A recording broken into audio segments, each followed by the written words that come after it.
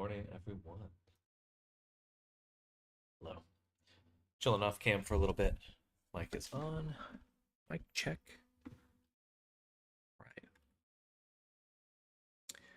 So, good stuff happening here.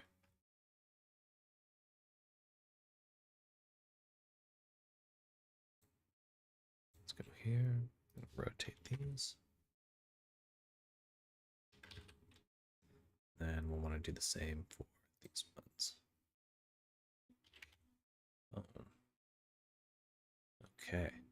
So we switched it up. Well, I suppose you didn't see any of this, but I'm making little scales for the tail. Tail scales. And we're refining that right now. Looking pretty good. You know what I could have done is have joined this geometry with this one and then done all the modifiers afterward. Then it could have just been one set of scales. But that's okay. They're just slightly different. All right, we got the export. Oh, we're missing our boy out here. Okay, where to put you? Here.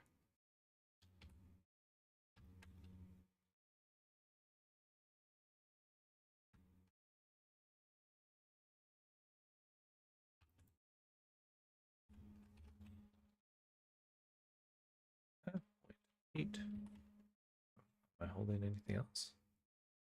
Weird. It says I'm changing stuff when I'm not. Done like that.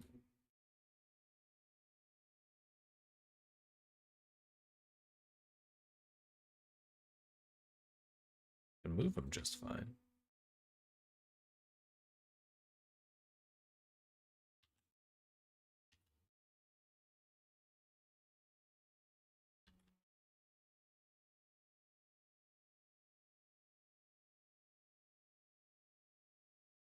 Okay, that'll have to do. And we can export just this one. Refresh the mesh. And bake again. Much cleaner. Getting back into energy drinks, for better or worse. It's nice though. Winter made me sleepy, for sure.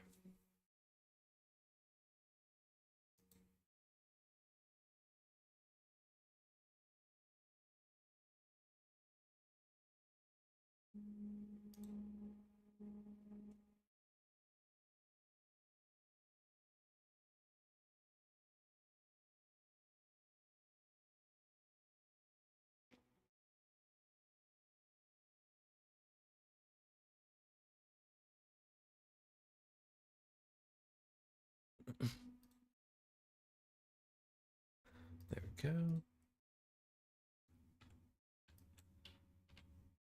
Much nicer. Okay, so we would like to blend these a little more if we can.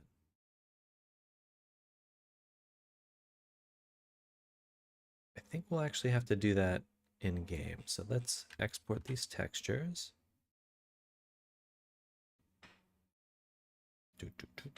Save.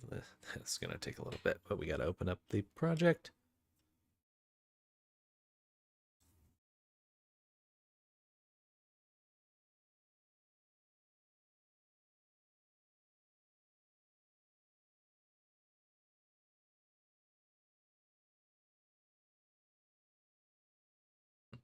Excuse me.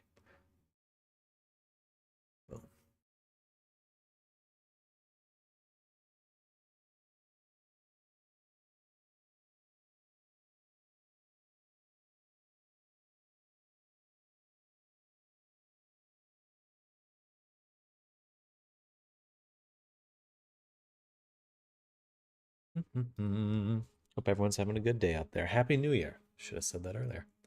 Happy New Year, everyone. Okay, so while that loads, let's actually re-export this from Blender. My new workflow is already crushing it. I'm enjoying this immensely. A little hard to describe. I might make a YouTube video about it, actually. Yeah.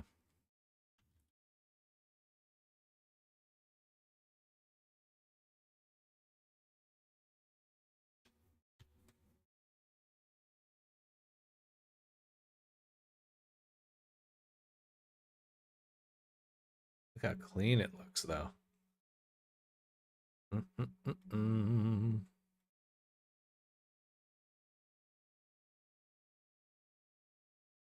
Beautiful.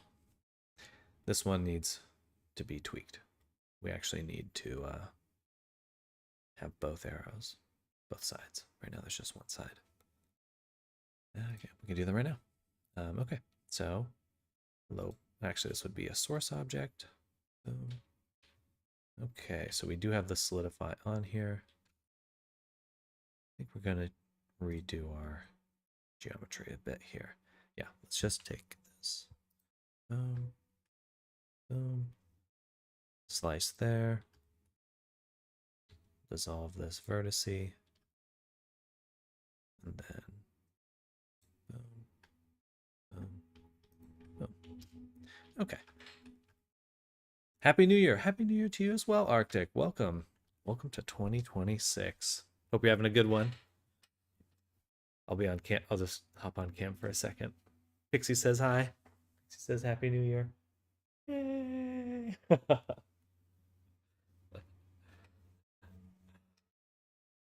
Oh.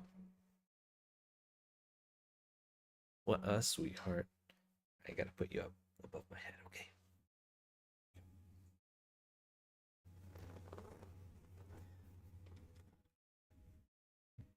Kitty!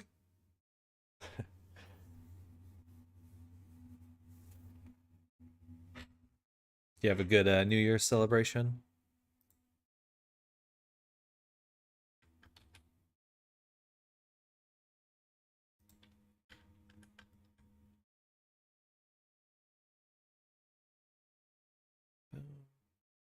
Hmm.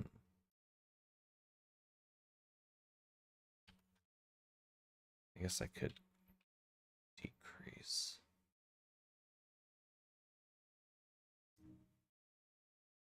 A little.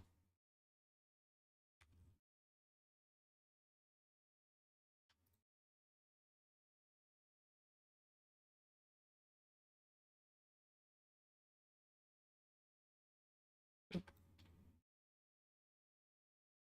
bevel is up here. I can turn that way down. I can just get rid of it, actually. Subdivision level of 2.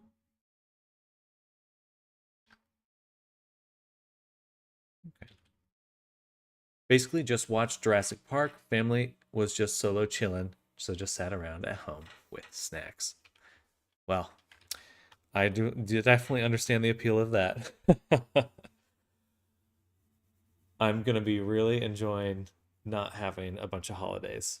It was fun, but I'm glad to rest for a little while. I feel like I've just been driving and driving and driving.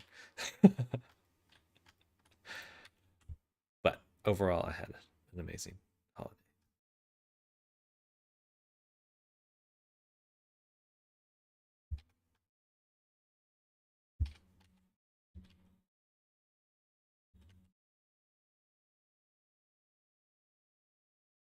Mm.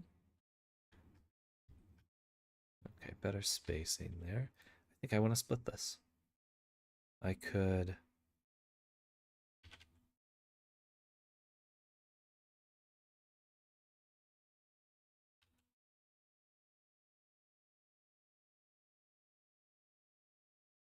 Yeah, we could just. Boom.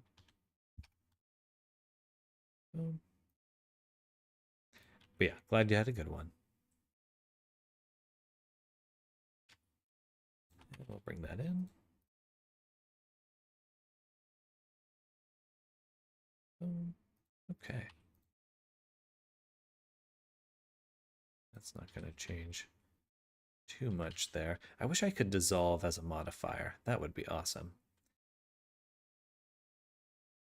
Next GeoNode quest, but not right now. Not right now. Self-restraint. Let's change the order. We get something like this. That's okay. Let's apply the mirror, apply the solidify. Then we can crease up the corners.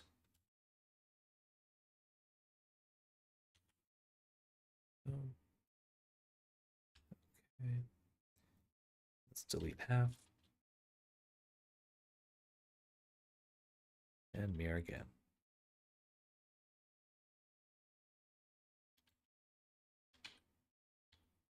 Something odd here. No, I guess that's expected.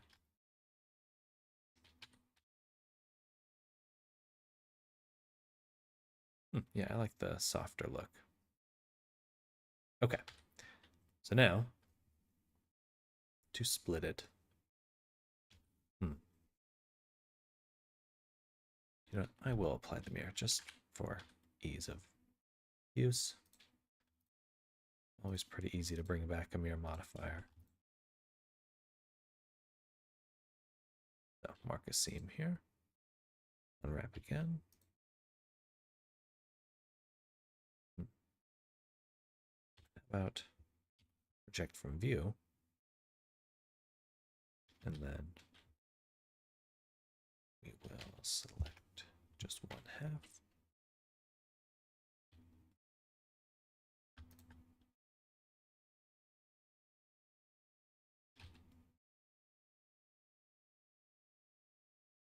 Okay, that should work.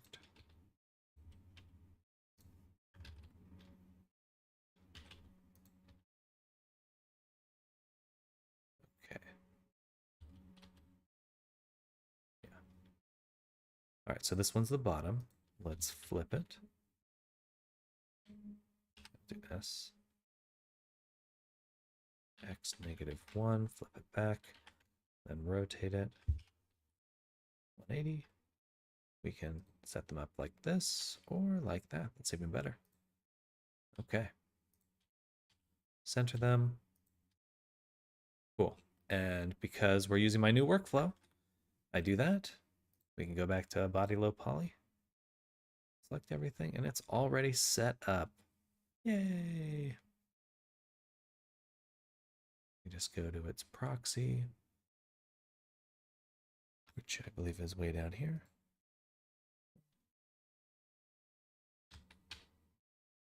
Okay.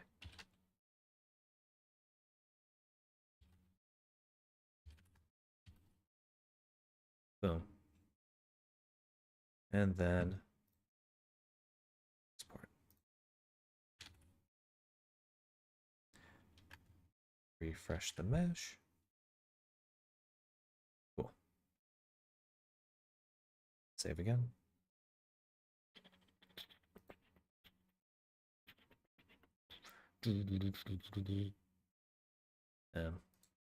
Man, Substance is slow. Bake and bake again. It could be better. That's probably the high poly needing some changes. Let's go here.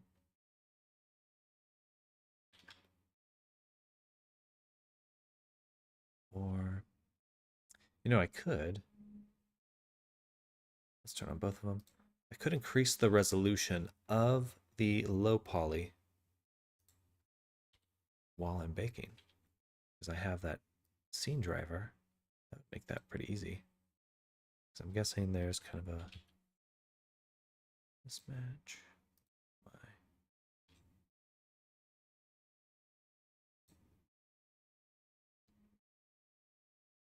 So this is the low poly. UV proxy, geo input. Then the high poly, yeah, let's add a subdivision. Okay, a little cleaner. Export again. Just the high poly. Yeah. Clicking all the buttons. Save. And actually back to exports. Let's re-export this. We need to change that blend there. In a second. Back to here. Refresh both. Turn. Save.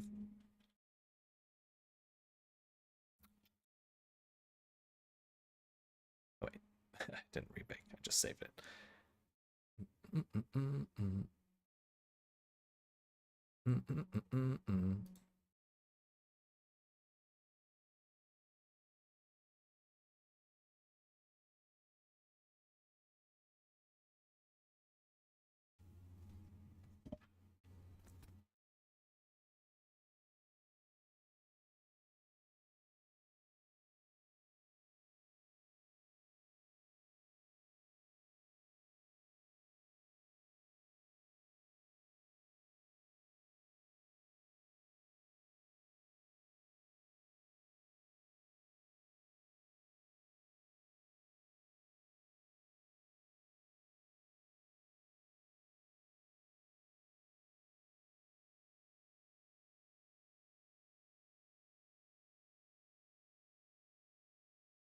Sorry, texting really quick.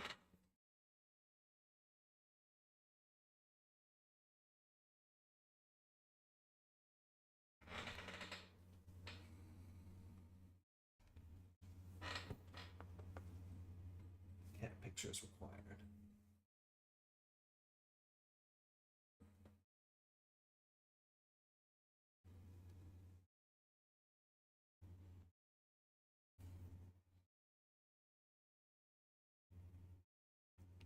Okay. Baking done. Boom. Much cleaner. Tail. You can see the nice little bevel edge. That's kind of what I was hoping for. This is going to look a lot nicer once it loads. Oh, actually, no. These are exactly as they should be, because these are the back faces, outward faces. All right. We should make these shinier.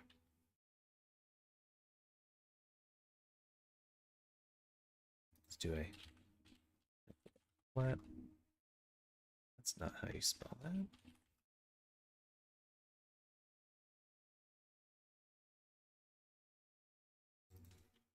Tail spikes. And we'll just do this. Boom, boom, boom, boom. Because we baked the ID, all we need to change is the roughness. Metallic.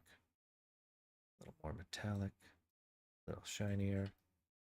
And I'll probably, nay, I will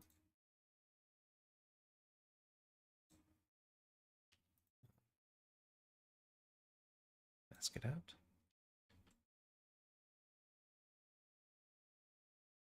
Oh, and we need to set that to multiply.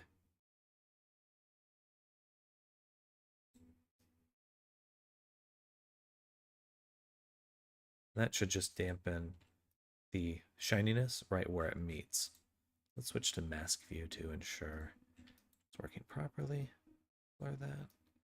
Push it out a little more. Maybe do another filter. Or we'll do 3D blur. This is a paid add-on. This is not standard substance. Something like that. That prevents the UV seams from affecting the blending. Might be nice to play up the shadows a bit there. See, it looks good. A little bit shinier.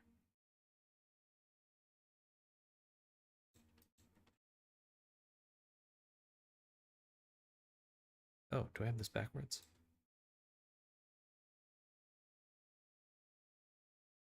There we go. Normals are a little crunchy. Yeah, looks good.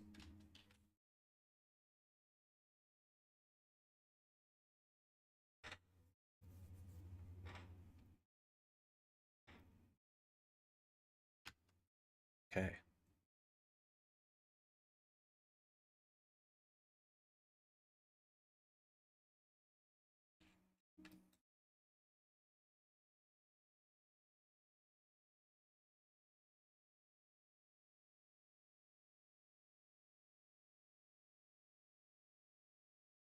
All right. I was hoping these would blend a little nicer, but that does require me changing vertex weight proximity here. Pretty easy to overdo it.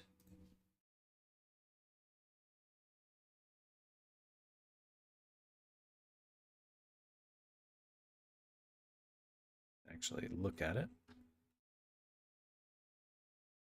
I believe I have to enable the source object, click it. I can actually delete this one and double check the, make sure data transfer is selected here and here.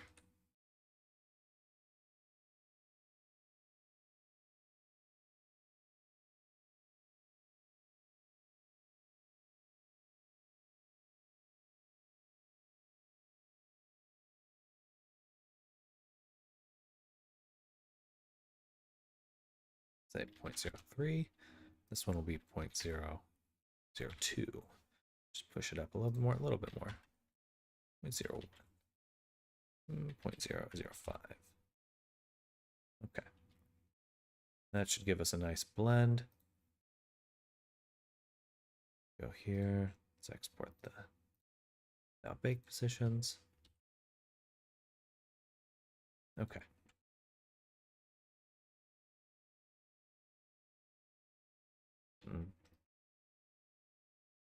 Still pretty distinct. But maybe that'll help our baking. So save this again. Oh, did I export them? This end? No. And no. Oh, please.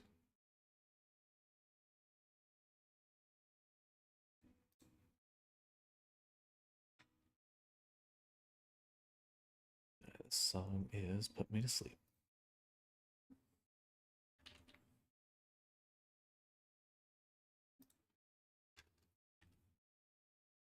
I see the blend there.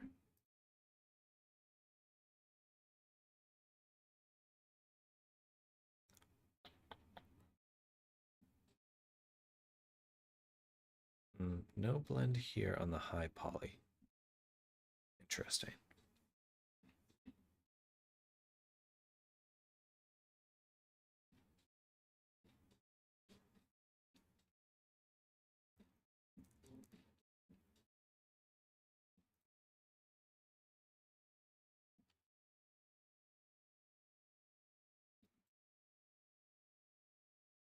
Okay, so the issue is definitely the high poly object itself. In order to properly blend it, I could do one really difficult route would be going through geometry nodes to make a voxelized version and smooth that and blend it. That's, yeah, that'd be really difficult. That's another option. The other option is to actually blend them afterwards. I could have them just sample the tail texture beneath it.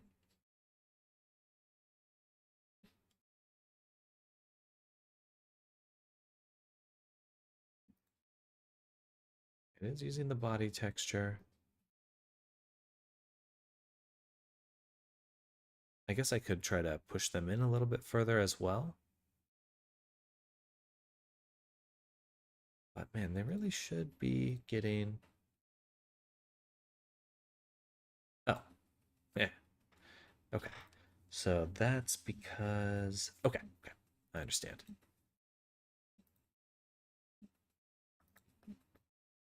So our high poly does not have the updated vertex weight proximity. And it actually needs this whole stack, basically.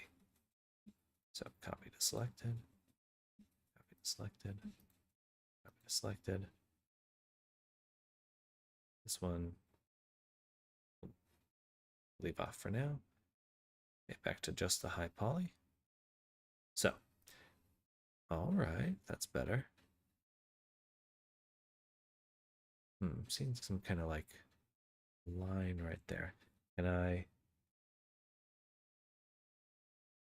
can't get rid of it with that. So that means it's on this side.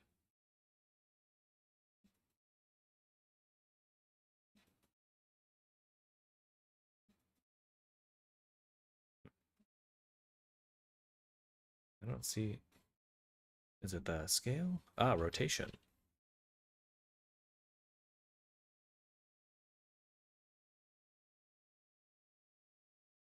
Well, that is good. I did that, but we still see the issue. And I increase the res here. It gets sharper. Okay, then maybe that is source object.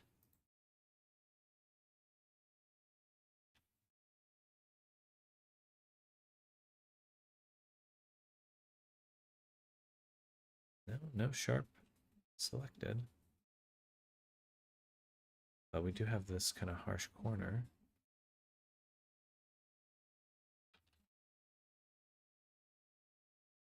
I don't want to mess with that right now.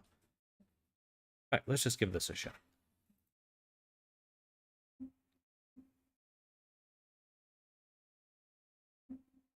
Save, back to here.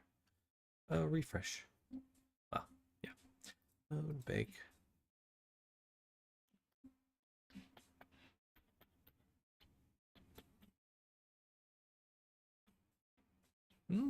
Nice.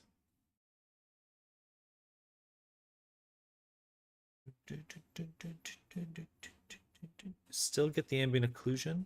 Perhaps we can paint that out. But the normals are blending. That's most of my concern right there.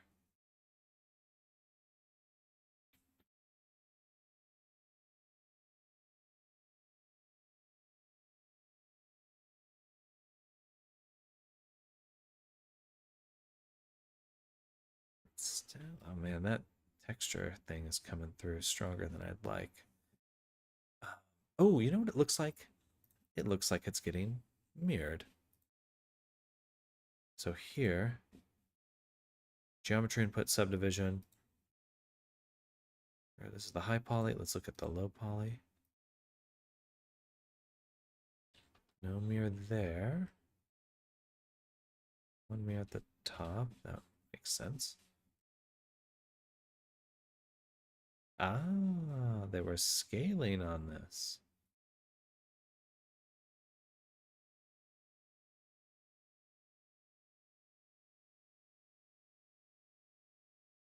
That would change the shape for both sets of scales.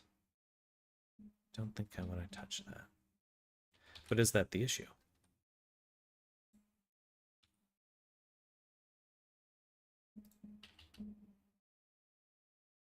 No. Okay. Oh, I think I see it now. Okay. It's the shrink wrap.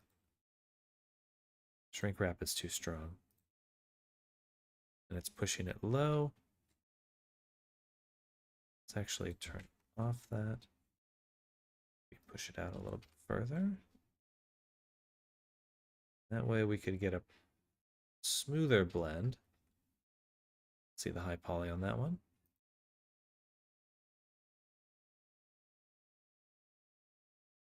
That's still there. Interesting. Okay, then. Aha. Nearest face interpolated. Sampling mode. Okay. Let's just make sure we update both.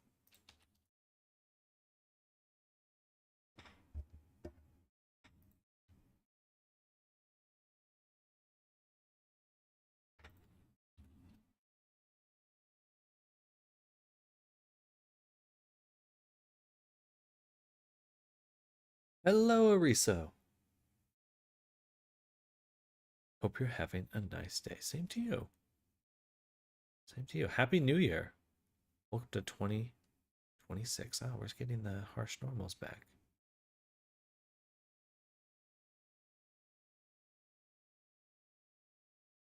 Thank you.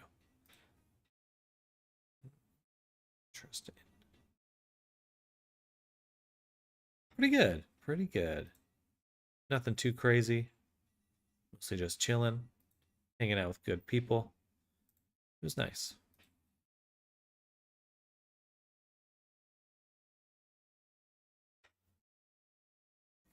Nice and relaxing.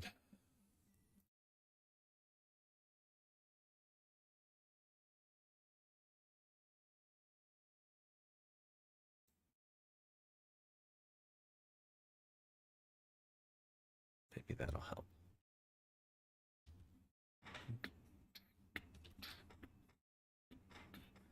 Or maybe we can't have this on the low poly. Let's try that. Sorry, let me go back here. Turn this off.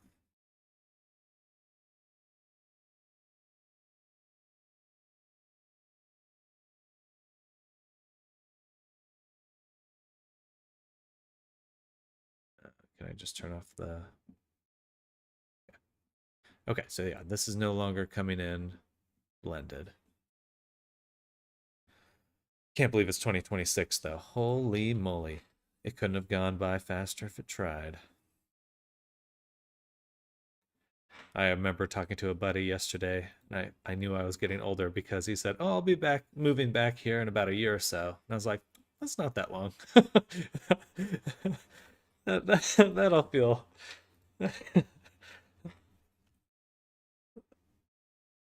It's really not that long.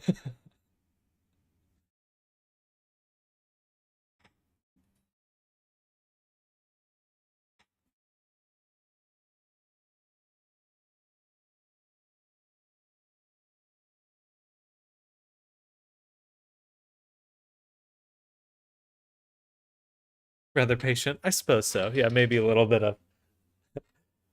I'll take that. I'll take. I will take that.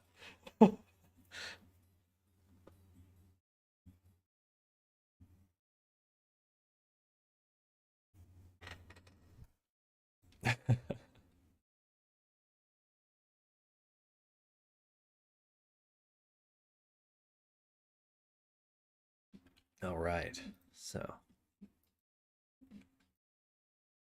it's looking pretty good. If we could just get rid of some of these harsher edges, I think we'll be in business.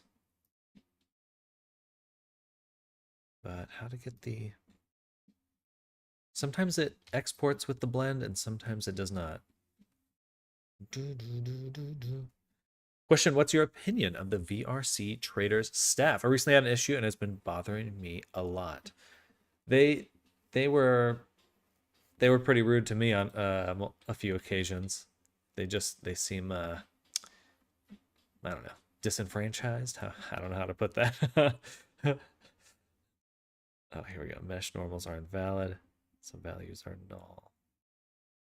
We got that again. Let me, just in case. Yeah. I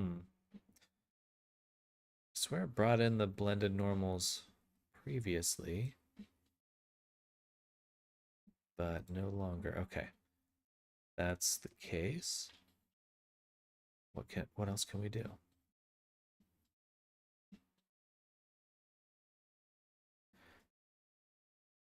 It is not just me that feels they have an ongoing power trip, right? I had the staff member tackled on me because I wanted to take on a silly commission that was 10 USD, simple to retexture commission, which was very easy to do. Interesting. And they were harassing you about it? I've never got any harassment. No one's ever questioned me working on a commission before, at the very least. Person insisted a lot that I wasn't authorized to take on that commission, so I undergo the process to get that role, and guess what? They haven't answered because that person harassed me. Oh, well, damn. I don't understand.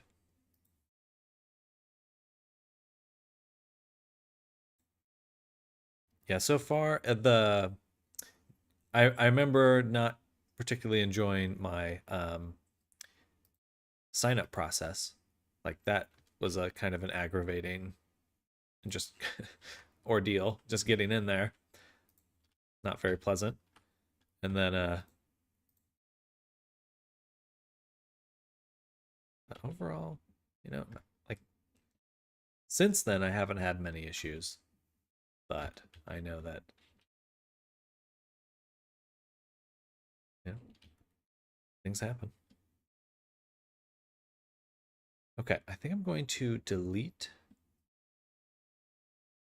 I'm gonna make a mask for the bottom section. We're gonna delete it and shrink wrap that segment. That's all I can think to do. Let's try that.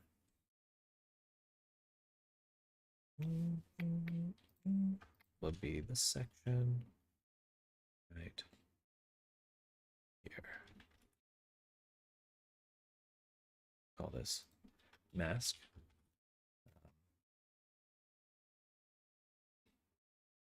My poly cutout.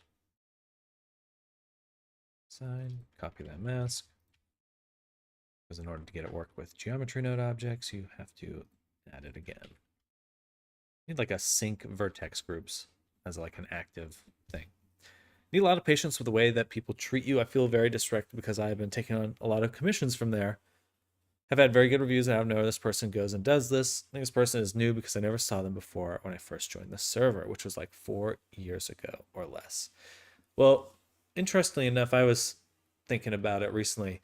I feel like maybe it's just me, but it has changed a little bit.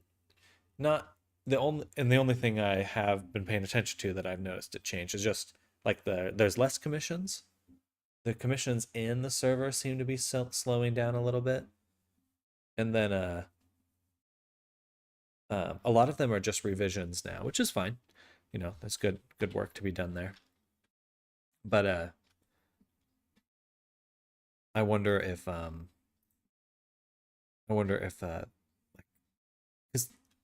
the single biggest thing that is a detractor for going on there as a client is that you post and you get so overwhelmed with spam. Like it's not a very comfortable experience for people trying to hire commissioners.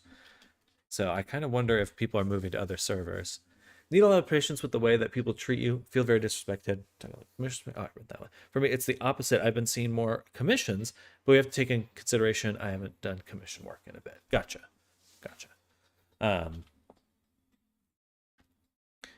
Yeah, I definitely feel like revisions are going strong though. As a if you can help someone upload something, like that's a great place to actually oh, I have to do it. Invert that. There we go. It's a little too strong. Smooth.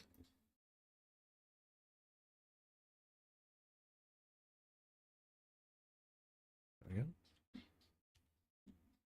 Shrink wrap above the subdivision here, using that same group.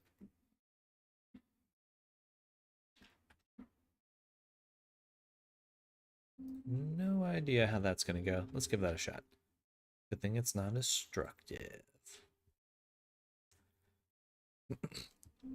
See more commissions, we have to take consideration. That's true. People get overwhelmed with messages, and you have to be very competitive to get the commission. Exactly. Yeah, I feel like and I see a lot less furry people posting for commissions. So I'm wondering if people are moving to, yeah, like I said just a second, just people moving to other servers. For example, I worked on Zavtar's client who told me they were overwhelmed by a lot of messages. Reason why I got the commission is because I just so happen to have precedence in the server. Biggest coincidence and also biggest factor was I posted the message about the avatar base they wanted to use, asking the name of it because I need to work on it. Oh, gotcha. In other words, literally have proof that I worked on the avatar before, so the person felt more inclined to work with me. I think trust, how to establish trust online, will be a big issue over the next and forever. So I feel And that's what's kept me streaming. Or not the only reason, but that's what got me into streaming, was to prove things, and really kept me streaming is because I feel like the more proof I establish, the easier things have been for me. The proof I worked on Average Report, yeah. Right. But it didn't blend here again. I really wish it. Oh, I didn't. I don't think I tried this time. But, okay, one more time. Please work. To be fair, when I sent them my commission guidelines, he told me that he felt really good and had a huge view because basically my guidelines proved the security he needed to work with me. Okay, heck yeah. Such a godsend. I felt like a contract, but it is made in a way the client doesn't feel robbed.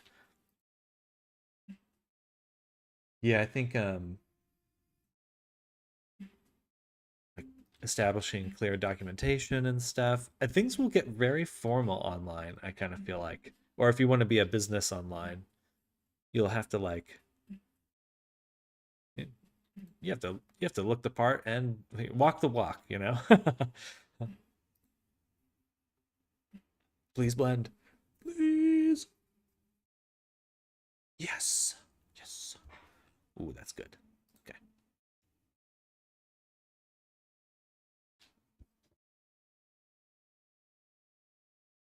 I think actually it was the having the source objects collection enabled that was causing the issue.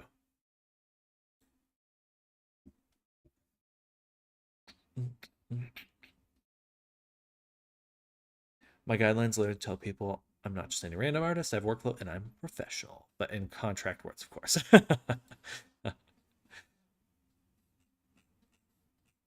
Lawyer speak.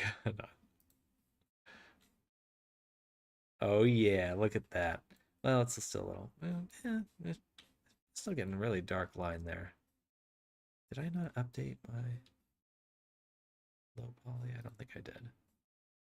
We go to get my breakfast. BRB sounds good. You know what? I will actually take the chance to get a snack too. Be right back.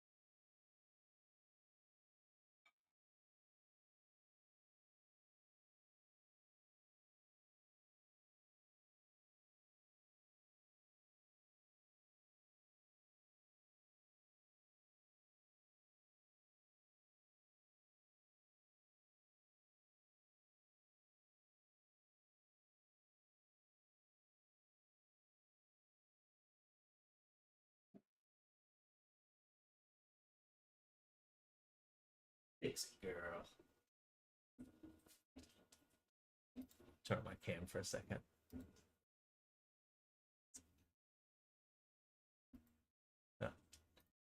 Oh. Look at her. It's beautiful.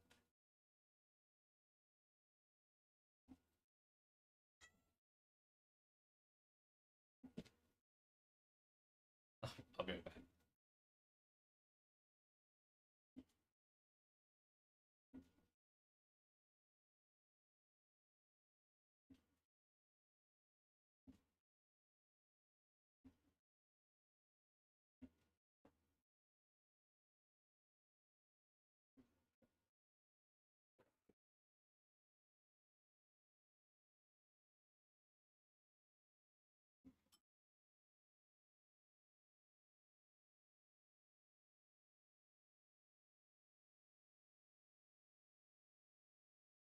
All right. Woof. They absconded.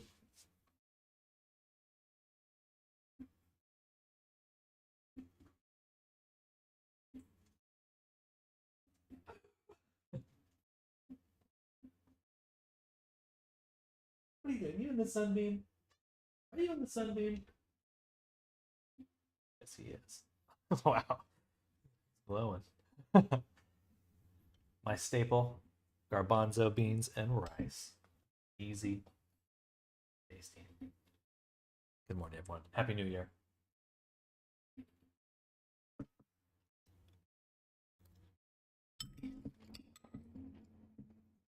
I burned my finger a little bit.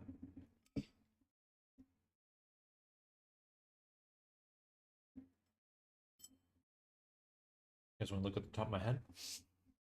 I'll turn the camera off while I'm eating.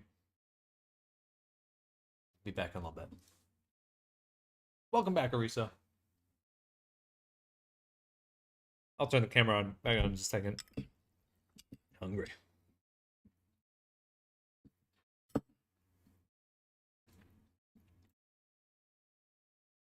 All right. I think I exported everything properly. We're refreshing. Yes, indeed. That does look different. Now we're baking. I could also set up the low poly in the same way where we're masking out and then shrink wrapping. That might be the right move.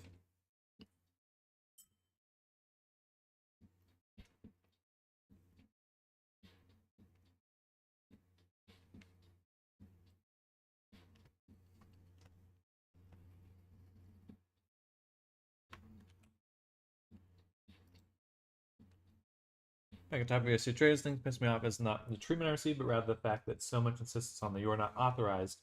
Do the authorization process, no one reviews it, no one does anything, no one approves it. So that confirms my suspicions of it being a power trip. Well, Riso, you know, you're very good at programming and making systems. I wonder if you got the skills to put together a different platform and like better authorization process. You could make a killing if you made your own little marketplace for that.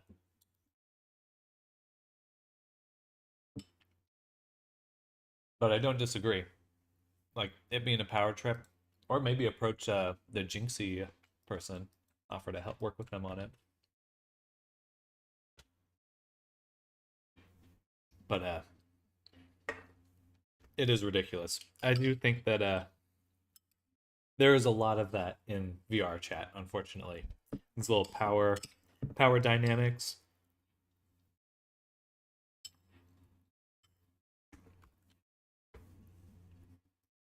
I feel like because VR chat is mostly a social experience, like those kinds of problems seem to have a higher chance of happening.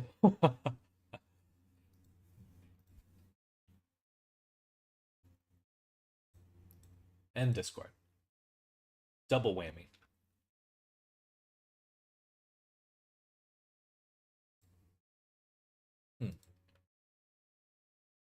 I assumed the low poly is getting blended. Why isn't it?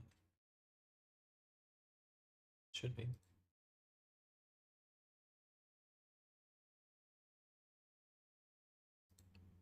Okay. Why did these are just like taking turns, not exporting properly?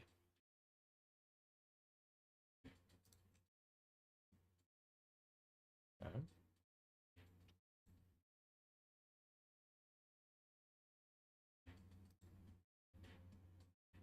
Oh, well, yeah, that would do it.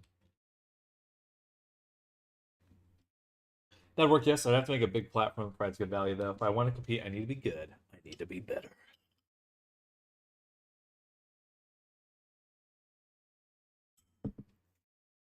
I definitely think that there will be alternatives to VRC traders in the future, like for sure. The VR market for goods and stuff seems to me it's just still growing. I mean, what New Year's Eve and VR chat was the biggest ever, I think. Every year it seems to break a record. Anyway, good signs. Good signs for growth.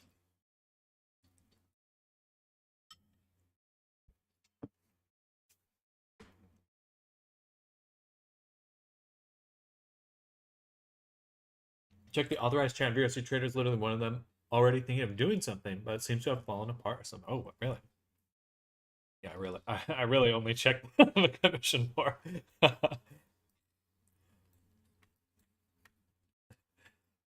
don't think I've. Maybe that's a little greedy of me, but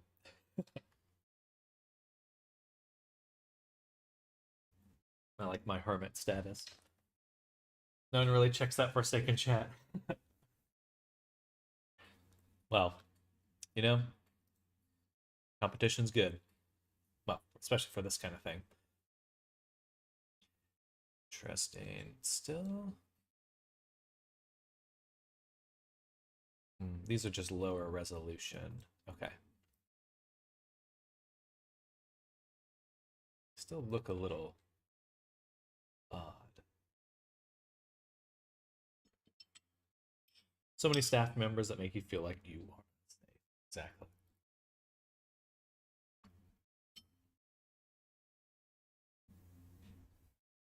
Me have my breakfast, do my daily Japanese lessons. I'll be here, but not really paying attention. Hey, totally fine. Enjoy your day. Enjoy your lessons. Catch you soon.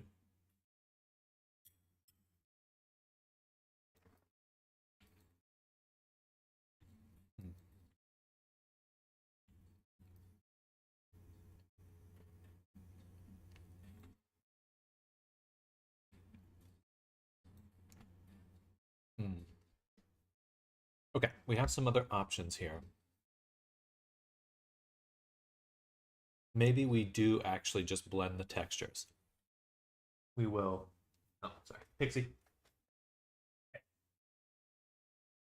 No. No. Give that.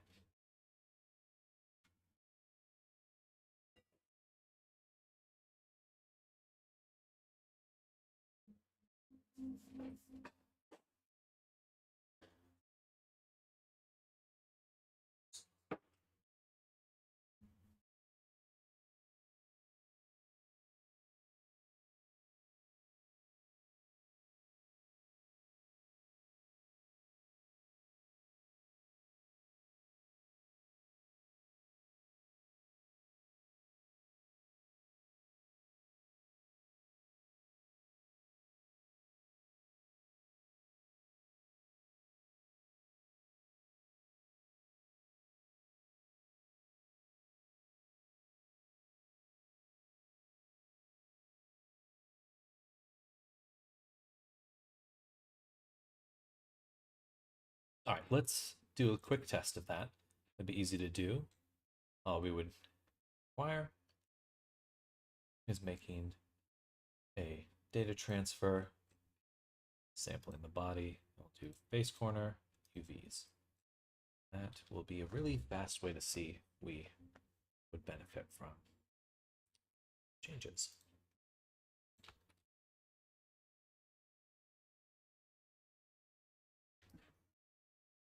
That did not work well.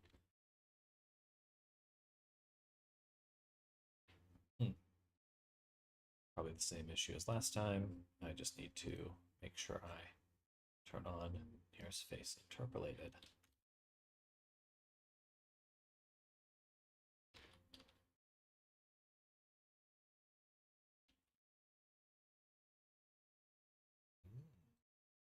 That does look pretty good. Okay, so that is what we're going to do.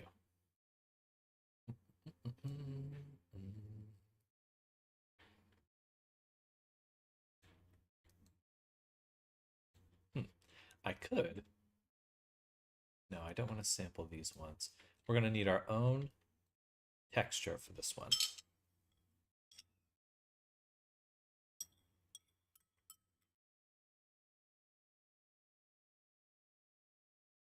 Eatable food.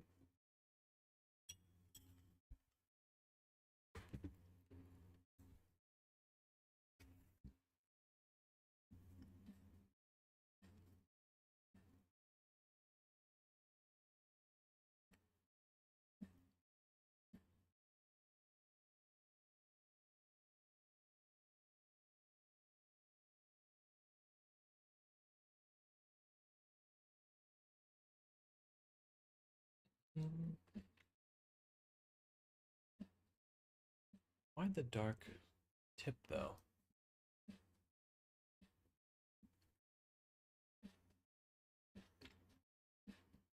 Should just match exactly right now.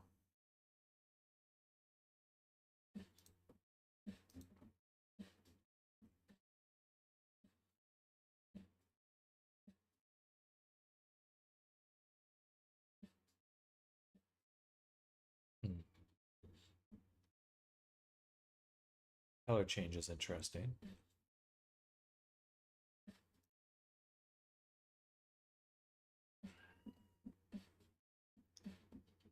Maybe just UV map.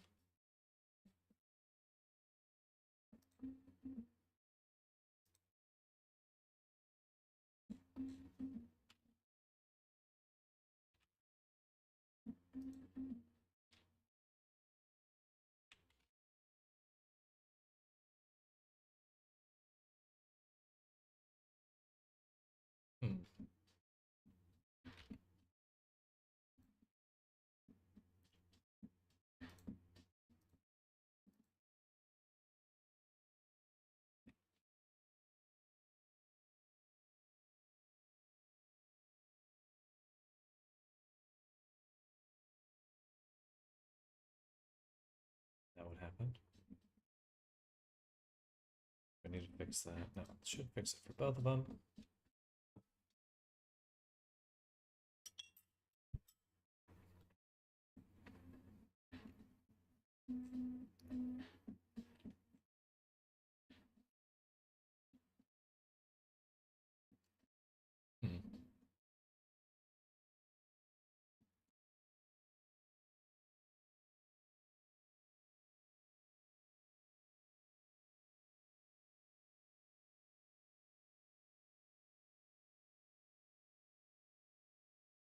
It's got to be one of the user masks.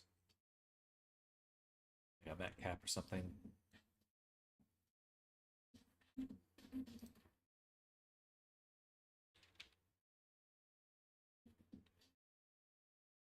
Oh,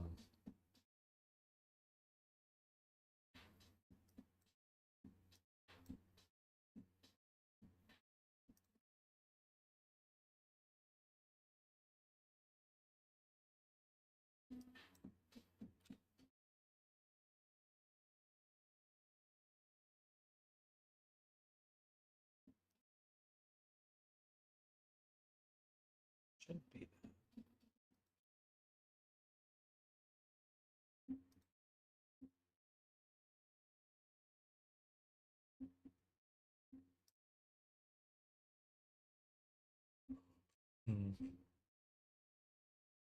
Can't say I'm a big fan of that.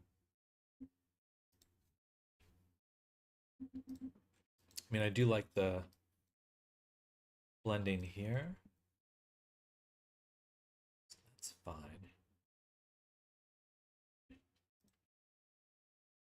Something to do with this. And that would be involved in our shader.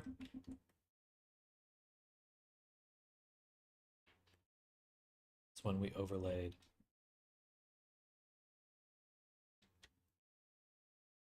this UV map here.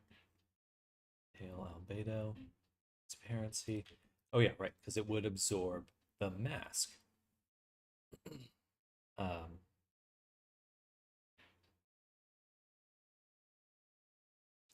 Why not mask exactly? I mean, it's a little confusing.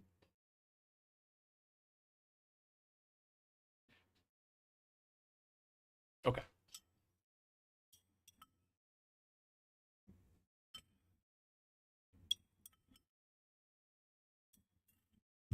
Here's what we would have to do. Create a second UV map. Here we go.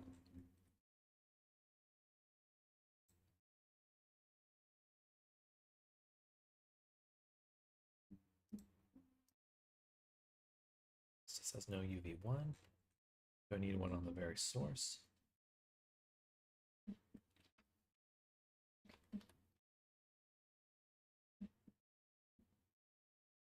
we go.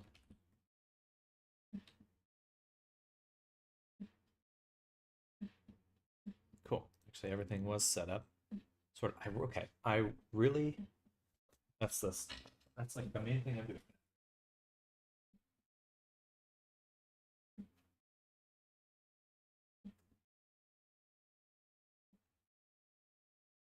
Spent a lot of time just redoing that kind of sync. So what I want is a sync add-on that mirrors. I mean, I guess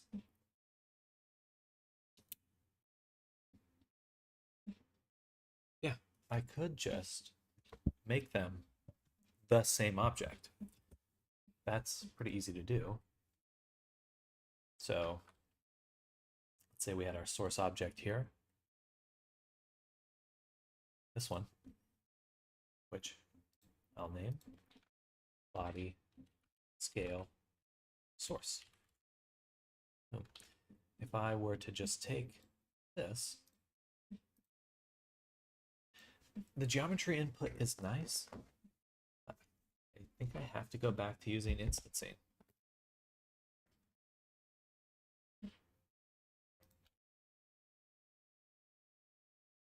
Just make things a lot easier.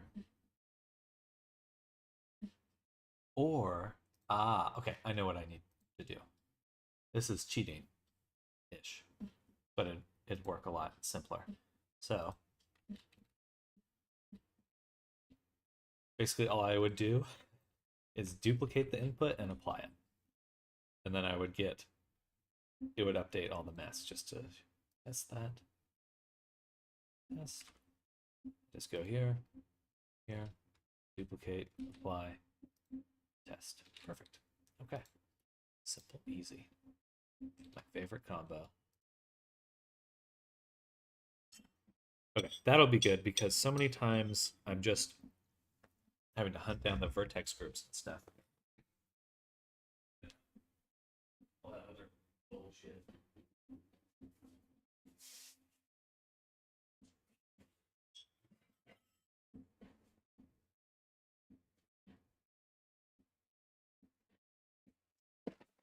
Back again.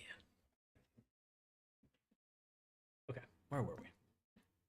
This should be fixed now.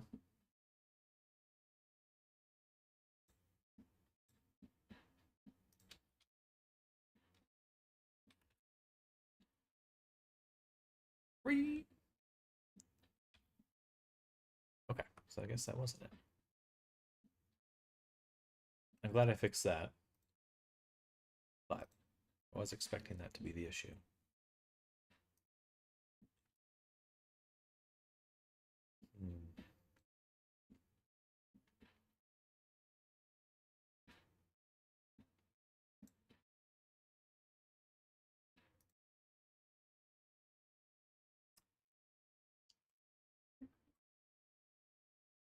Ambient occlusion.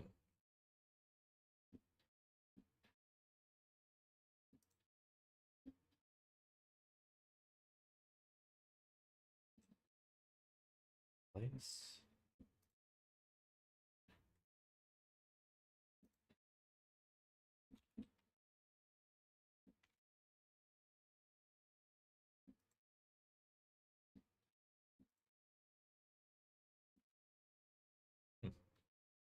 I don't know how to properly debug this one. Export data, UVs. It's replacing all of them. Nothing's interfering with it.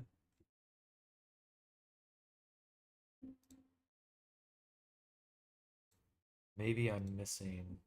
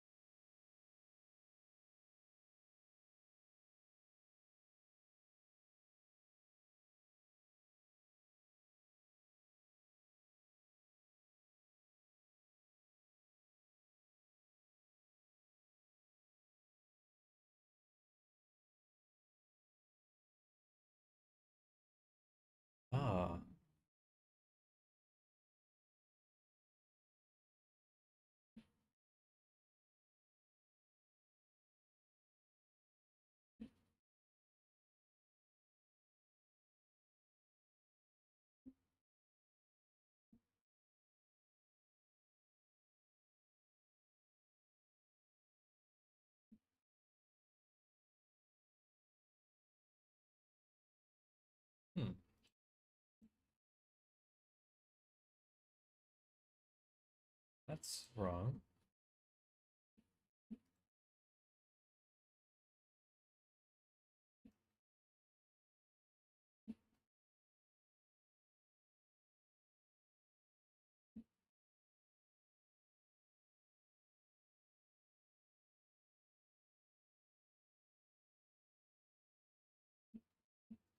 You should be getting packed.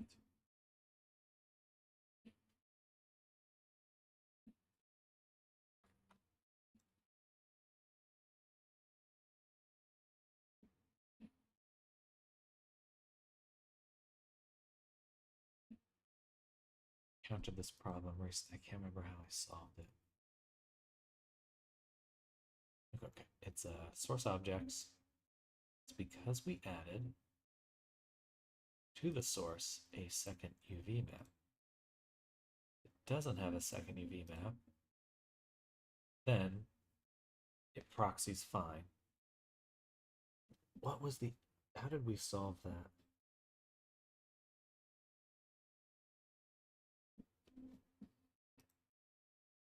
I guess we would want to keep the geometry input off. And then we can have our second UV map, and we would just want to duplicate and apply. I'm still having the issue. Okay, then the issue is simply having a second UV map channel. Fucks with our pack islands option. Why is that?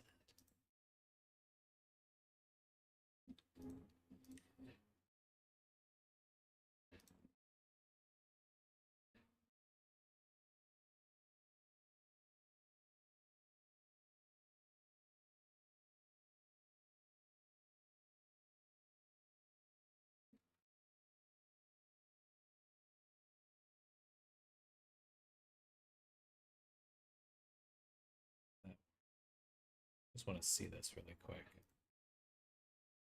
to understand if looks like we're dealing with two issues.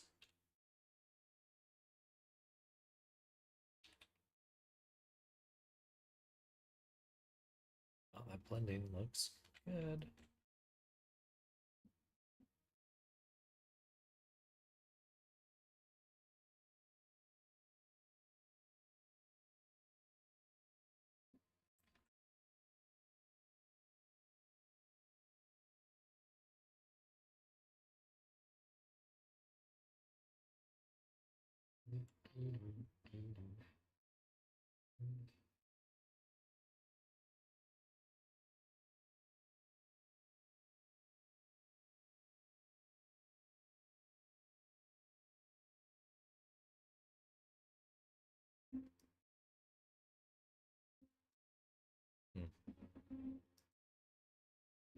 Okay.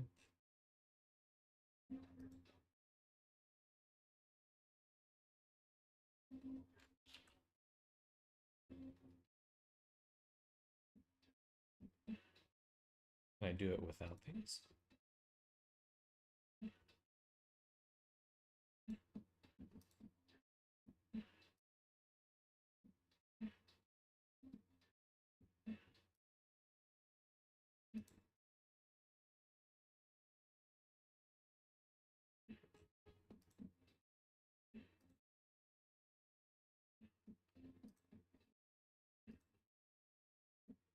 Hmm.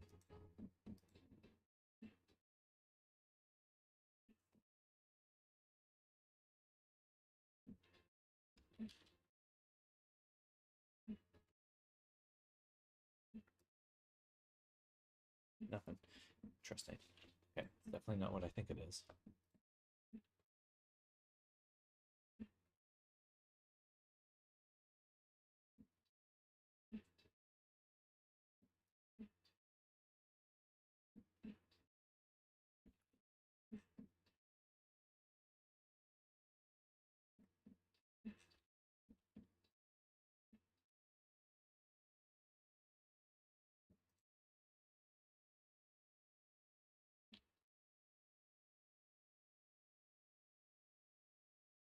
I think we're going with that.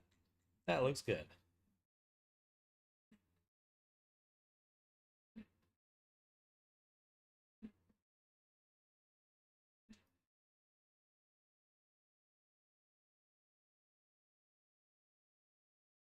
Maybe a little tall.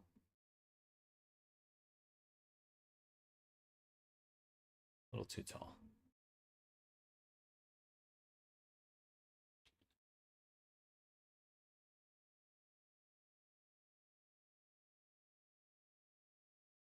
That would be a source curve, I think.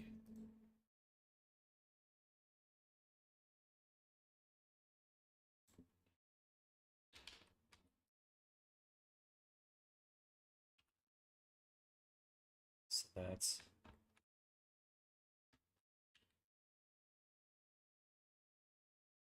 too far. So not quite that.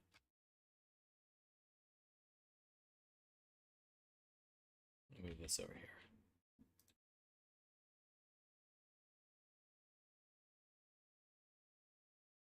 You know what? Let's not mess with this one. We'll do it as a modifier.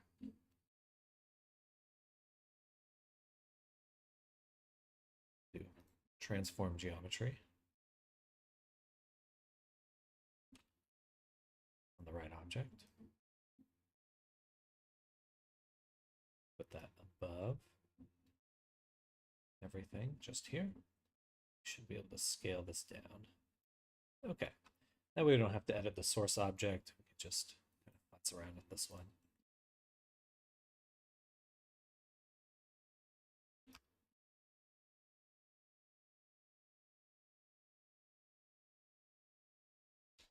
Cool. God, I love geometry nodes. Now, again, thanks to geometry nodes, the high poly is auto-updated. Yay!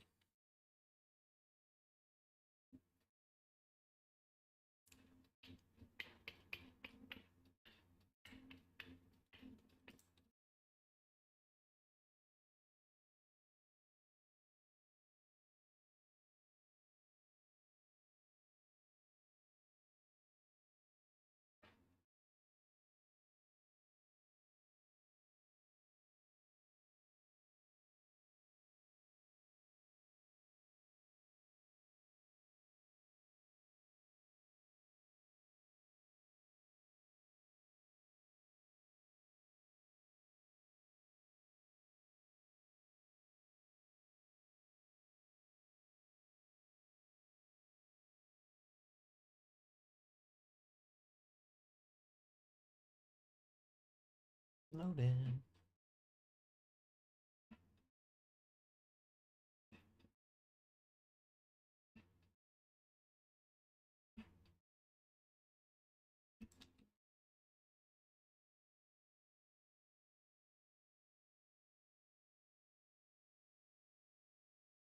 Beep.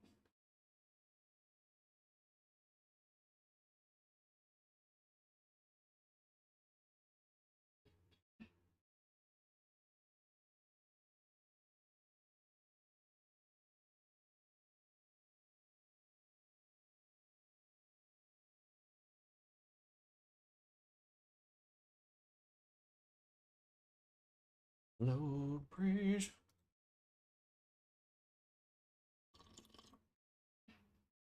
Gorgeous. Okay. I think that's perfect. Man, we went through like 7 iterations on that one. Whew. But I think that's as good as it gets. Looking super good. Eye texture is messed up. That's because we go back to here. Turn that off.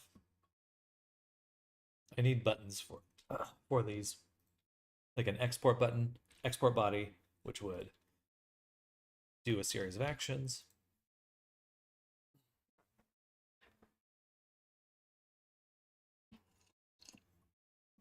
I can just script that. Yeah, don't do manual exporting. Use a button for exporting.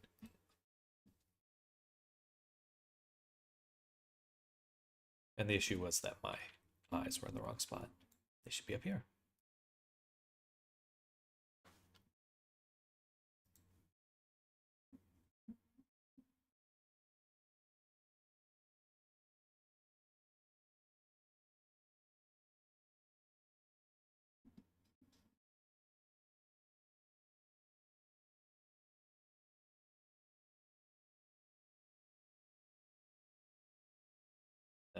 they work. Okay. Oh, right. I turned off some visualizations.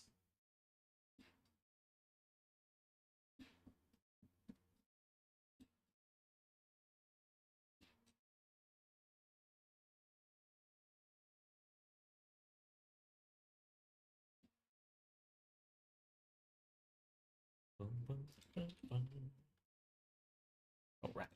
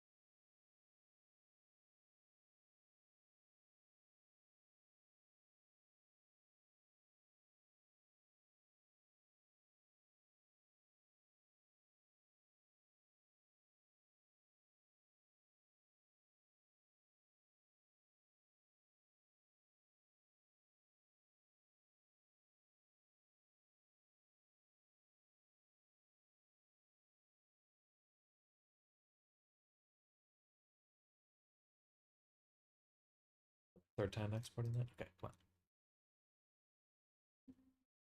on. Oh.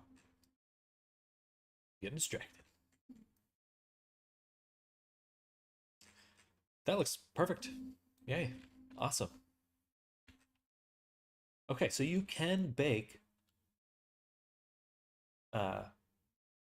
meshes, high poly meshes, with custom normals. That is so awesome.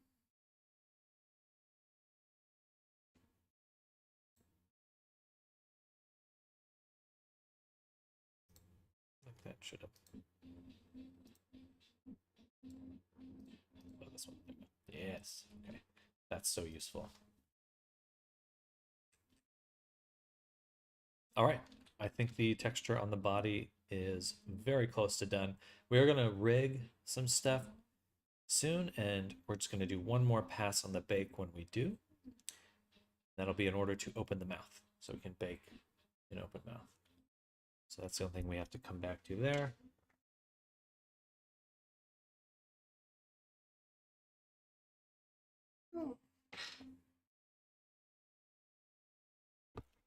I'm going to be making some scripts soon. The main one I want to do is something like a quick instance.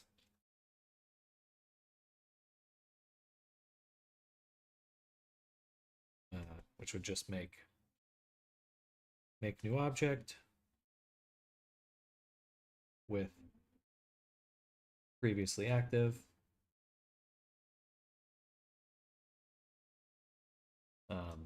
Object as source. That would be nice. And I figured out how to update properly, so I think I'd still want a sync vertex groups.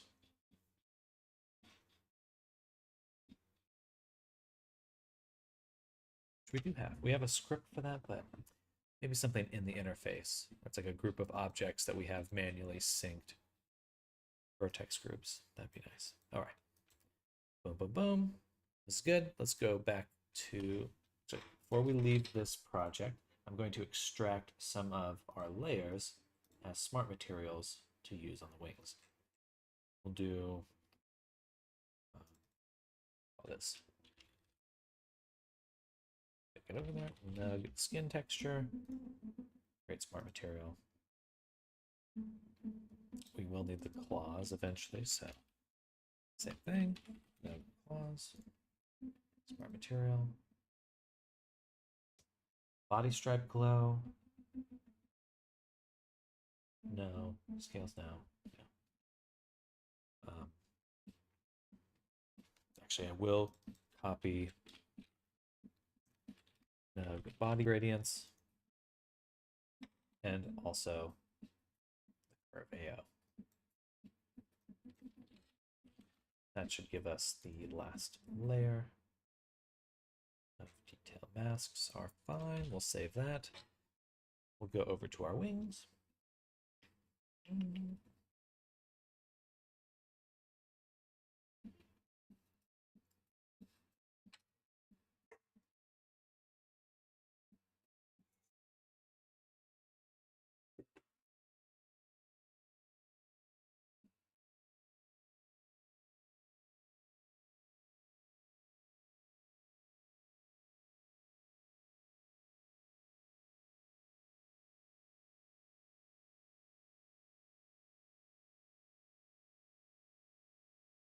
Alrighty.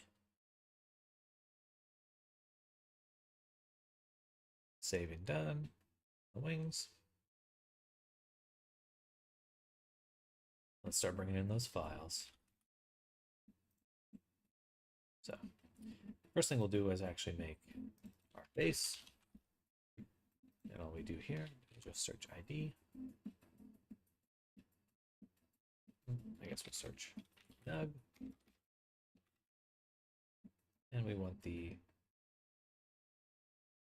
want the color map, but we messed up. And in RID, we want vertex color. We'll rebake only that one. Save, turn. All right, good.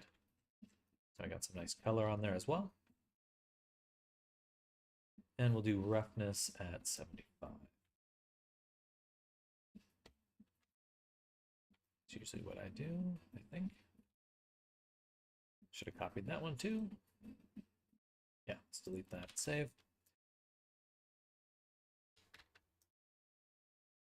Oh yeah. Body, grab that base.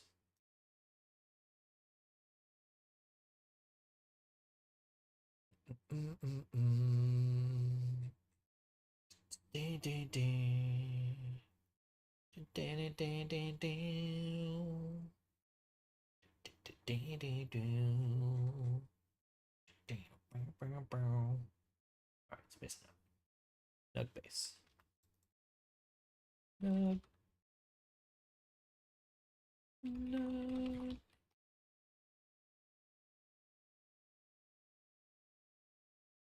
I'm going to, yeah, that's fine. Might relink that file, which I don't particularly want, but that's okay. Easy to replace. Great smart too.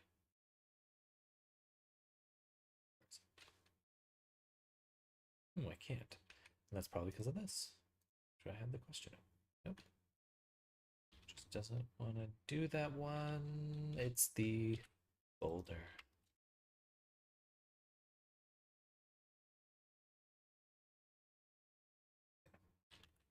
All right, save again. File. Takes 1 million years to save. Maybe a little bit.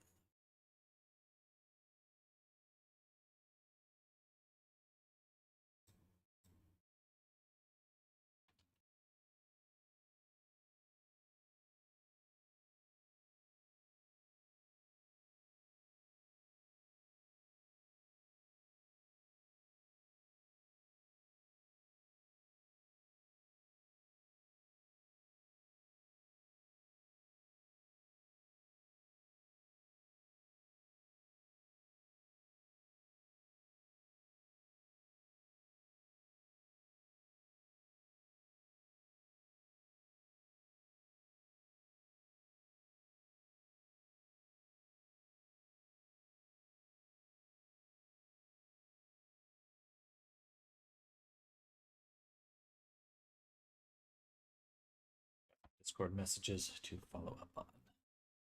Hello, NVI. Welcome.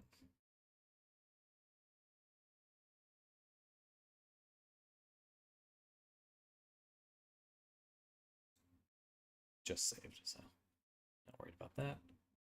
Now base goes here. Oh, cool. It does pull the color maps. Nice. I'm doing well.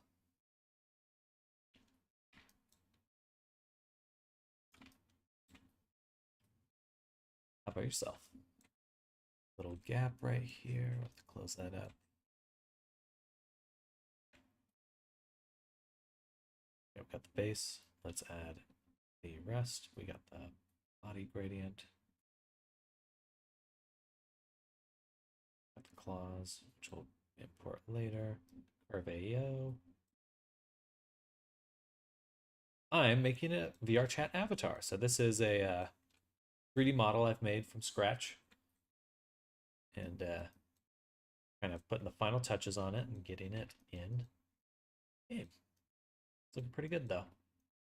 Not sure how familiar you are with VRChat, but you can like upload custom content like Roblox and other games, and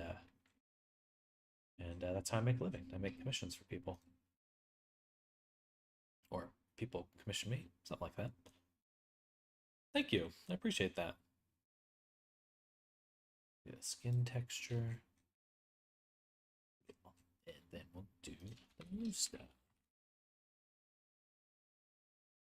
We're just getting the wings baked right now. We'll be pulling those in just a moment.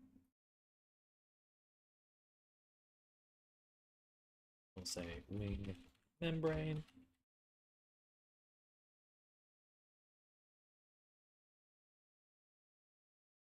Pretty good. Just need to select the object. Boom. Boom. Boom. Okay. A random question. Hit me. Do outside. Bevel. Or edge bevel. It's just bevel.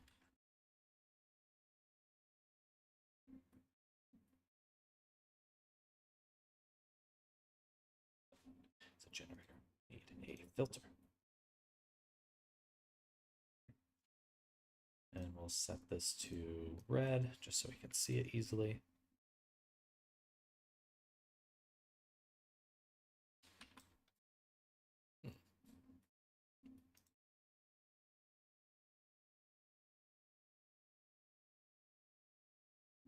Oh, that won't work because we would require a paint layer.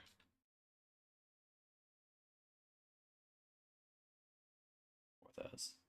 Then we bevel. And we could do like smoothing. They don't want that much distance. That's a little bit.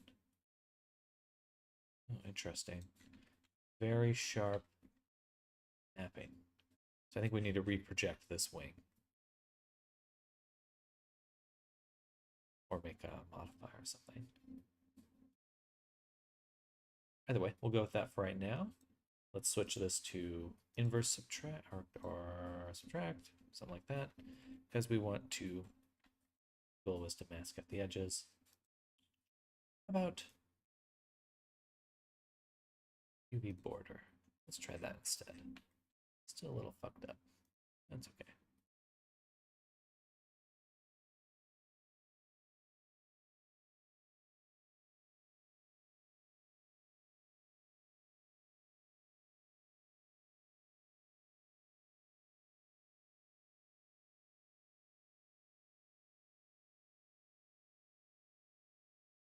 Let's do that. Okay. Now we can just switch to height. For the color, I'm actually going to make it dark. Oh, I can't see anything. Do you have a question for me?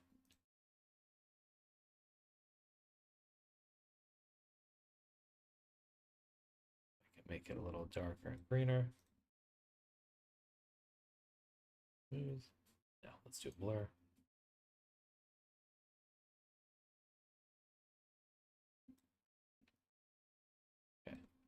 Back to material view. There's a big battle between vampires and ghosts. Who would win? Dang.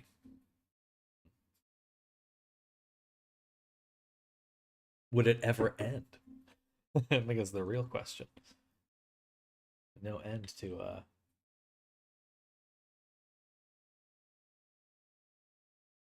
they're both immortal. Like trap each other and things, I guess. I would say vampires, just because ghosts seem to like be a little, at least in how they're portrayed, they can be a little like they kind of like lose themselves over time. Where vampires kind of like can refresh themselves and you know, they kind of enjoy being alive. Where ghosts like seem to go insane based on, you know, standard ghost lore that we all know.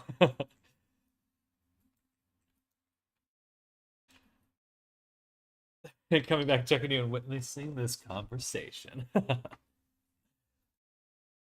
It's the most vital conversation.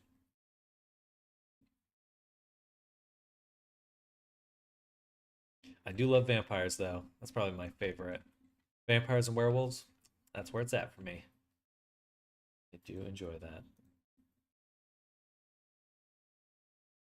Trying to get my girlfriend to watch over or what was it? Underworld? Which I don't know if any of you have seen. It's fun. What's that actress's name? Been in so many things.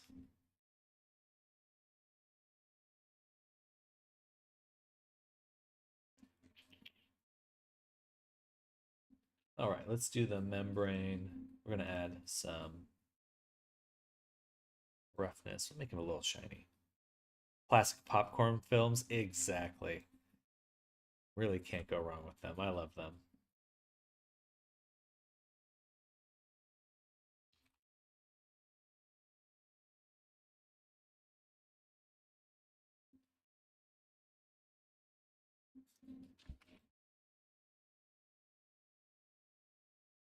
Let's just be a membrane noise. Add some sort of fill to this noise. Be a fractal sum. I like that one. A little grimy, a little noisy. Just doing the roughness right now. Maybe we'll make it a little bit more metallic too.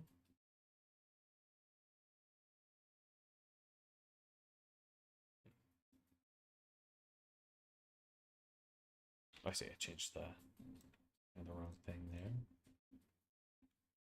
Ooh, yeah. I like that.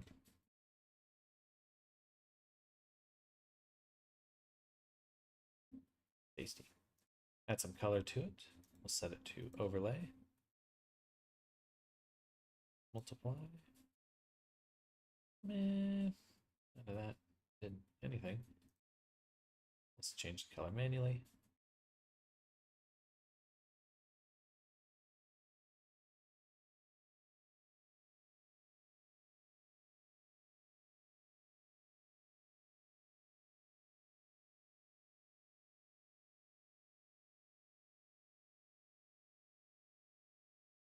Ooh, and then how about a little bit of height?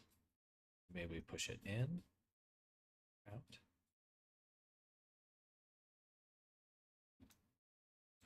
A little too dark. Let's just balance here a little bit. Kind of push it down. Then we'll tile it.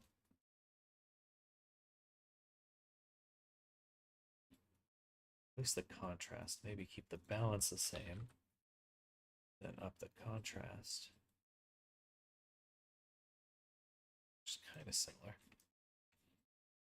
It doesn't look as good. Blue noise. Very even. Very dependable.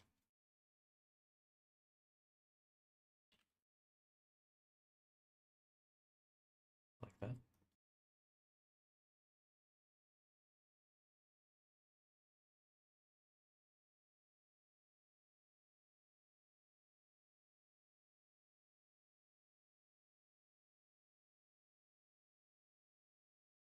Okay, that helps. Feels like it maintains the color a bit better.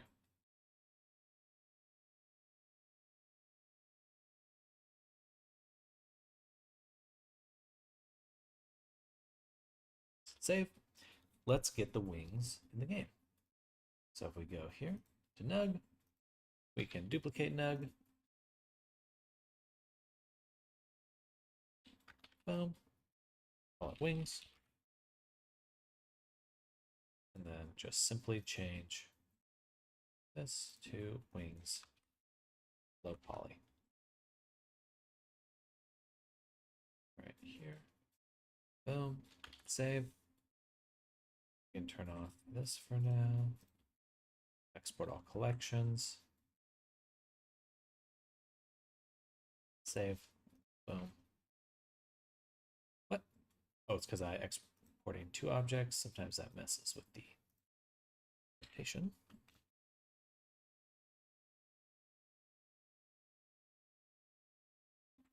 Cool.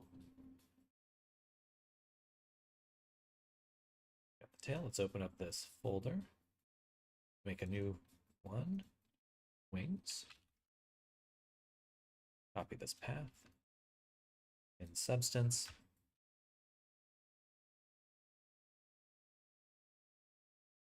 Select that folder.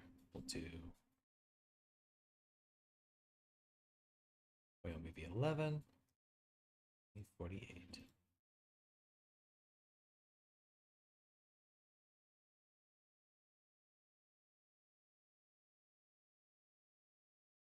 I always do 2048 just because that's what Unity defaults to, and then I can scale it down here. Duplicate the material, nug wings.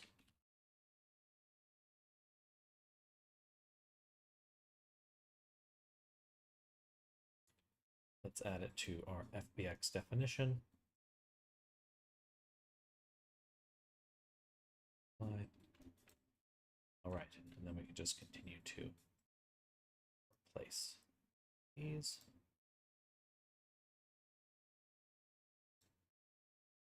And reset the decals, light data.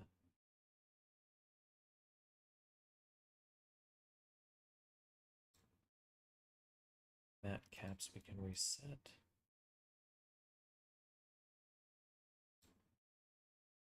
Room lighting's good. Reflection and specular swap. Environmental rim's fine. And lastly, emission we will just reset.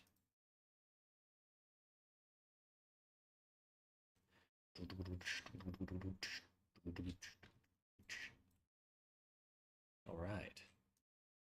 Aside from these crumpled edges here, everything's looking pretty good. And we're going to be working some magic on these wings here. Got some plans. We can also go to Nug Wings down here. Let's go to the very bottom, rendering. Turn calling off. Now we get the backside as well. Dragon!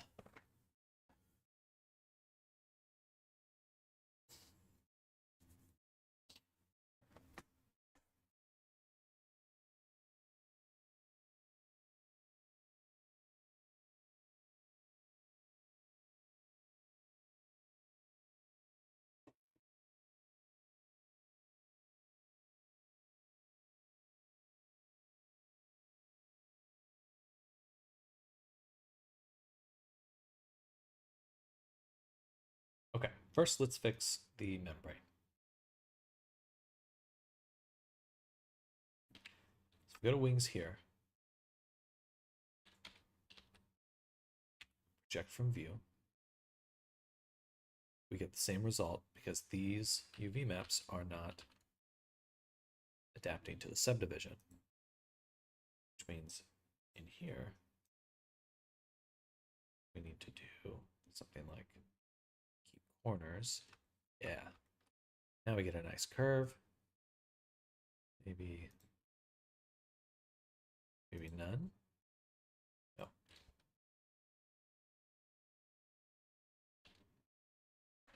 I don't really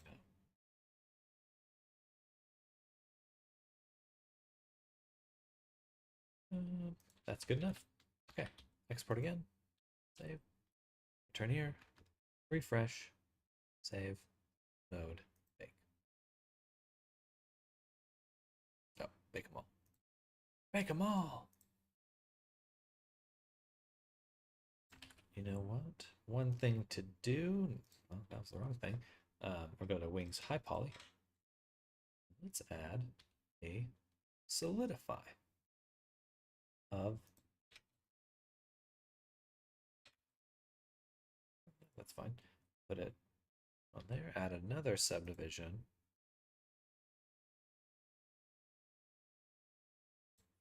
Take it back, subdivide, put the solidify before the subdivision. It's not working very well.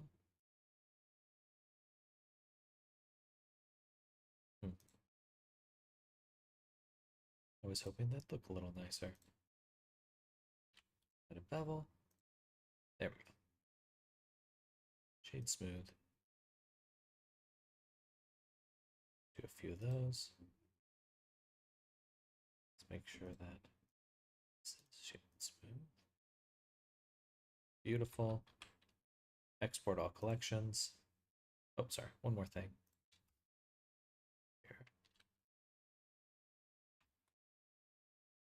On the back, there's a hole.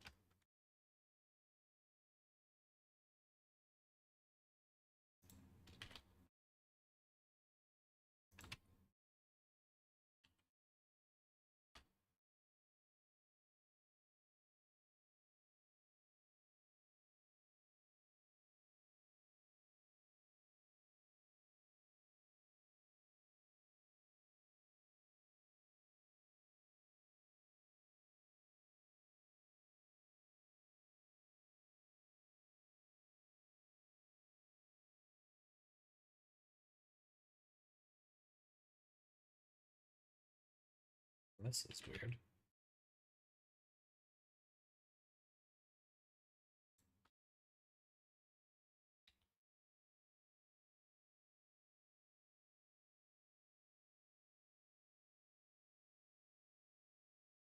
Good enough.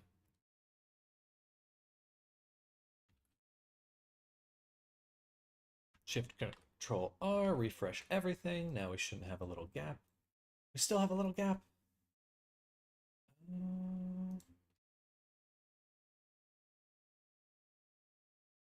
don't see it anymore.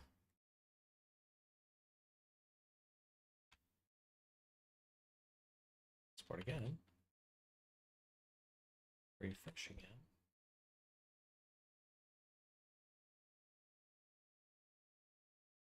Bake again.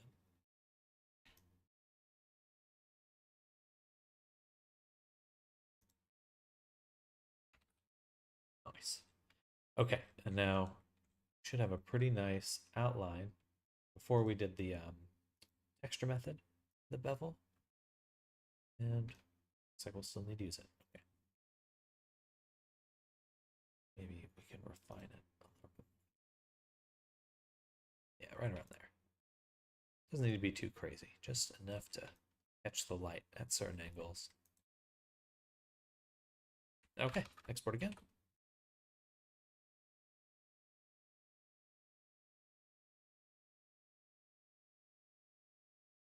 Save, turn here.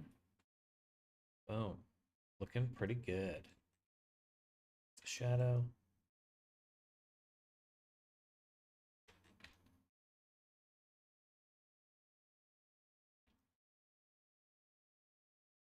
All right.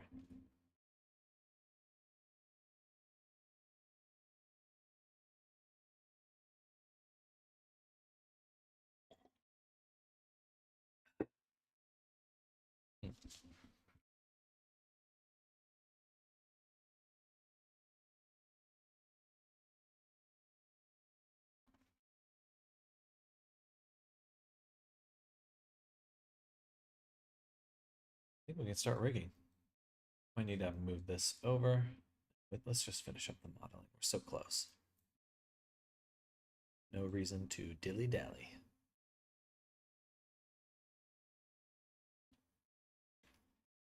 Perhaps we can blend these normals here as well.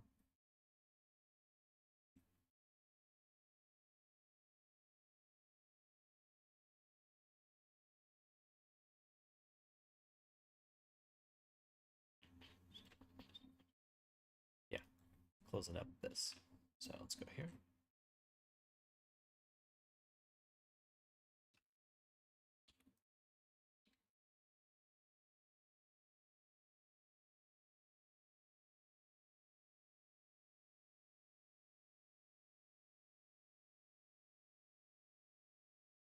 instead of doing that, let's take this edge and add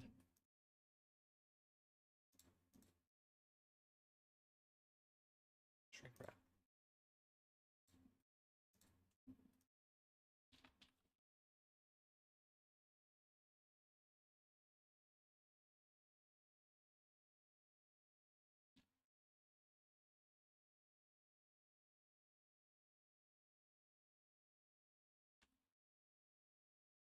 Nice.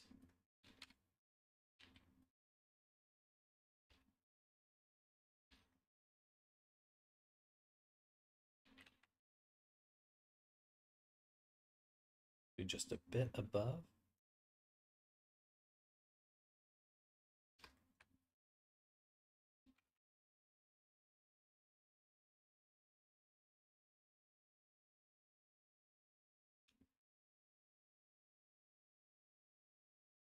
Above surface. That should help.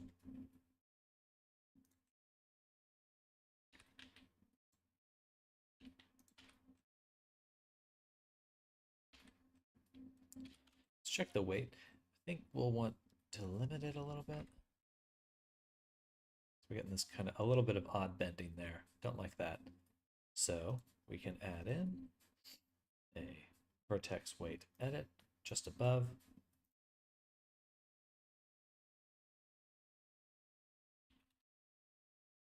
Guessed it.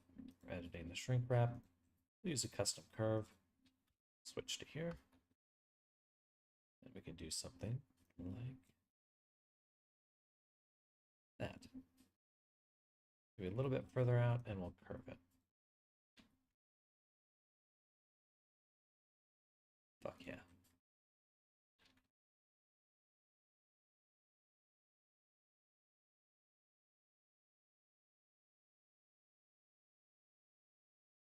I need both.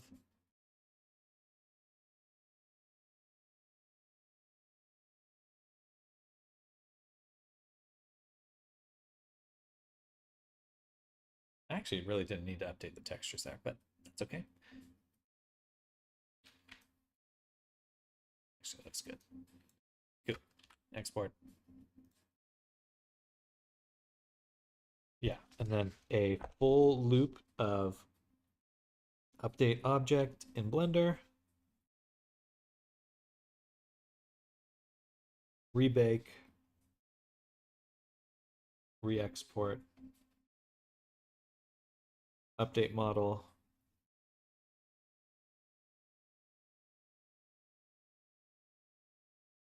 yeah, that'd be nice. Like, oh, hey, I updated this one mesh, just want to see the changes. Click, it exports to both Unity and Substance, updates, etc. Or if I just had everything in Blender, that would also be nice.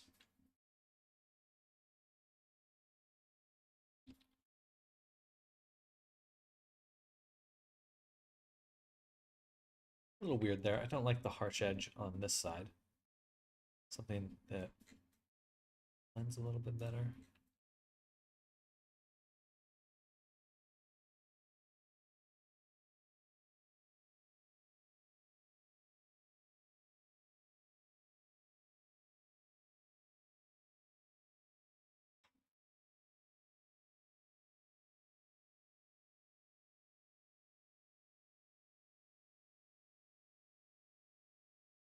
Just having it set to above surface should be enough. Okay. Don't need to rebake for this one.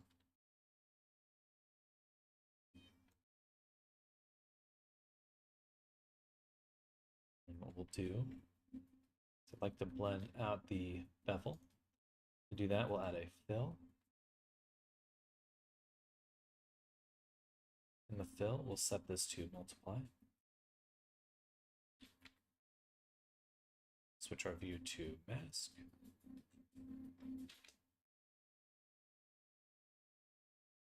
Make sure this is set to gradient.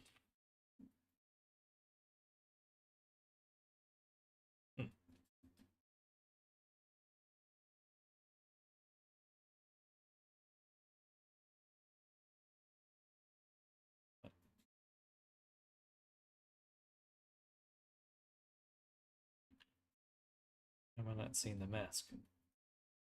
Oh, there it is. It is just very faint. Gotcha. Okay. So it's multiplying. Should be much darker on the bottom. Let's set the offset to 0, 0. Rotate it 90 degrees, negative 90 degrees, 270. So the dark should be over here. Let's just set it to normal for now. Yeah. All right. Then multiply again. We can change the contrast balance. Put it way over this edge. Now we can really see it. That there, so.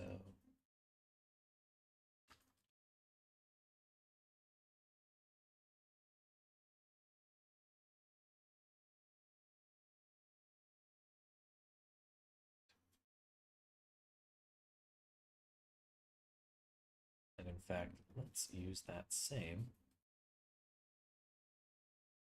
I'd love to keep that gradient, use it for coloring as well. So we'll put this here, we'll call this membrane AO, paste it. Then we'll actually add a anchor point. And instead of using the gradient, we'll use the anchor point. Cool. Then in here, change colors.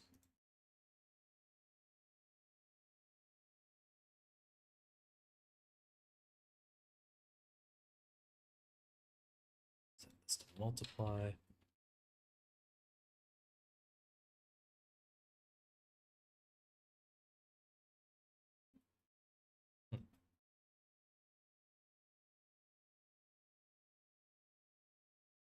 Why is it just completely hidden?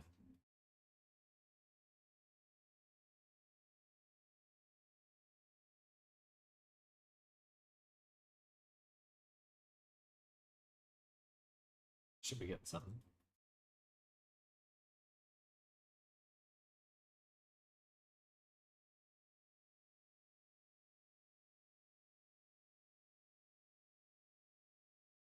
Ah, it's because it's set to multiply. It should just be normal. Okay. Cool. So now we have a good chance at updating this. Back to base color. Turn it off. Sample, something like that. Turn it back on.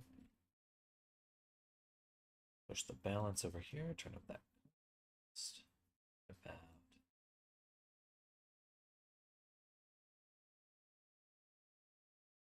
there, so.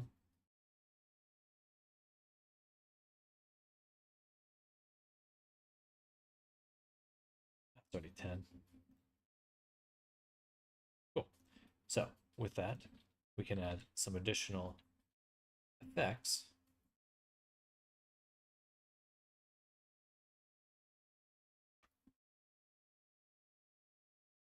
Such as taking out the roughness, which will help get rid of that kind of, I wouldn't say it's an unwanted shine, just a little strong. Also that ambient occlusion we mentioned before. Boom, export, and save. Boom. A little strong.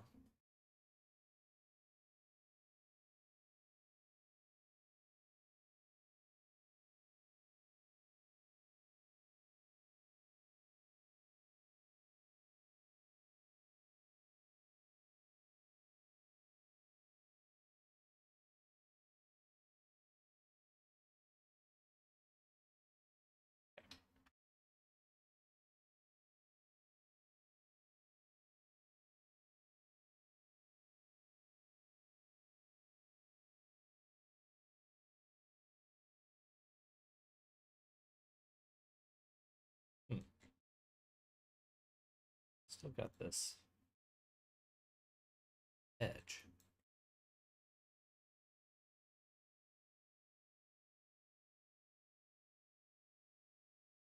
It's gotta go here. There we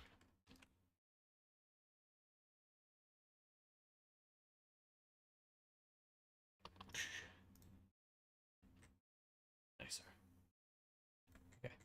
Maybe even just a very final, like, dark image. So we'll do that. One more of these. Rename it AO inner. And we'll make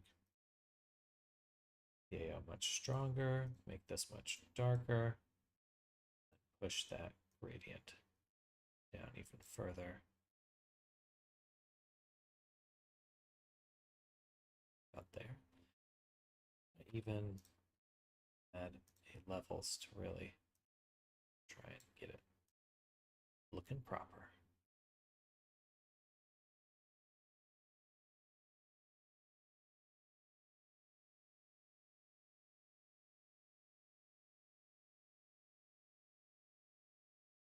Too strong on the AO. And probably the base color there, because it is just black. That's too strong. Lower that down. 50 sounds good. And ambient occlusion will bring it.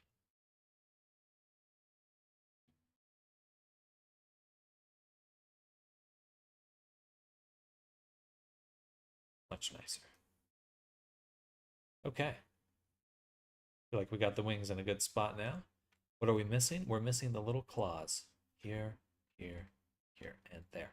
We're also missing the tears on the wing. Let's double check the color as well.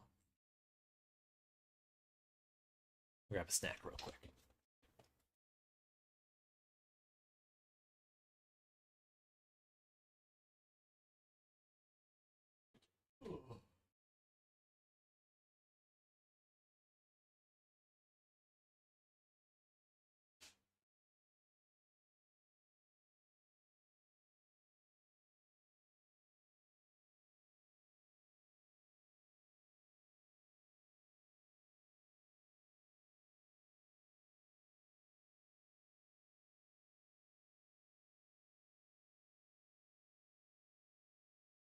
Just resisted the temptation to take a big old bite out of a Snickers bar. Snacks. Hello. Hello, everyone.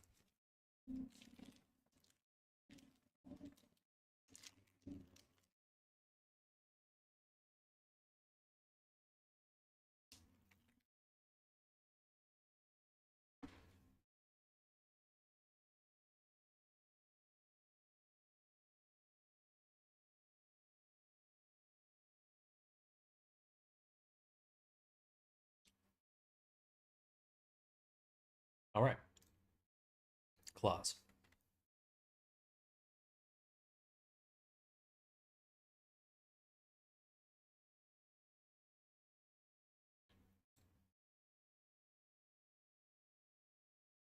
To show a stream, I was doing my Japanese lesson and something dumb and funny happened. I sent you a screenshot. Take a look.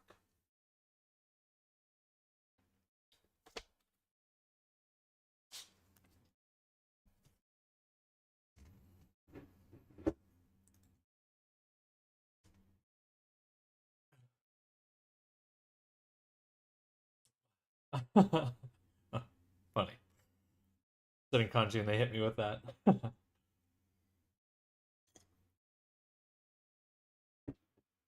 What the hell is that? I did Duolingo for a while, but I've grown a little skeptical of Duolingo in as time has gone on. How effective it actually is. Really should go to the Japanese language exchange.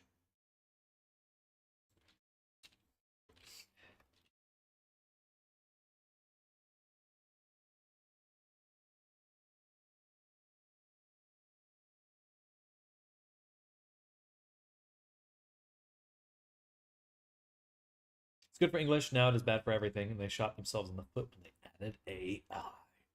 AI.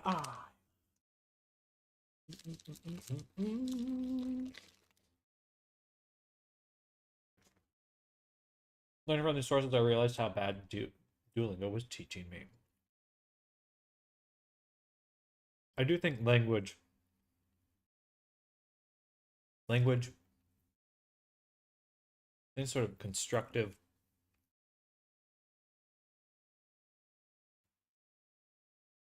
activity, good for the brain.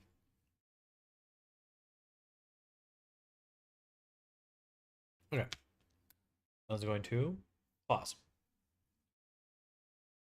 So go to wings, source objects.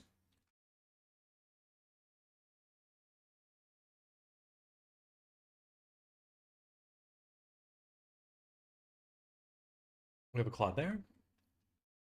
The only claw we have, I swear we had one more.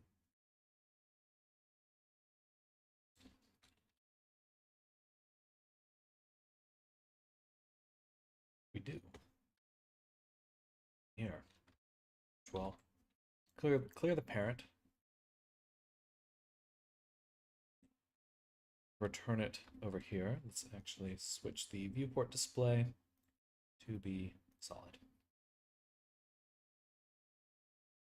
Textured. Move it up by the finger.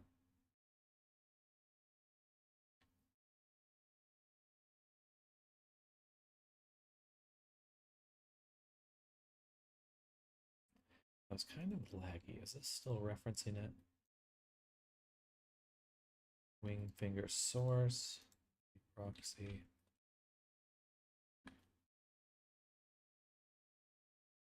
Should be good. Okay, here's our claw. I think it's probably one of the hardest things to translate automatically. So much nuance to words and phrases. Like if you call a child a raisin asshole in my language, it's a cutesy term of endearment. That certainly would be interesting to hear for the first time. You're like, what do you mean? That's funny.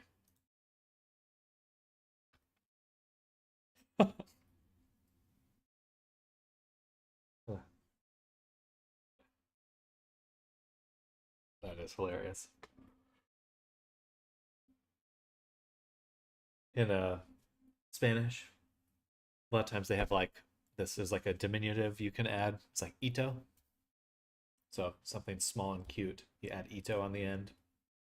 Um, like niñito, little boy. But I had a joke at the end of that, but I forgot it. Oh, but they also are called, if you're a little chubby, they'll call you gordito, which means like little chubby, and it's very affectionate for them. So they're not saying it in a bad way. But I always thought that was charming.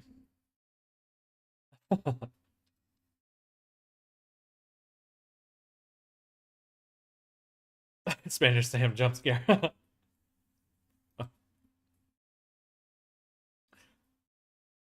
Wasn't in my 2026 bingo. I took a bit of Spanish. More Spanish than I have any credit to know at this point. I kind of forgot it all, but I knew a decent amount. I can get by if I'm really in a pinch.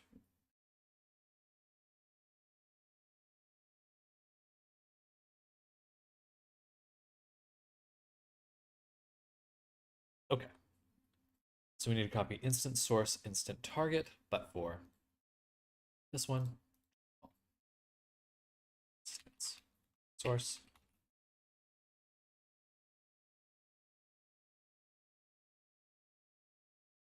Underscores.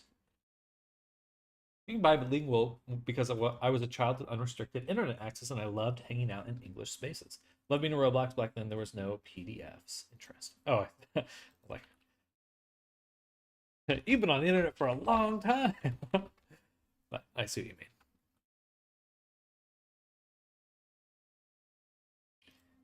And it'll add that again. Instant source, instance target. And we actually need to do that for all of these. Sync vertex groups. So now they all have that. But I want...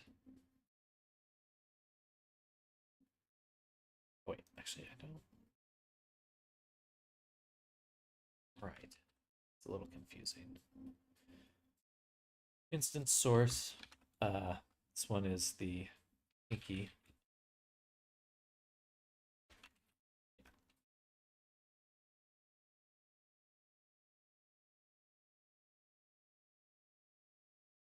Yeah. This will be middle.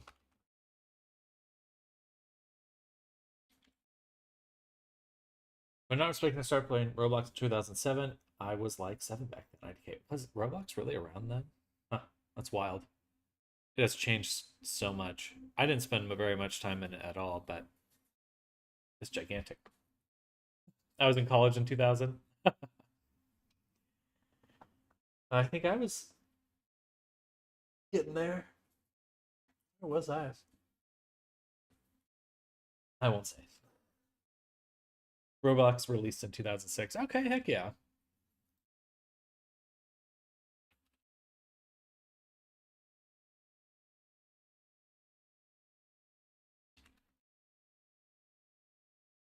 My account is old. Okay,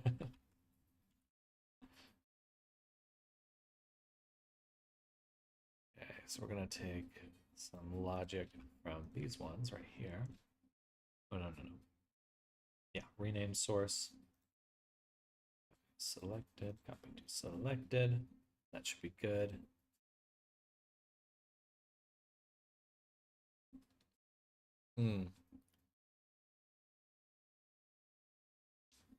My account is older than most of its player base. So funny to think about. That's just on another level right now in terms of scale. Weird to think that there's games that have passed into the billion user count range. Like you knew it was gonna happen, but still surprising.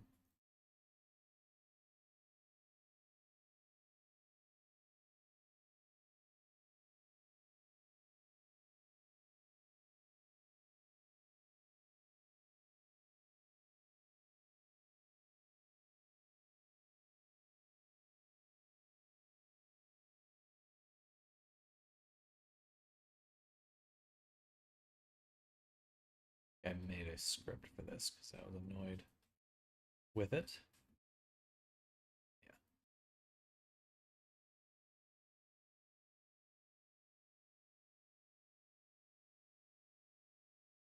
Perfect.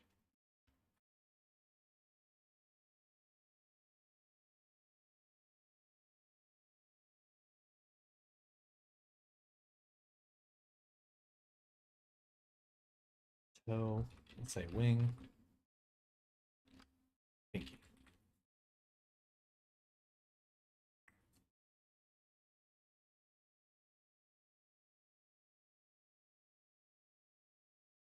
Wing. Middle. I know I'm gonna have to redo these again at some point, so we're just gonna do this. Boom.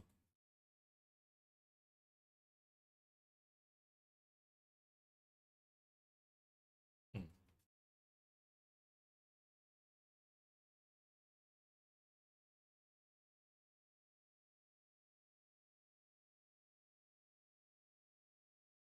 Should have worked.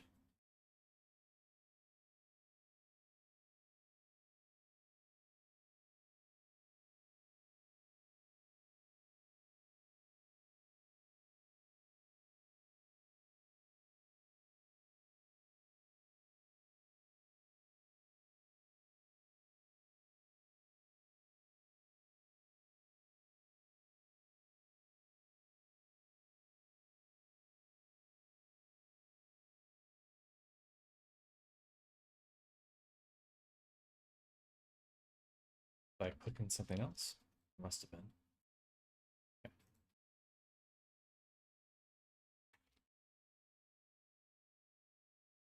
Okay. Pinky, middle, or this one will be.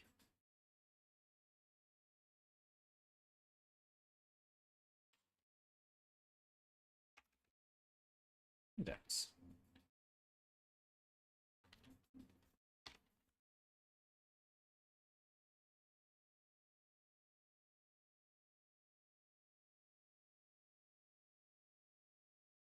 Boom. Okay.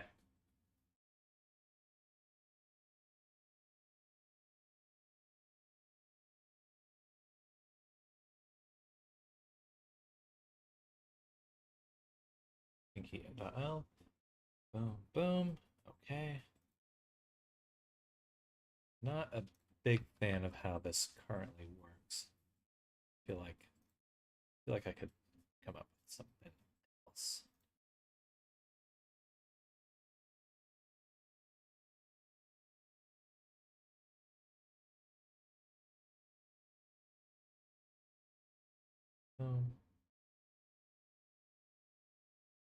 Middle.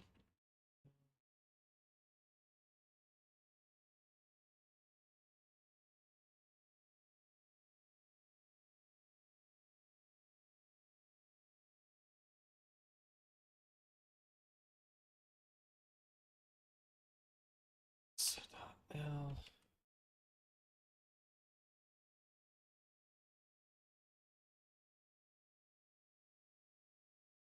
Okay, so now we're setting these groups.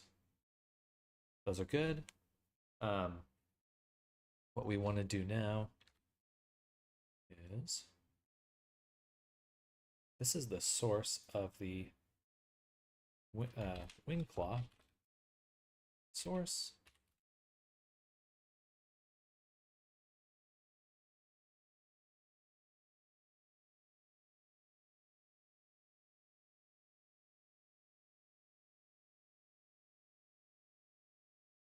And we'll do wing claw instance and swap this to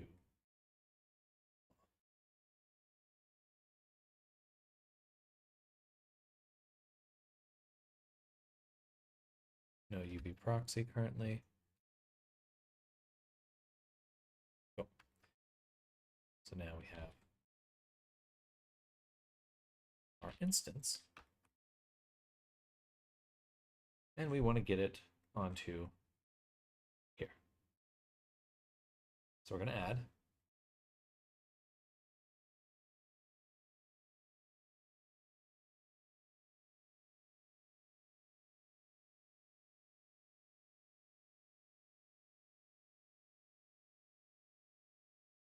instance and align on object attribute to claw we have.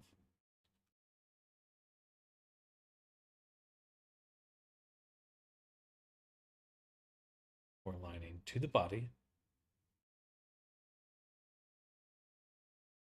And I messed up these. I knew I would. No, I did it right. Wing underscore index. That's what we wanted. Yes. Okay.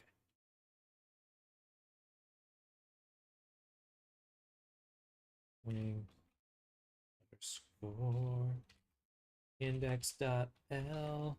Copy. Paste. Change this to target.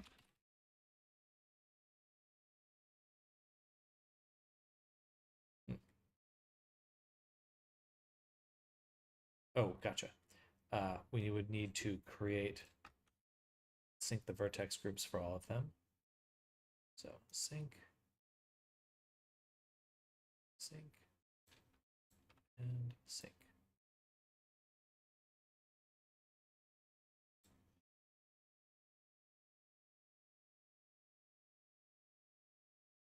Ooh, it would help creating the very source ones.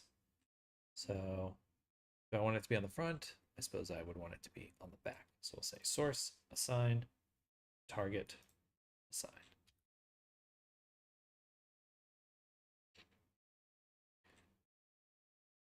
And voila. I think. Okay. No voila. No voila at all.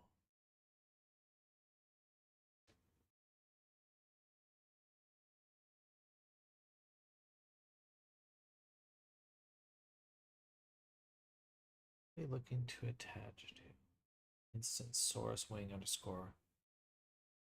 That would be this one. Adding the group. No, we're not.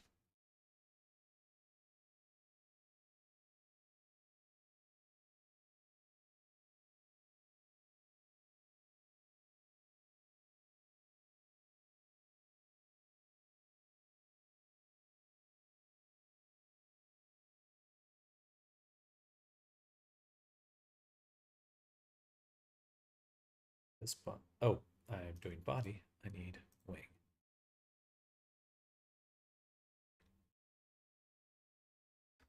Okay. Very minor improvement right now, but it is over there. And gotcha. What I did is add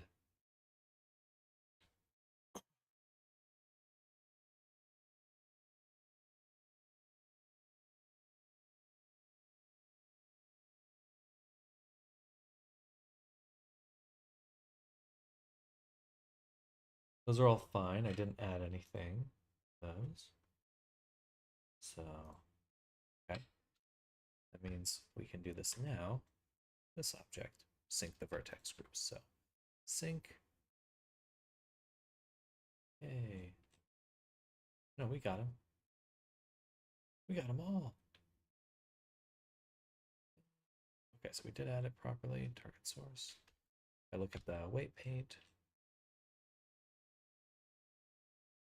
You should see something. Don't. I see the groups here though. Boom, boom. So should be getting instance source.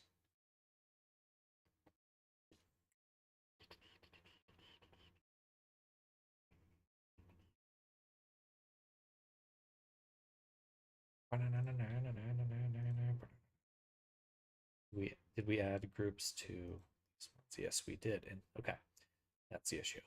So for the clause, they require these ones as well. Or maybe they don't. I'm going to add them either way. That shouldn't really matter. We're already changing. Yeah, just don't need them. We have them there, but they ain't doing nothing.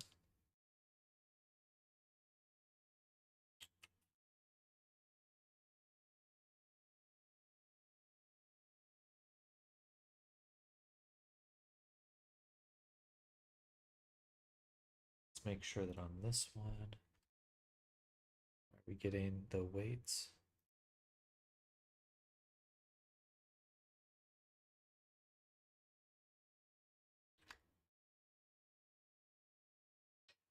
So when we rename,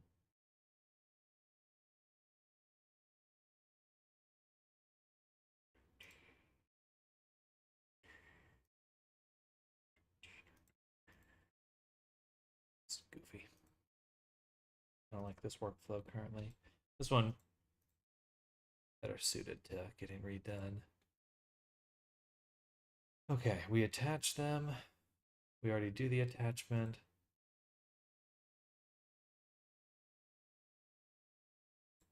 We're already welding them.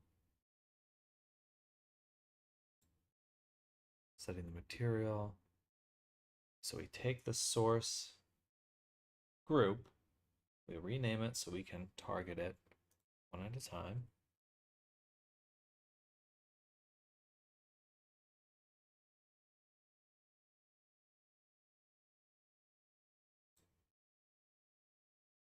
Instance, we're looking at wing arms low. That is this object here. It has the source index.l and r. Really should see them on the tip.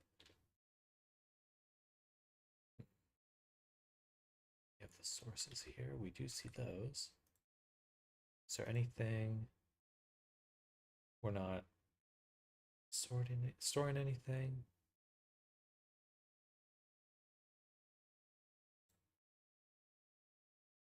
Oh, you know what? I think I remember having to reload the file. Something to that effect.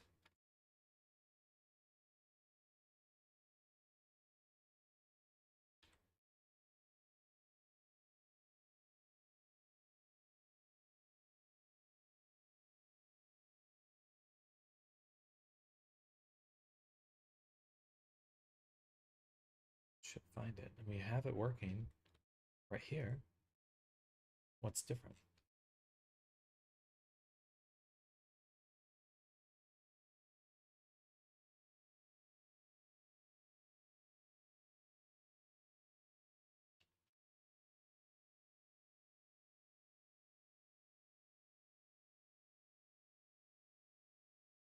It's really different.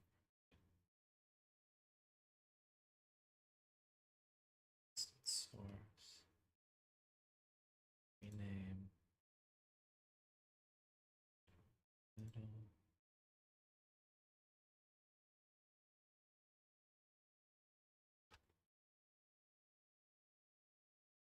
Let's just try switching it up to Pinky. The only main difference is that these ones do have source there. But as far as I can tell, that's not actually a difference. For superstition, I will keep it. Oh, maybe. No.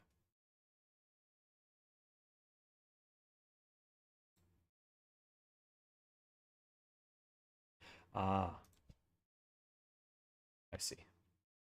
The issue was I was looking at the wrong source law, I think.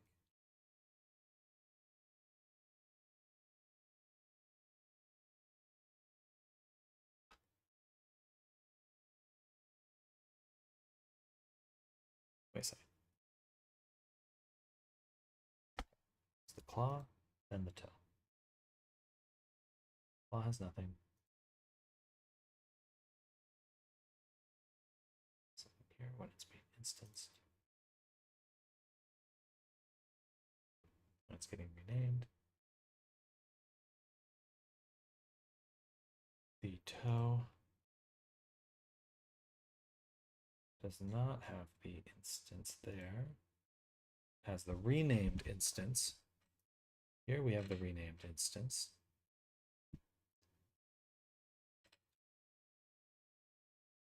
It's going to close and really reopen it. I think that should be.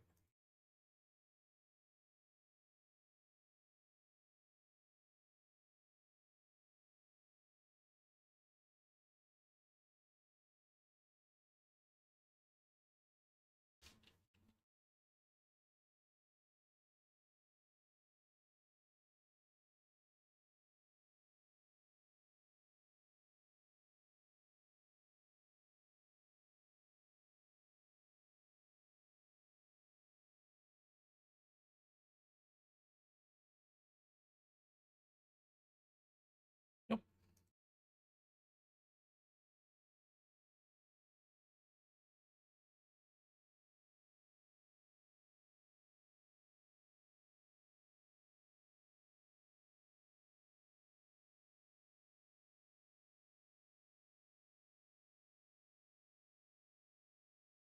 Spelled something.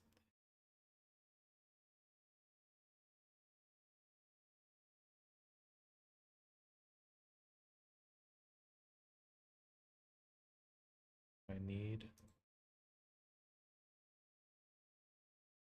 Do I need these? Nope. Then it would be these ones. No.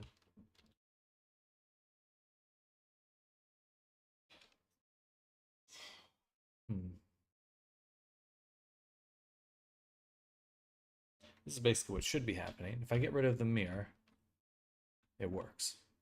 Right there.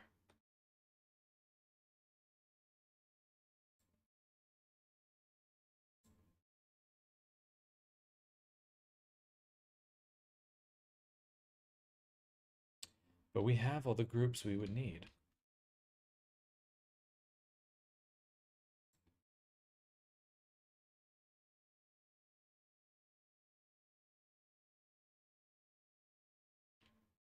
I don't see the groups, the vertex groups, even weight paint, but I know they're there because the object's reacting to them.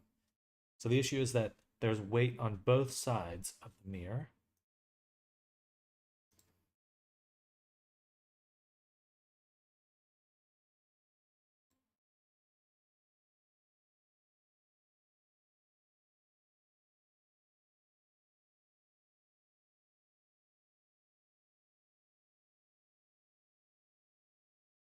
The weights are coming in properly.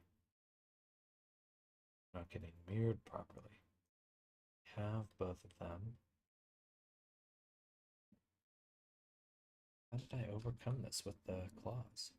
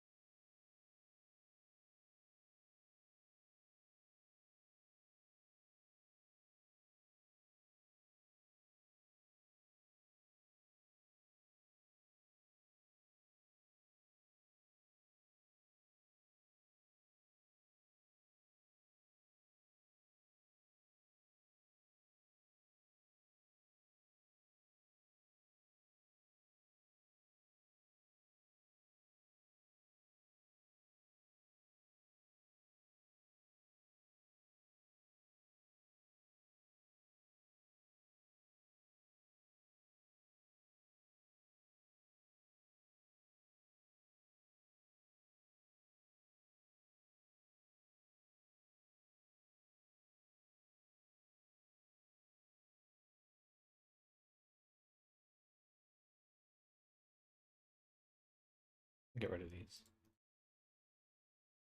And grab them again. Again, I know that they're coming in just fine. Well, no. Why would this one be up there?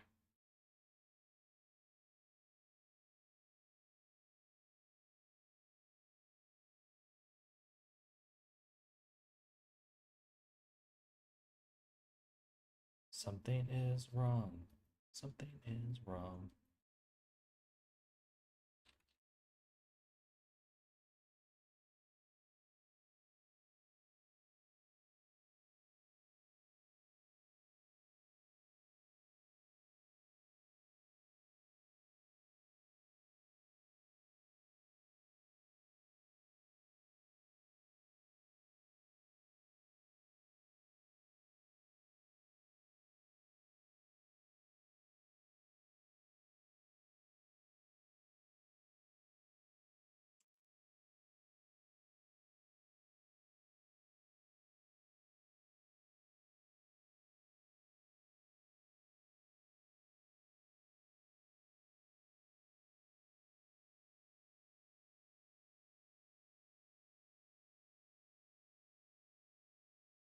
Circles now.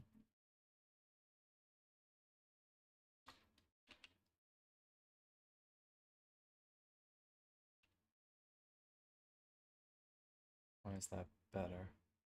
No, that's it. Not moving.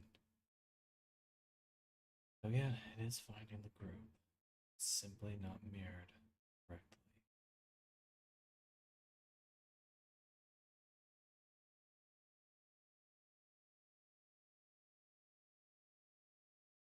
I guess I could simply uh, delete it for now.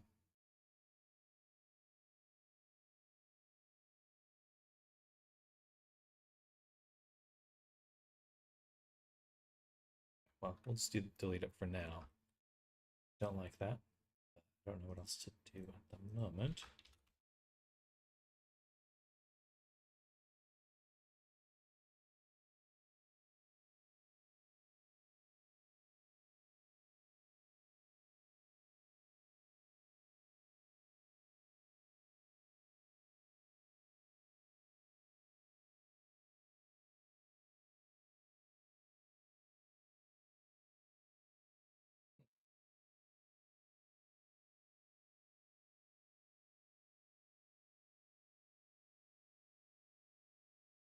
discrepancy.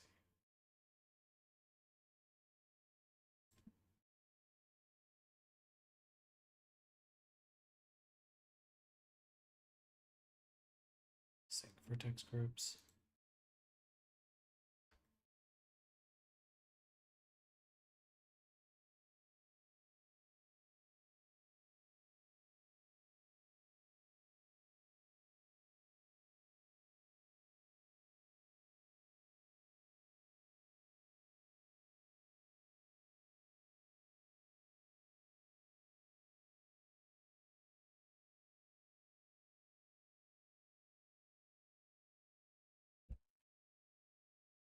One was staring me in the face.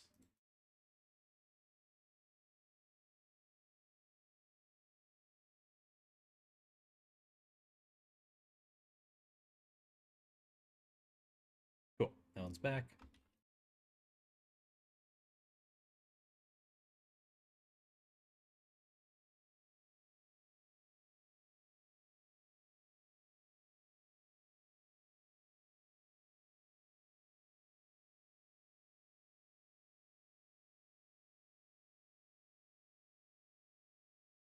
Did I spell that one too?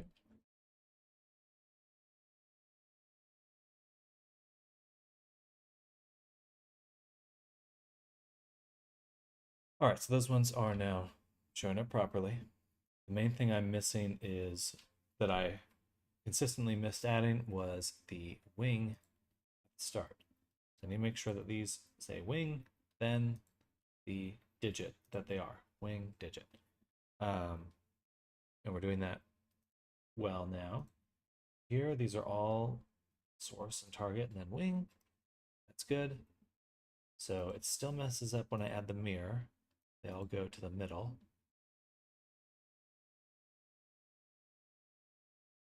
Right there. I think there's some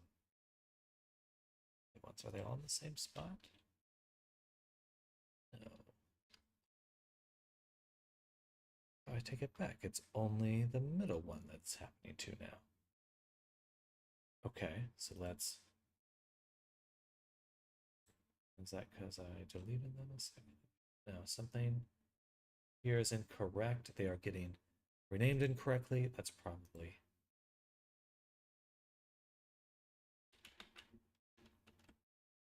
Copy that.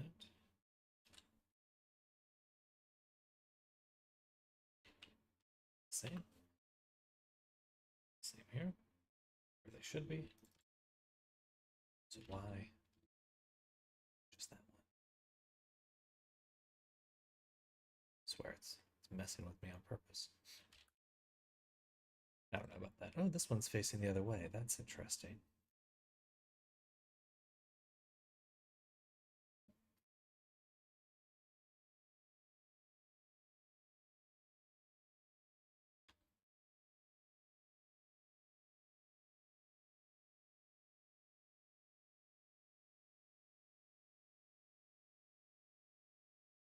This one's facing the right way. Or, I guess they're already pointed down.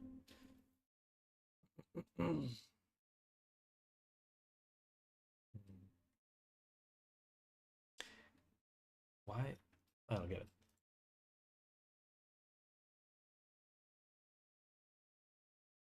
Wing, wing, wing. Wings all around.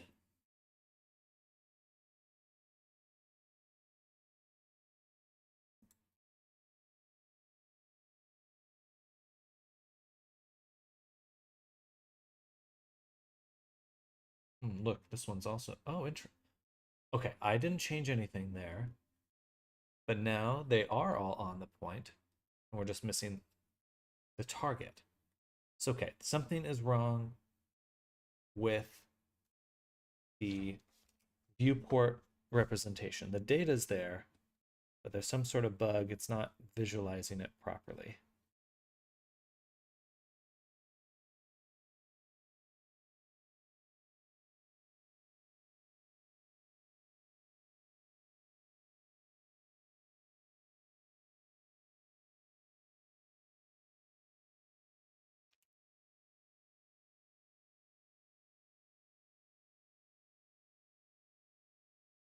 feel like I had to click through all of these groups. Maybe that's what it is. There's something about the groups are kind of like uninitialized.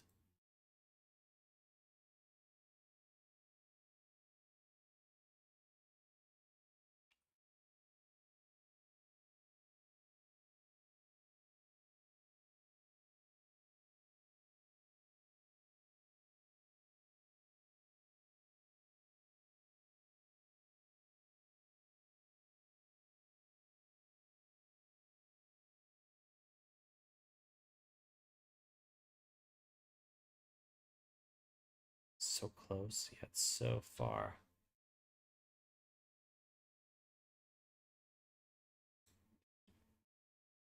I definitely feel like it's something broken in how it's getting visualized. It really should not be working this way.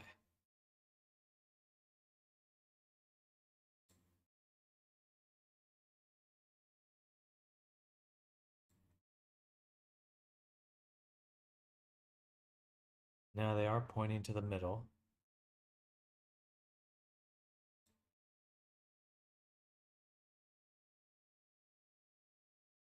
You know what would help? Let's go to this instance.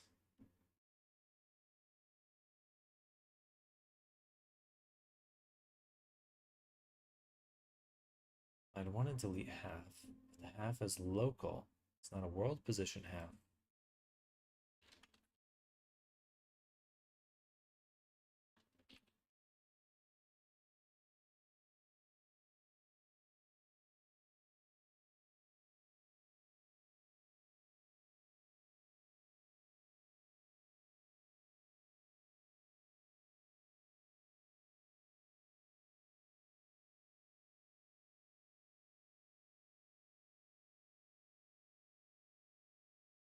Only the one for the thumb, too. Okay.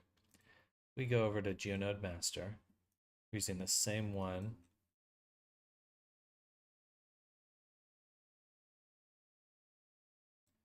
What I'm thinking is that when we add the geometry, the one that we're going to attach to, what we can do is add a switch where we will delete a portion of the geometry if we enable it. And we'll call this stick or limit x axis attribute. Limit attribute on x axis. We'll also do a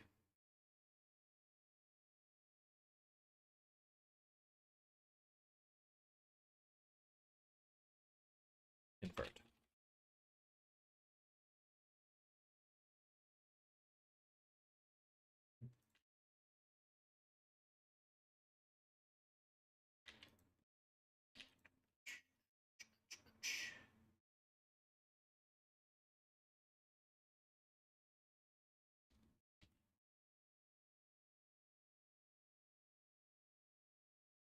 Switch is not there. Switch will be over here. Okay, and then we want our world position.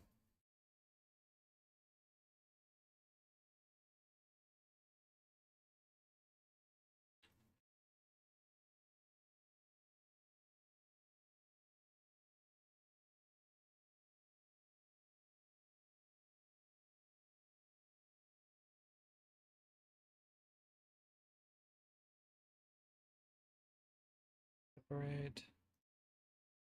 Less than.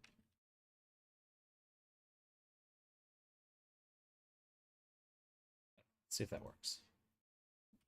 Just to confirm, this would be the geometry. Delete. Not delete.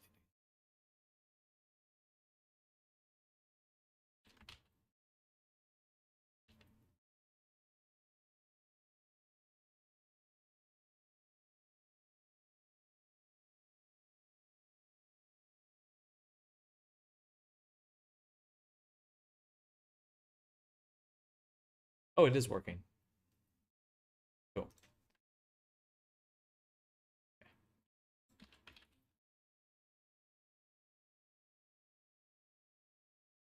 Cool. So now when we're attaching, we'd like to limit.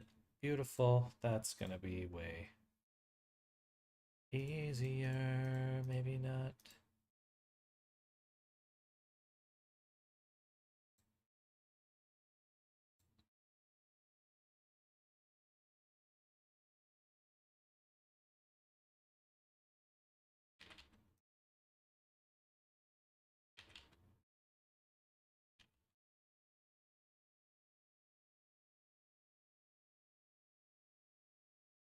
Interesting. Once I pass over the x-axis here, that's not actually the x-axis, something else. Works fine, and then it flips. Don't know why.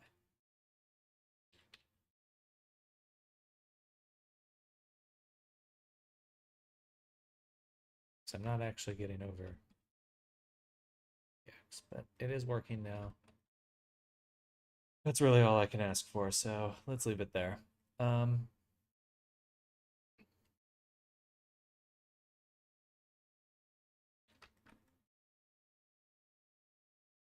Okay. Now we need some proxies.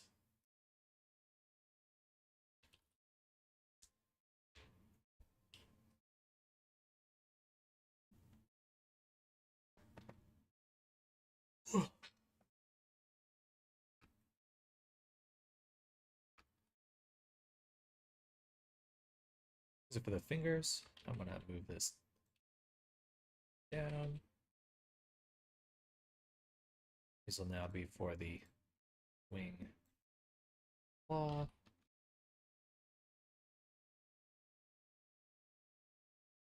Copy.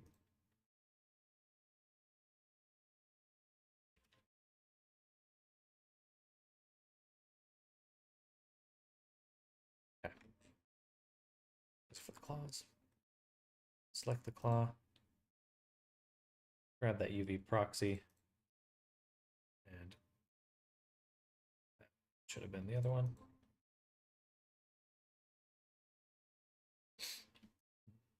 Whatever.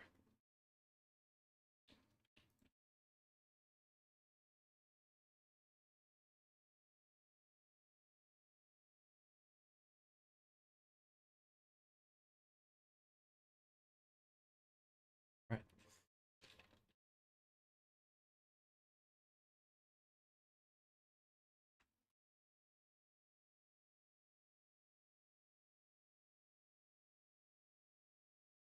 Go over to the UV editing.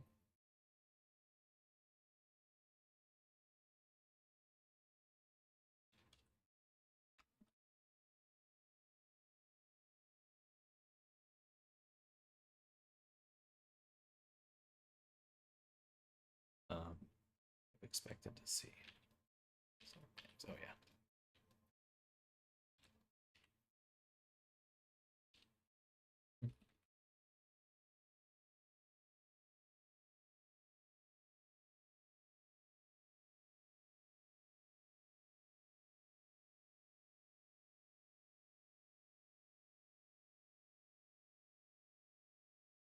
Okay, those should be the claws.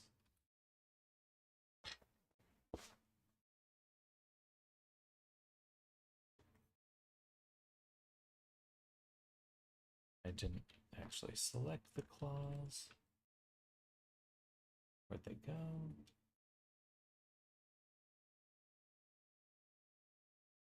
They're in the source objects collection. We would need to move these over to the wings low poly.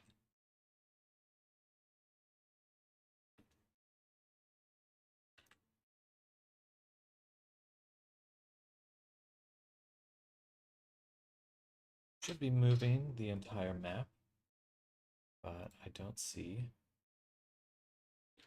a map. Are we missing a UV on the source? We are. And this is why I made my system, because now just a single update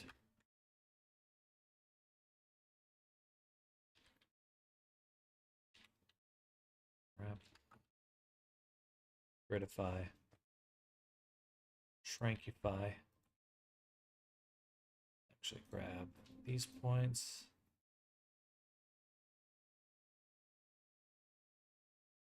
And then center it. I like to match the bounds. Okay, now that we've done that, we go back to our objects. Look at that. See, they're automatically getting placed. Yay. Almost all of them. They are all getting placed, but these two are sharing proxy. That's the pinky. This one should be the middle. That's annoying. Proxy middle.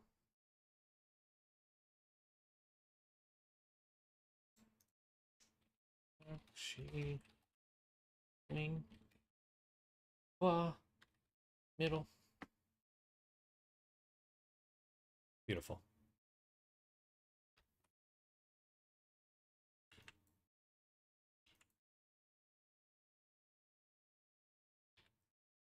Which one is this giant one?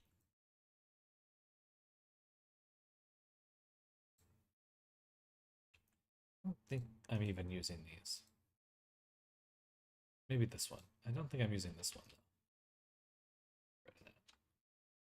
All right, that looks a lot cleaner. Look how beautiful and clean this UV map is. We can ignore the other UV proxies. Just make a new folder. UVP wings. That would be all these.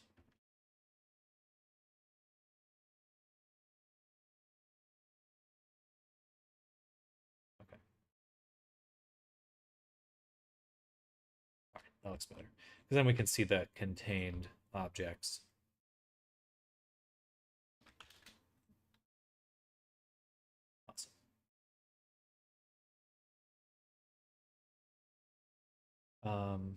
Lastly, we still need a claw for the thumb, and we would also need to make the low poly objects. Thankfully, I have a little script for that.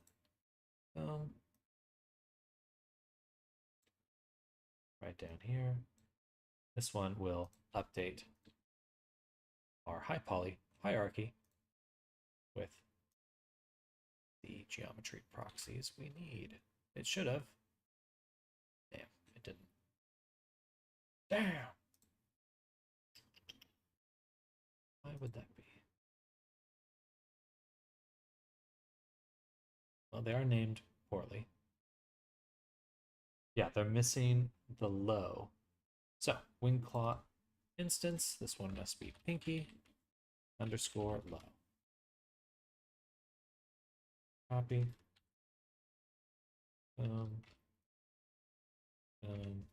One more time. Play. Okay, and now we've got these proxies. They're on both sides. They're getting subdivided automatically. And so we have the high poly objects we require. Sans 1. And go ahead and duplicate this, rename it to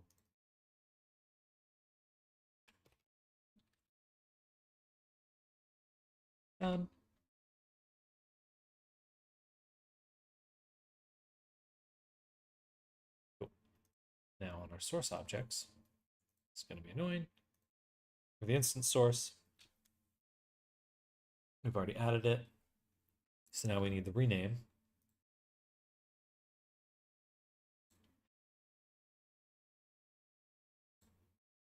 And in this case, we're renaming it to something a little goofy. We'll do source wing. It's not goofy at all. No, copy, paste, and target. Okay. That means here we can rename this to wing.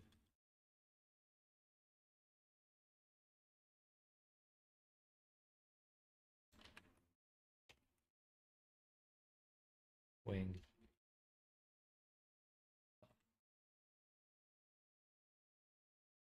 All right. Cool. Boom. Boom. Now we have the groups, and then on the wing low poly, go ahead, sync vertex groups. So now we got the thumb here. Good stuff.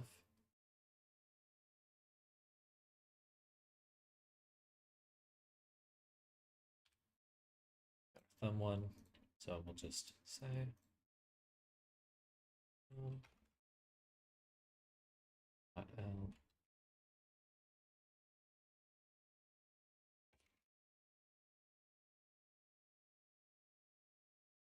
How awesome is that? Now it's updated. And the really, really cool part, and the reason I did so much work for that, is anytime we would adjust the finger, the claw position updates and sticks to the same location. So we can update all of our source objects, and the claw is automatically going to get placed well. It's going to get the high poly. It derives the high poly from it. So easy to make changes later. Better to do a little bit upfront investment, so when you need to change it later, it's easy. For example, this is a kind of a sharp angle there. Let's go ahead and just add a bevel here, set it to weight, set this to %, and we'll do additional cuts. Should be working. No, it won't, because this is not marked as a bevel. And now it is. And there we go. Now we can adjust that at any point, and all of them update. I can rest happy knowing that when I have to make changes later, I'm not going to want to kill this. Sorry, that was morbid. There we go. Export that. Refresh the mesh. We are missing one thing, which is two things: material assignment and a spot for the thumb. That would be in UVP wings proxy. We'll take this one, move it out to the side, name this to and then grab our proxy here, sample it, boom. Okay. Now let's grab all these. I'm going to use Mio to sort them.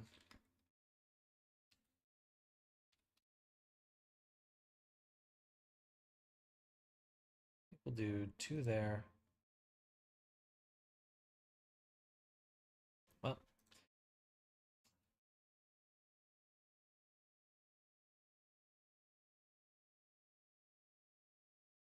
okay.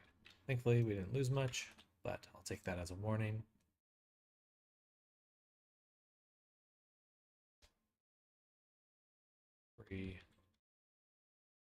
Say, wait, that's what we're doing. Okay. We moved that one over already. So tab,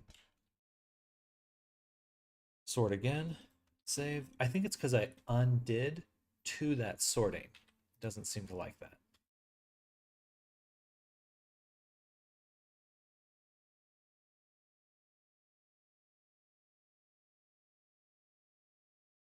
Okay.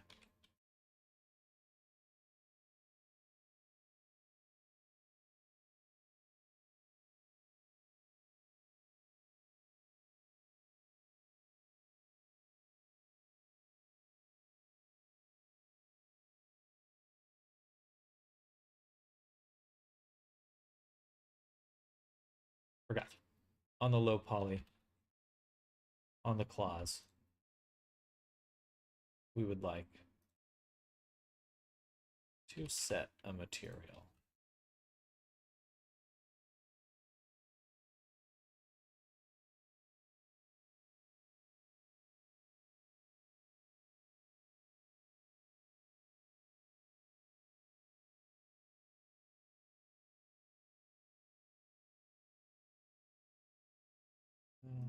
Let's make sure I'm exporting both.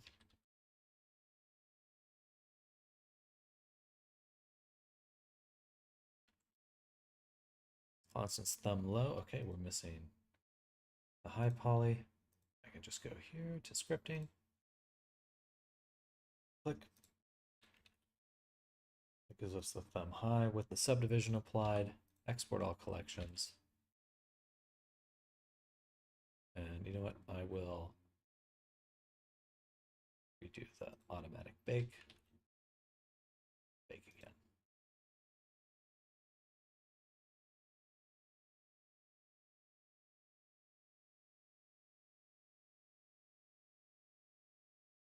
So let's assign our clause. 1, 2, 3, 4. Yep.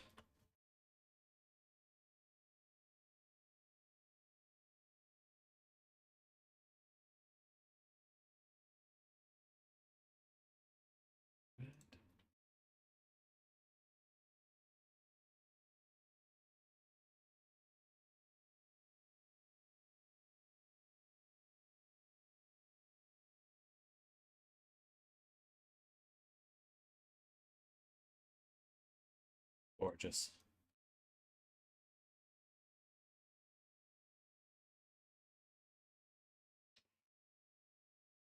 Okay, what are we missing? We are missing the clothes currently. So let's get those set up.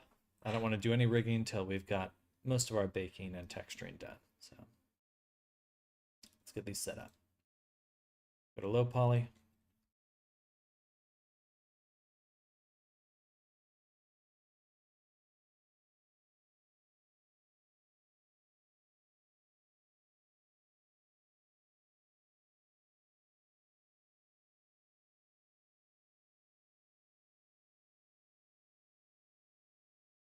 And we'll say nug clothing. Actually, we'll say uniform because that's what it really is. Uniform. Underscore low poly.fbx. Copy that path. Accept. Hide that. Go to high poly. Take them all. Excuse me. And set up our exporter here.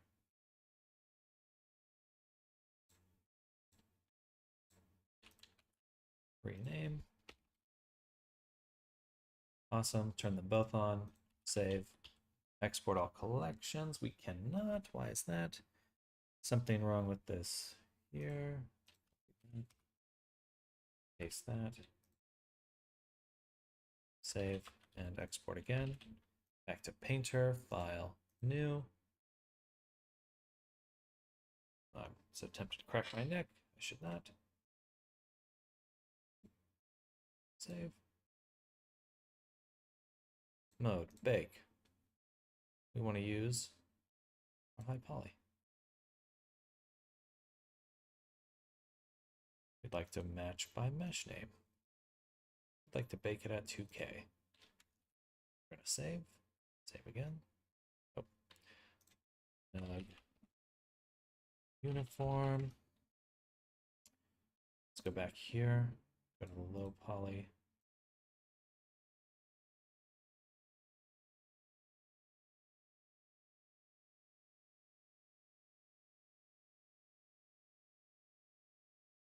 Copy that path. Copy to selected. Let's just change the color a little bit. Okay, it's not changing color, and I kind of thought it would not.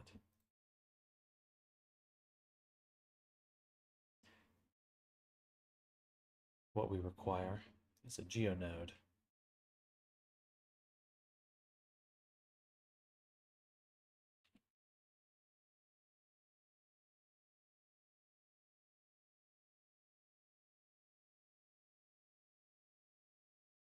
Add that now. Set material.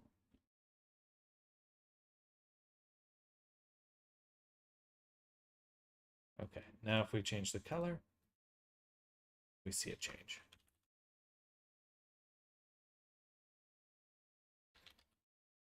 Save. Refresh this mesh. We should get a different bake setup.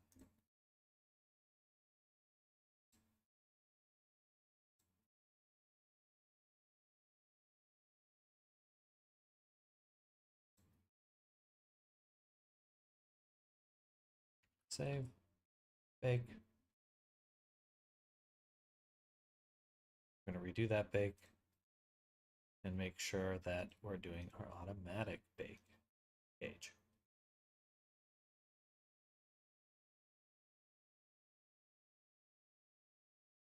Wonderful. A little crunchy there. And on the top.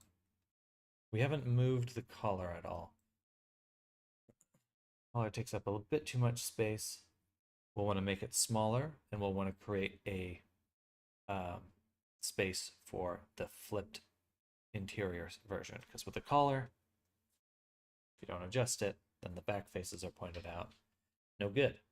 All right, let's export this to FBX, textures, create a folder. This folder will be uniform. Go ahead, show and explorer.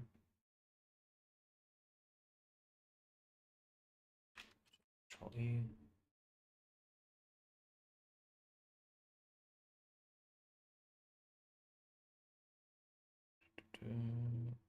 E. 11, 2K. Need to go do some shopping. Have a nice rest of your day. All same to you, Arctic. Thanks for coming by. Thanks for hanging out. Enjoy your weekend. We'll see you Monday. Bye. Bye.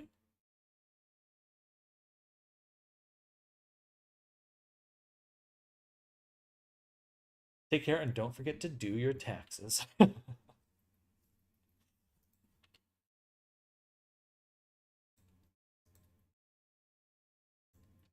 another material in here, uniform. Save that. And we will actually create a second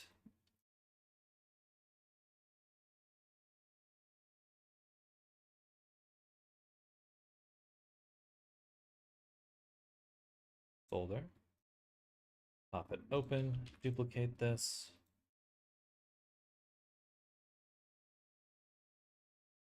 So this will be uniform shirt and shorts.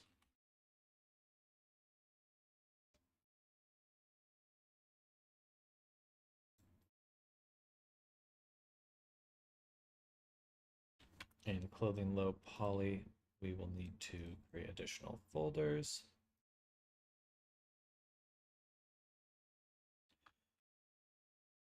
Clothing low poly, shirt.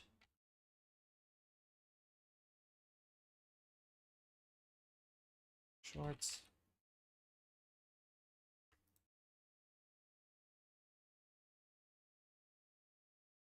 Good. And could have done object. Okay.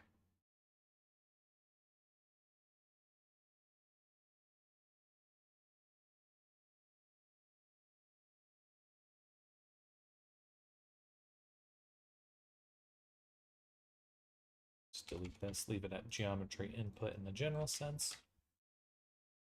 Bam. Let's go back over here. I'll open our path for folder. Copy. Down here. Add in that new path.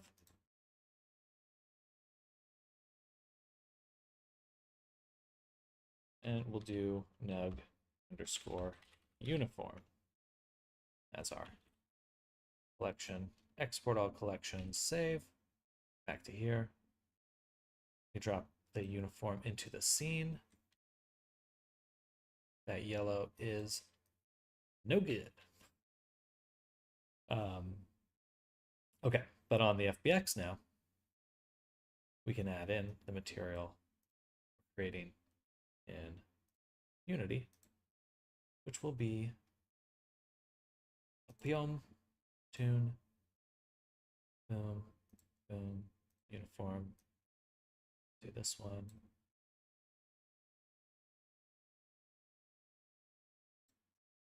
It's not going to look very different until we add the shading.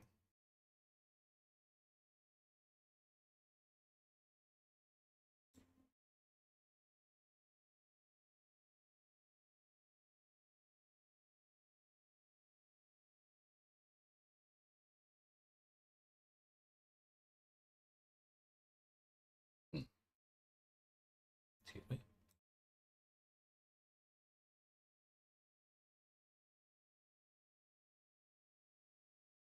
That should be about it. There's no emission that we're using.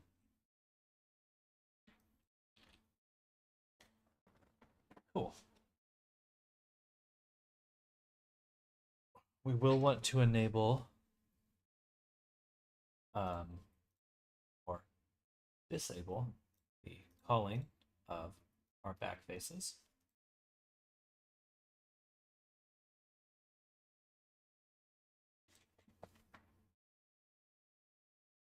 Probably also want to close up this gap as best we can. We can definitely bring the backside of the shirt forward more and just fill that in.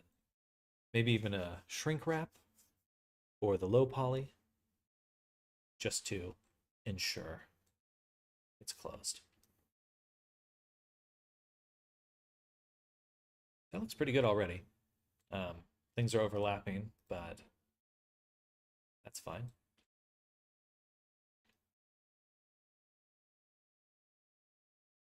Nice. Okay. Good. Let's go ahead and open up our reference.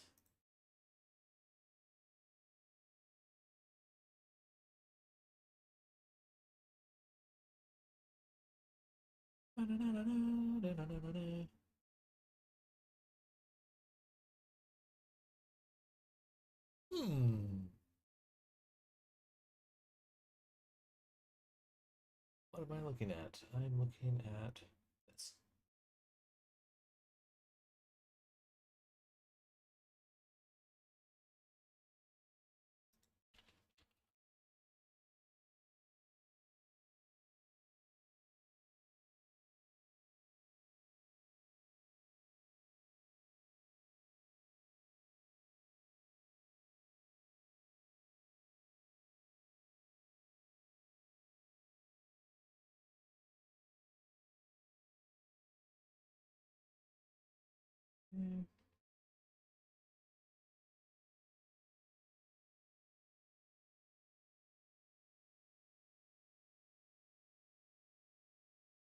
Where you all see the uniform, it's important to remember that this is a Portuguese uniform.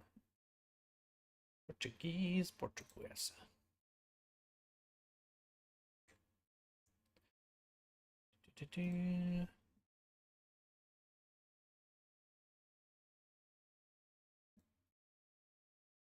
Boom.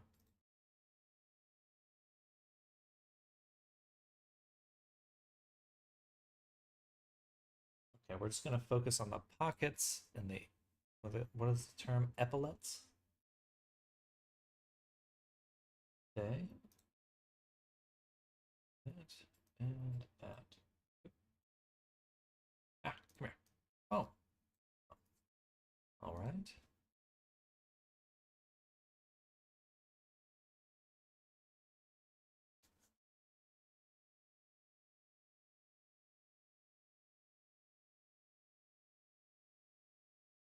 Whoa. Excuse me. Two things right off the bat. The collar is not this straight shape. It has like a little outside and then a cut in. So we'll start there. We'll need to move the clothing simulation down here.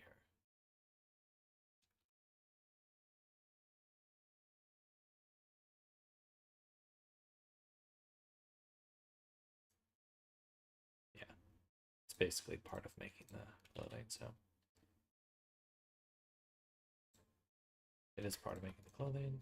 It's not an exaggeration in any way. All right. Let's enable the shirt sim here. So the collar has a segment that kind of comes up this side.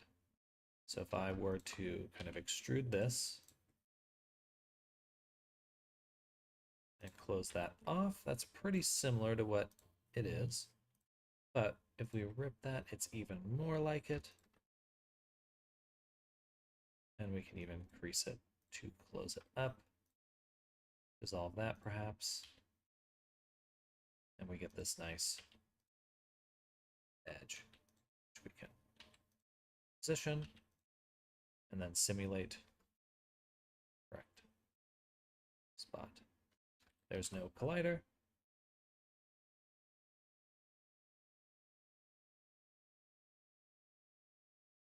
Awesome.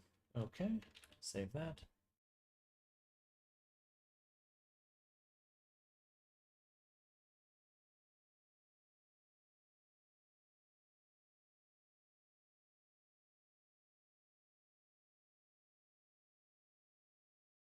The sleeves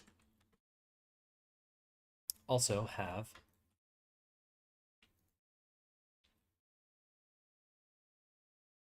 little one of these. We'll actually need one more cut in here in order to prevent,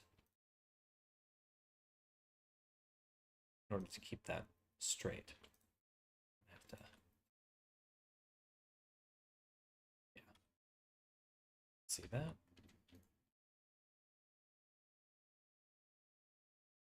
It's a little wrinkled. Is that that? Oh, that's a texture.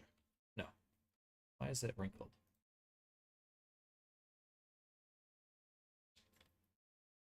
It's got to be one of the bevels. So we'll take this edge and make sure it's removed from the bevel shoulder.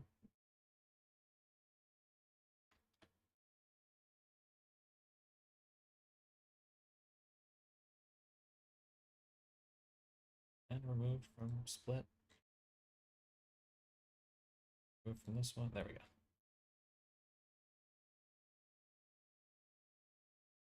Would have been easier if I had visualized it.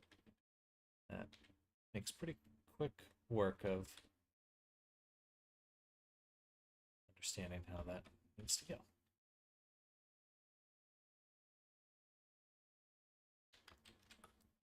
Don't like this spot here. Want to bring that in. It's out.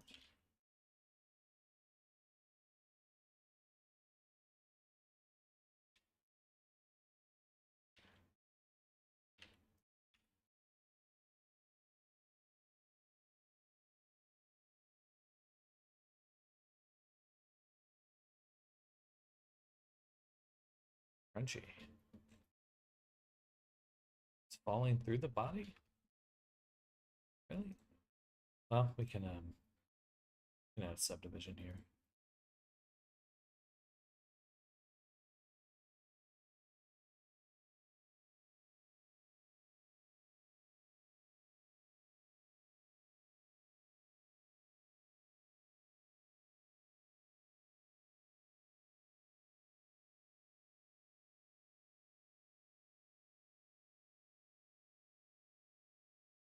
It's nice. Sleeves can definitely be a lot smaller, much more tight fitting.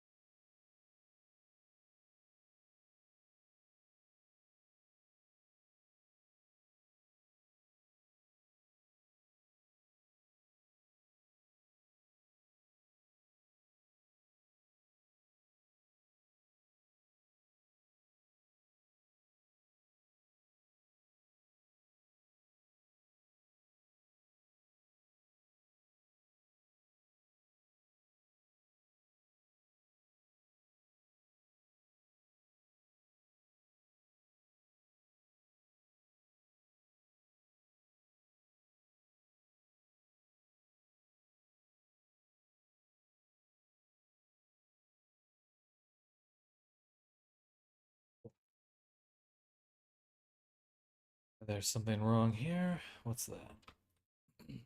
That's our new UV map issues.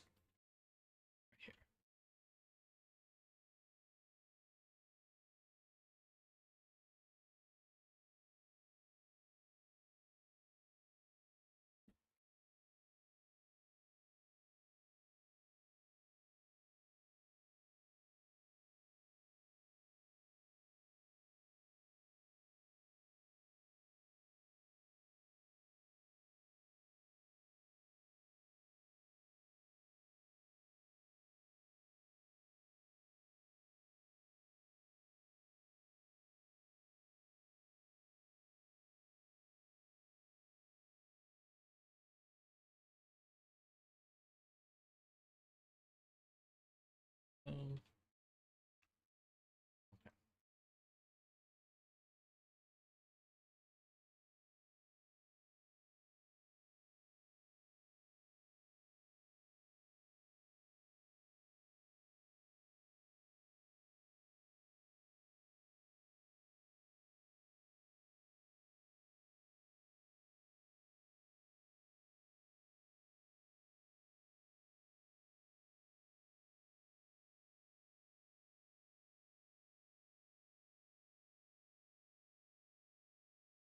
Leave.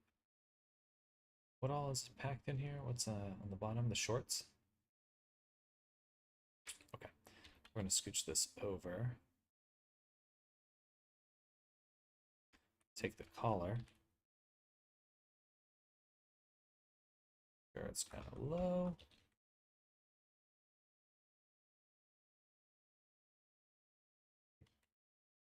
And then there's the collar, right? Yeah.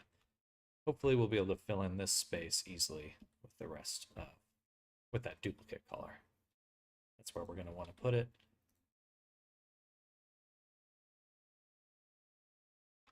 I think I have a good idea on how to do that.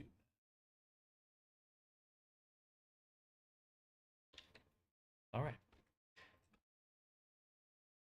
Cool. So that'll help the UVs. Uniform's looking pretty good. We're going to want to create pockets and buttons.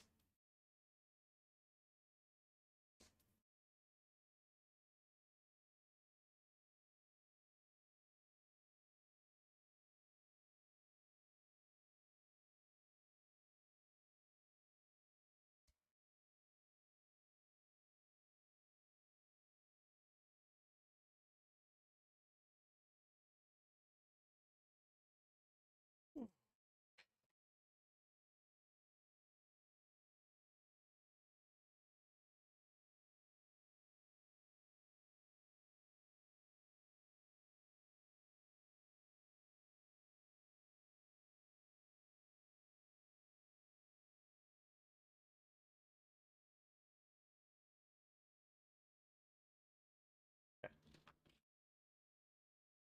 I guess we could try to include these little things up here in this.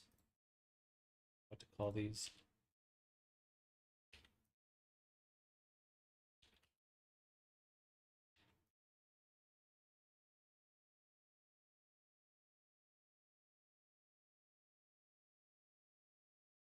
And I guess I could actually include this, so that way color is a little bit more even.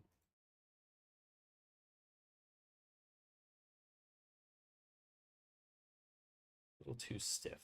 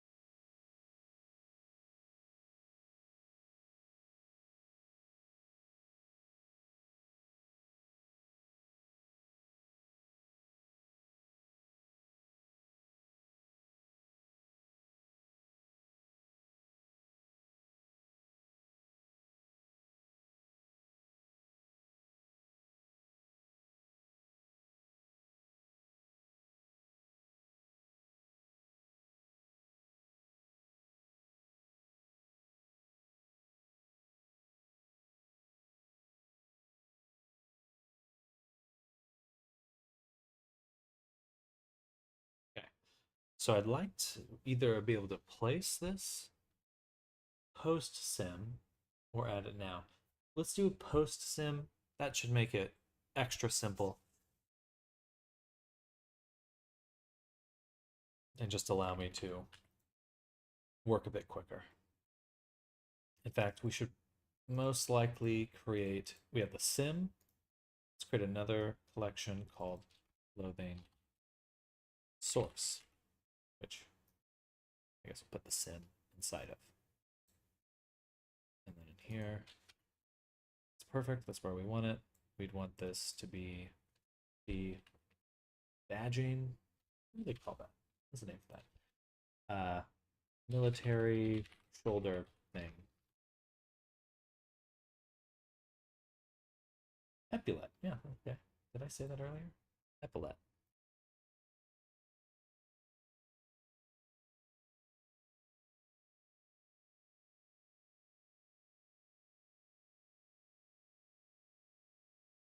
Um,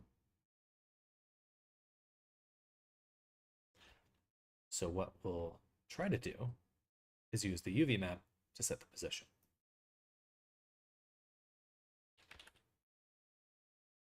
And we should have everything we need for that. Add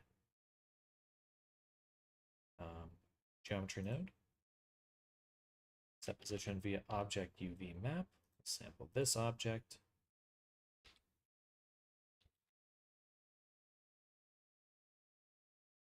Also add a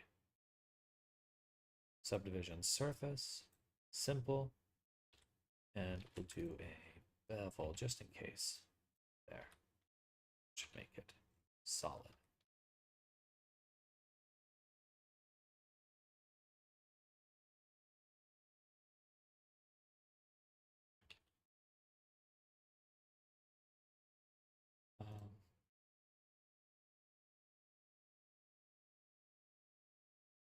Yeah.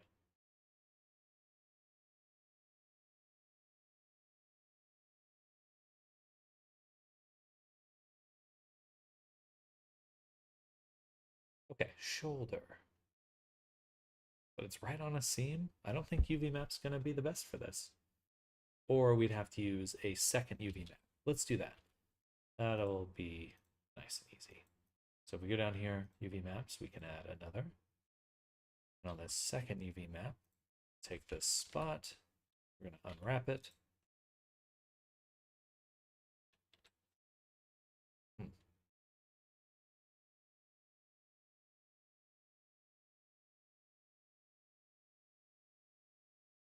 We'll project from view. And we'll put it, I guess, right up here.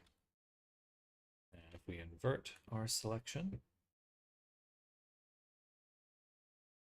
we'll just say S0. Just don't want to include it. Okay, epaulet source.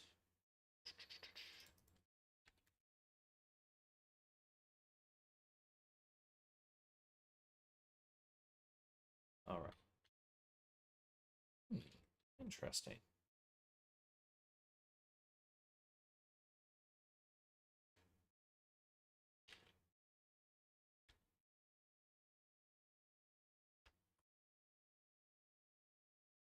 Sure looks like it's still using the original map. So let's review the source geonode, set position via UV map. I forget the name of it already.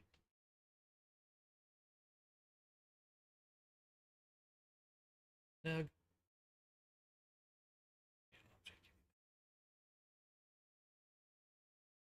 Set.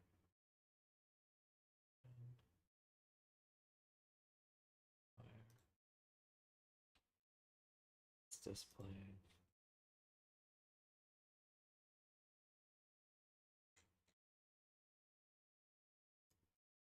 New collection.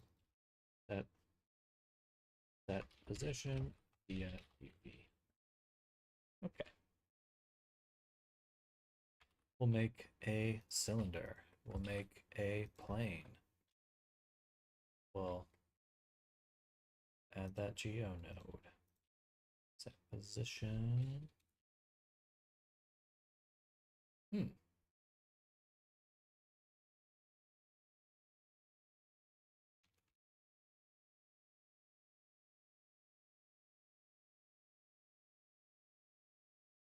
Okay, well that explains it. This is a local geonode. Yes, it is.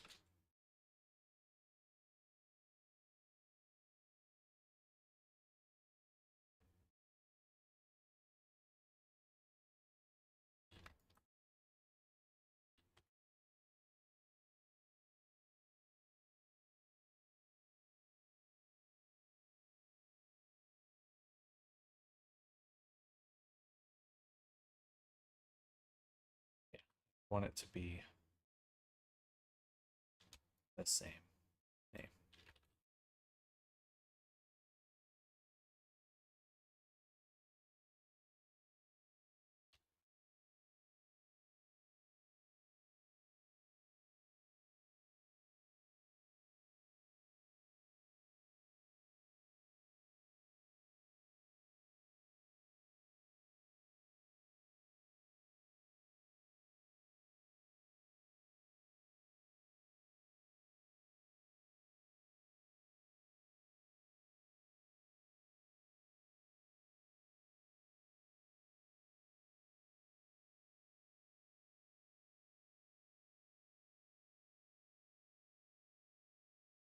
You know what?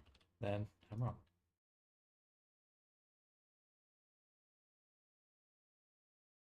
Right. I will want to pull this node into my source object, but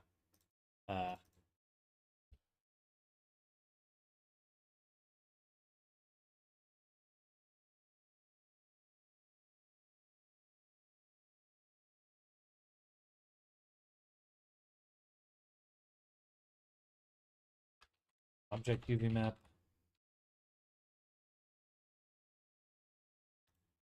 And source.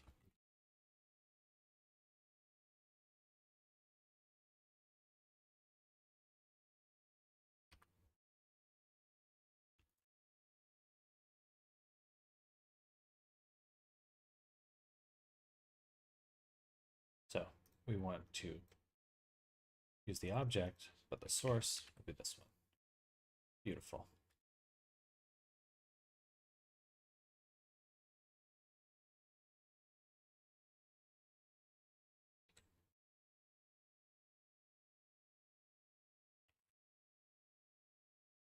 Right about there.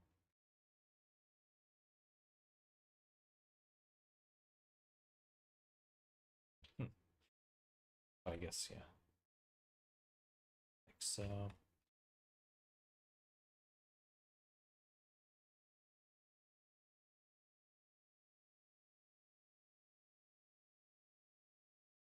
Pretty cool.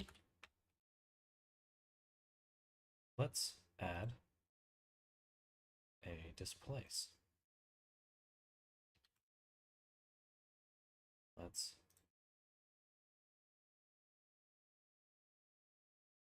add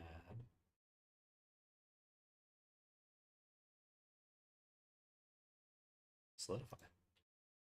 Then subdivision. Or perhaps a bevel instead.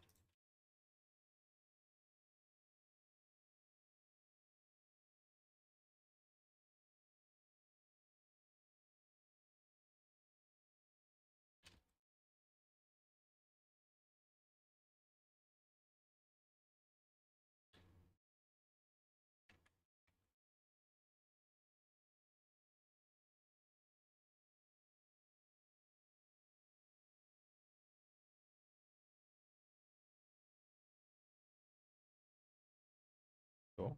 Then we'll add a mirror. That looks pretty good.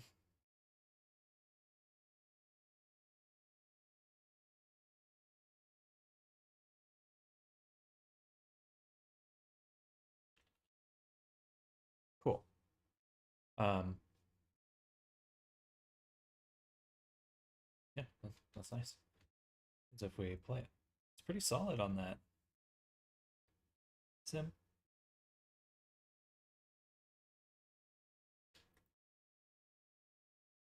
It is clipping with the collar a little bit, though.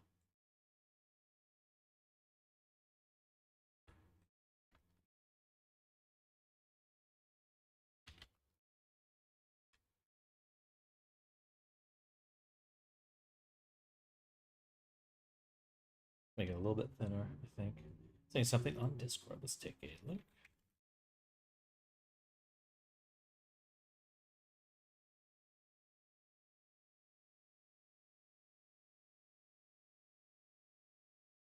Not too shabby.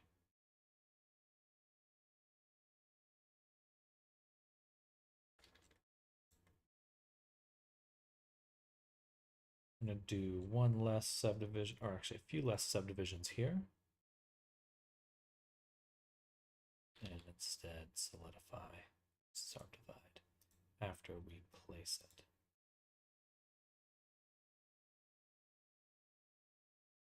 And that should help keep.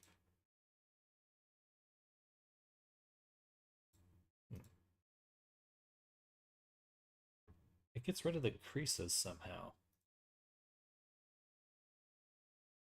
Annoying. Okay, that's okay. Let's check out Discord. It's almost noon. I'm going to go on lunch in 15 minutes.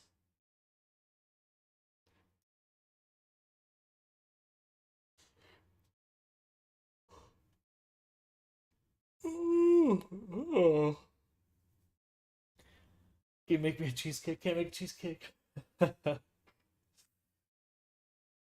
That's funny. You working with some sort of LLM system or something?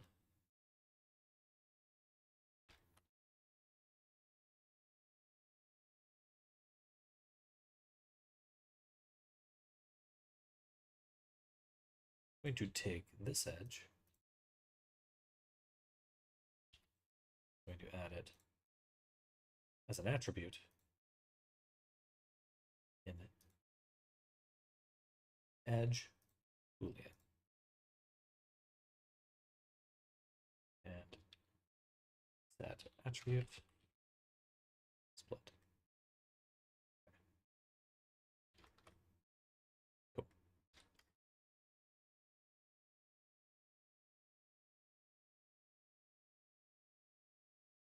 Yes, cursor, I need to make a tool to quickly copy materials from a selection to another. Nice. Nice. That's awesome.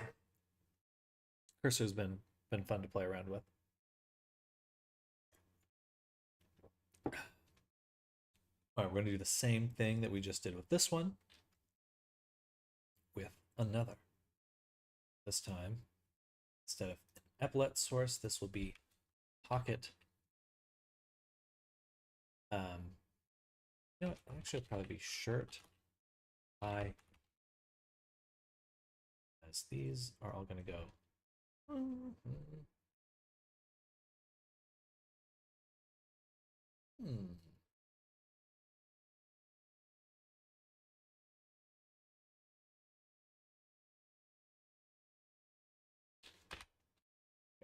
For now, I know that this one is going to go into the high poly clothing. All right, it will. GeoNode, this is to place things. We're going to use the first UV map. Boom. Tab A. Unwrap. Since we're doing the first UV map,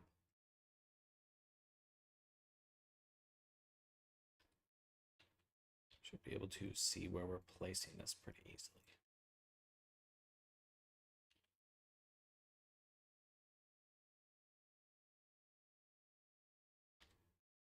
That's the body. Oh, shirt sim. Flip the normals.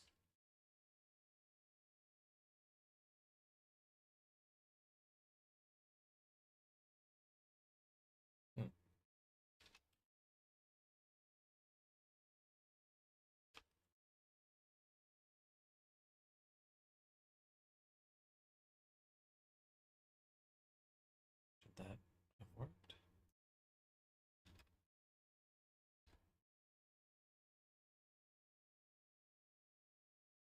that should have worked a little bit better.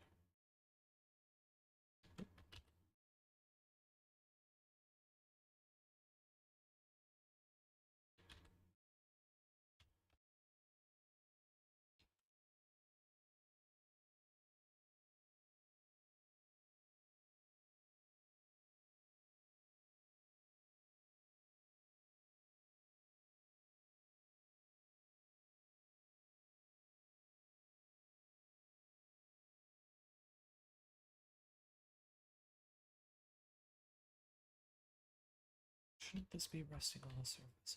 Oh, I must have... I don't understand. This one's resting right on the surface. Why is this one below?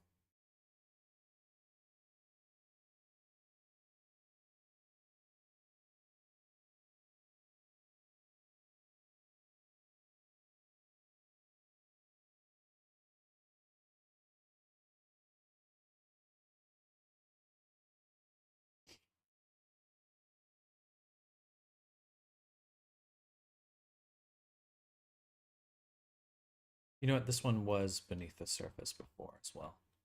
We had to use a displace to get it out.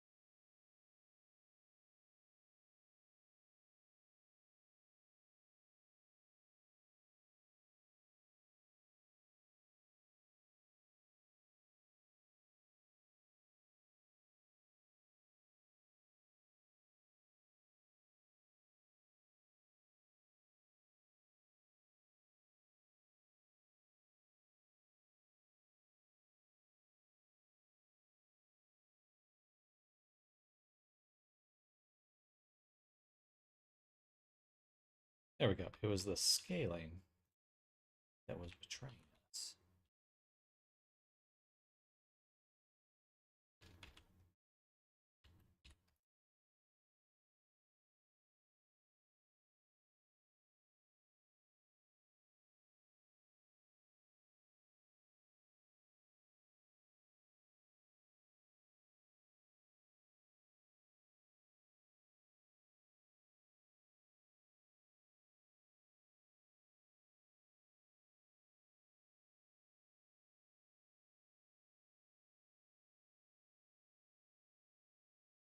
This one will actually want to mirror beforehand in order to ensure it matches the subdivision or the simulation on both sides.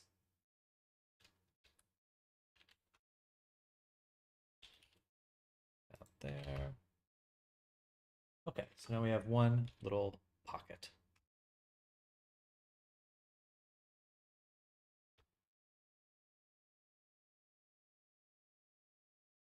We can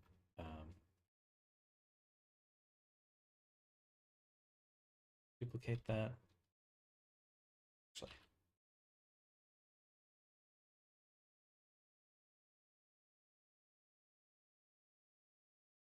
now we'll just duplicate it.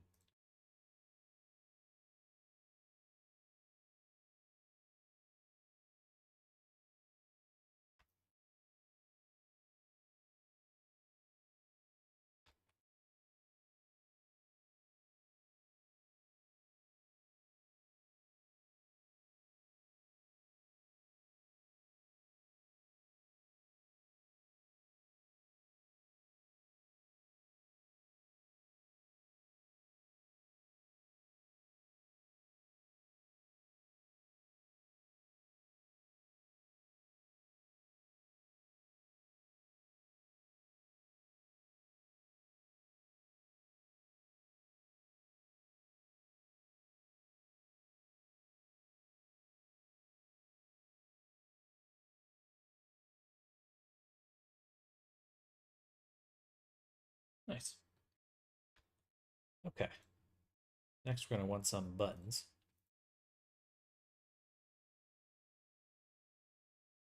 Take these, drop them both into high poly. And in Cloth Sim, I am going to bake our high poly really quick. Wish we could expose that, but that's fine. So bake. Let's go down to our high poly. And I will actually... I could include them. Do I want it to read from this one or the other one?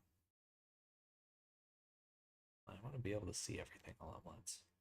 So we'll keep it on the... We need to do the baked. Strip bake. Two selected.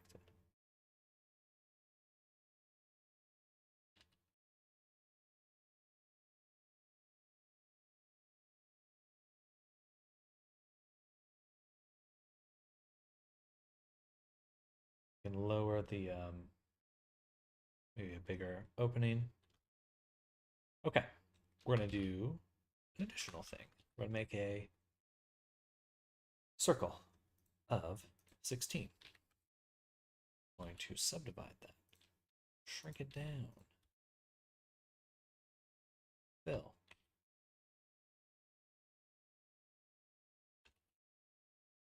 Solidify.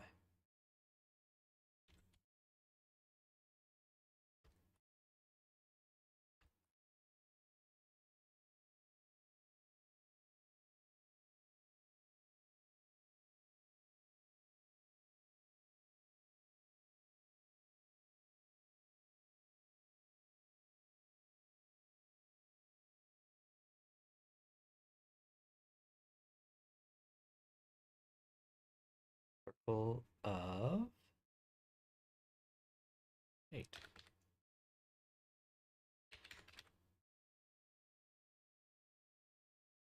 Something like this. And we can delete our other sides.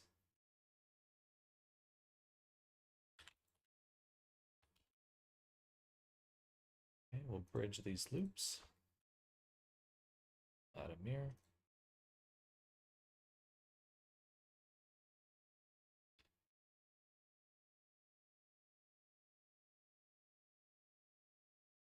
Point 6.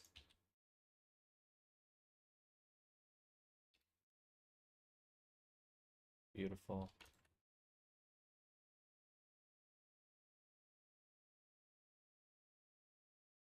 Zero.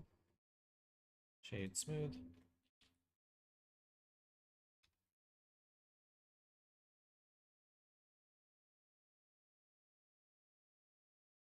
Add a little vertex group called displace. Assign that. And then you guessed it, add a displace to the group. Very small weights.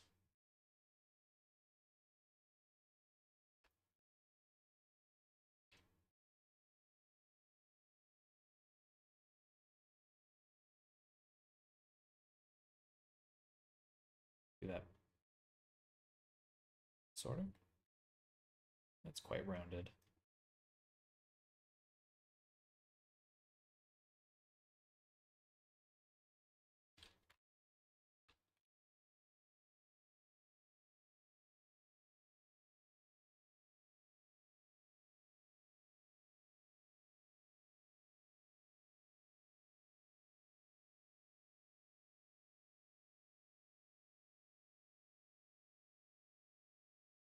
All right.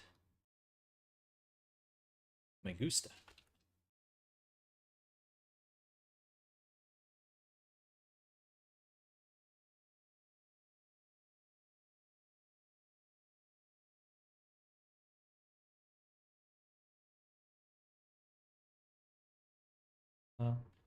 Let's leave it that size. It's a little oversized, but we can shrink it when we place it.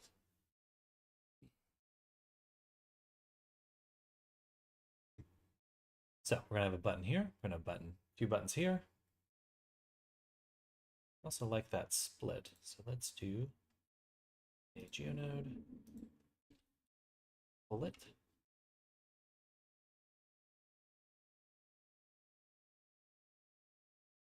Oh, beautiful. It's so nice because this is just automatic. It just comes with it. Now the sim will always update. When we update the sim, the pocket goes to the right spot. Everything goes to where it should.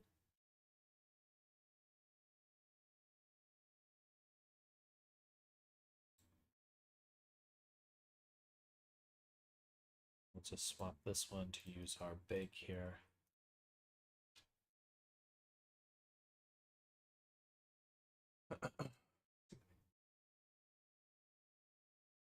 Pockets could be a little bit smaller.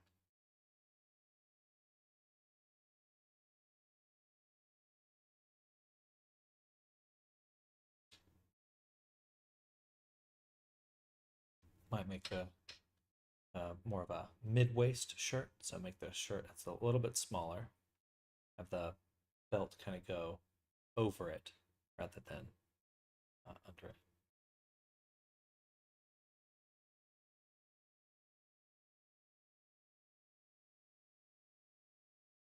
Either way, it's good.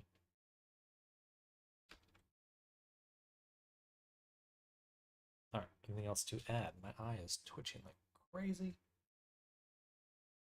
Yes, buttons. So we're going to add this to our GeoNode project. Be pretty similar.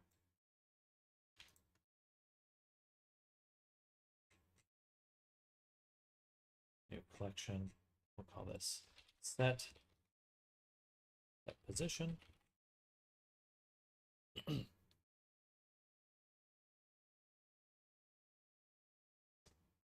We already have something like that.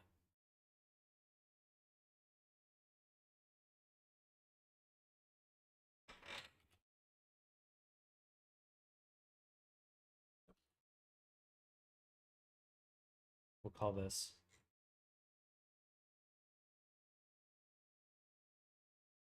these two can go here.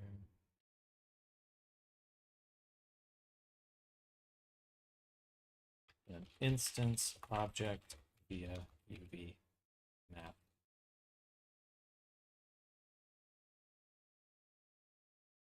Position.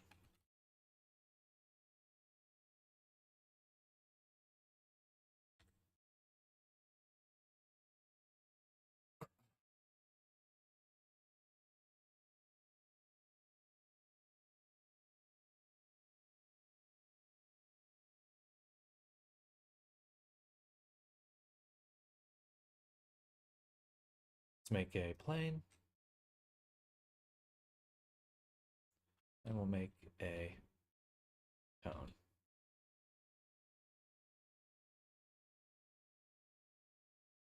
Make a geonode. Instance object or instance self on object via UV map position. Goofy. So geo to instance on points. Here. And then we want to point. Perfect. We're going to get that position from our object. We do want relative position. We're going to sample the UV surface. Vector.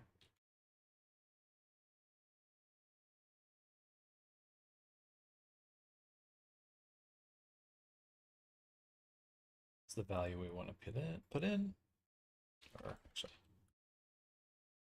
it's the UV map where we're sampling. Yes. And want. It's here. This is the point instance. Our geo is the instance.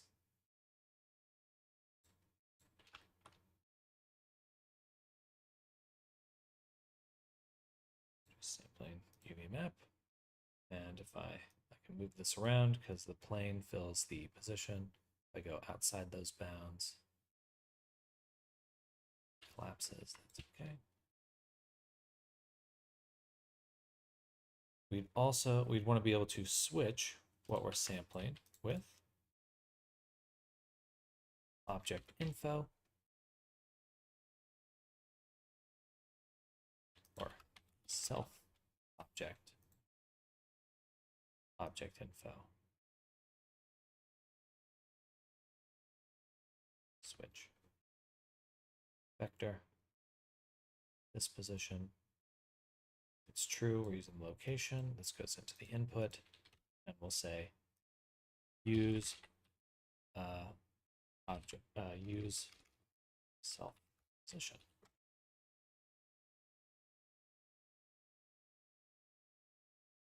Self position. Boom. And now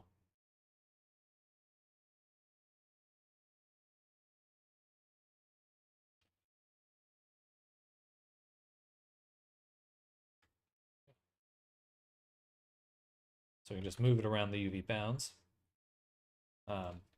One final thing to do.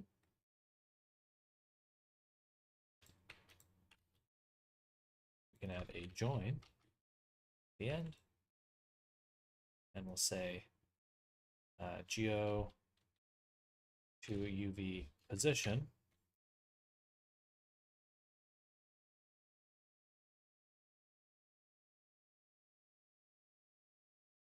Guess we will want to use a string for the UV map. Minus up.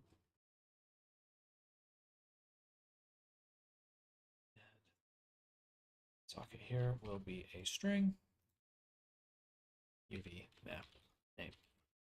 All right, it's a name there, and then named attribute vector there. All right, so geo to UV position should be our object geometry. That one.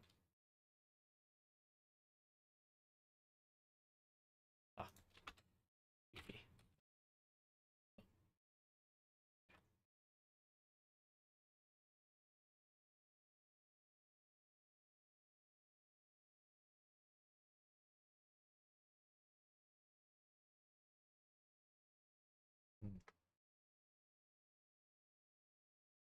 Interesting. This is not world position. It's just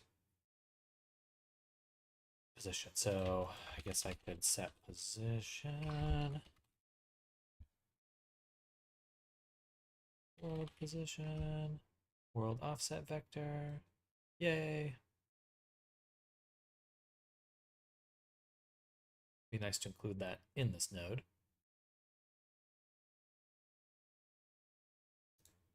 I can.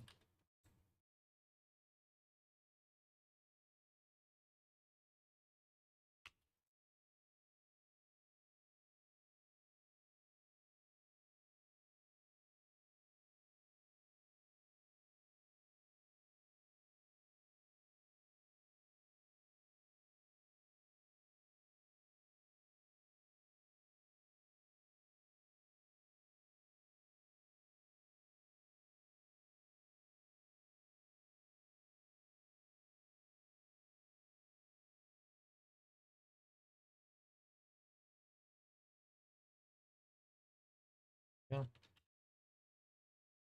And then we want to switch. Go and say visualize our input. Visualize object UV space.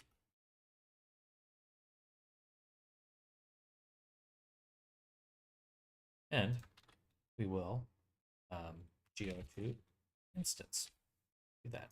That way, if we ever accidentally bring it in, it'll be brought in as an instance and ignored on export, which is good. Don't always want that.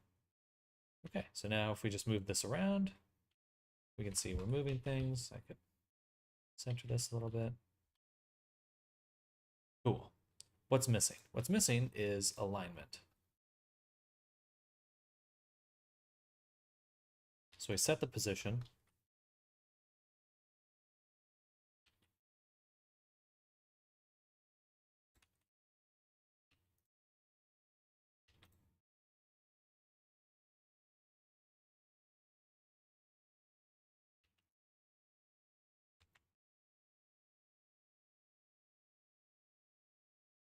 We want to rotate the position.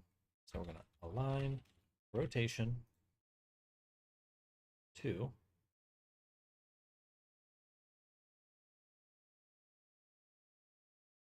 the normal.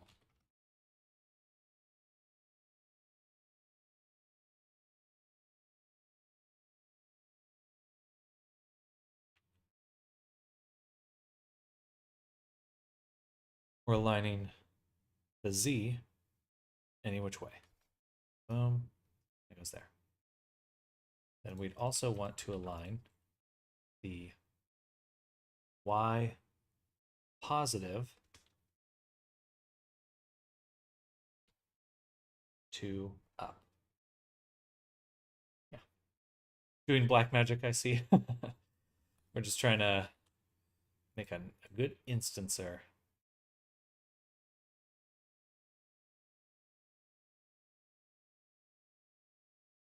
Pivot on the... No, pivot on the Z to put Y up. Yeah. Okay, so now it should be pretty stable. Yay. And we'll add a rotate instances and a transform.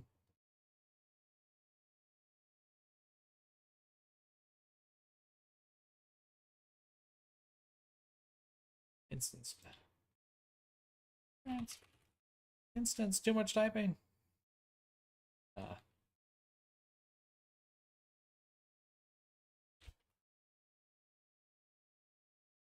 let's put this in the input.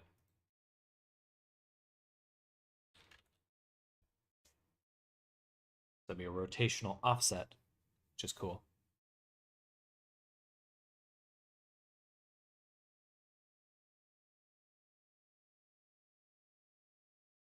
Translate, that's what I was looking for.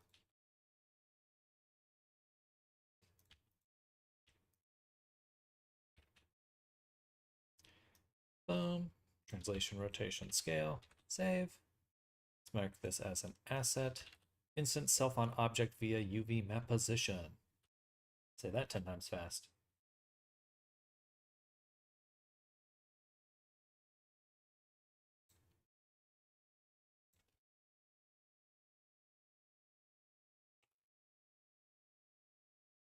Okay.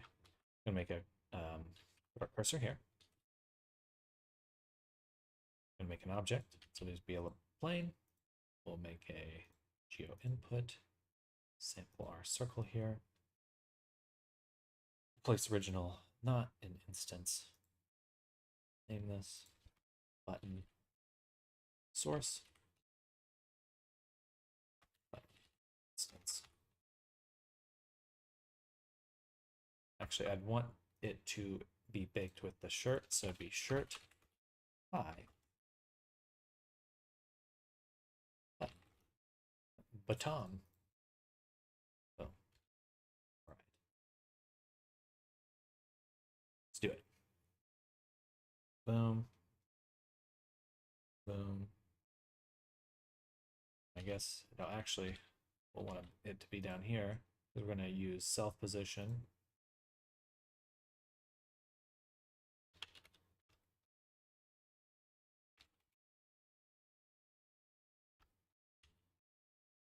place this on here. 0.8, please.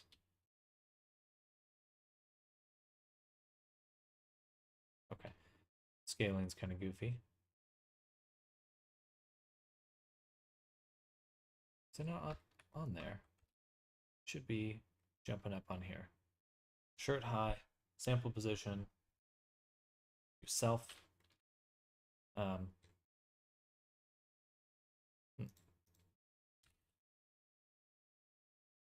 Should be up here now, right now.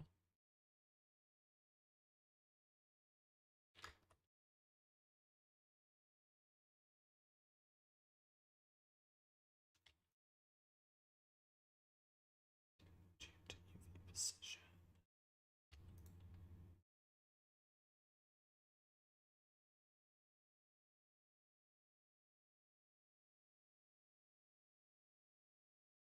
Adding it or we're not, so that's fine.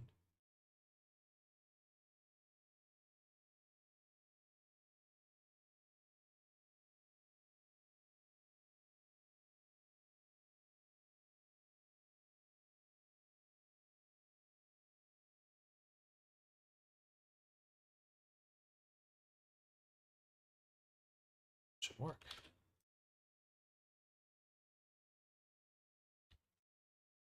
I don't see it up here at all.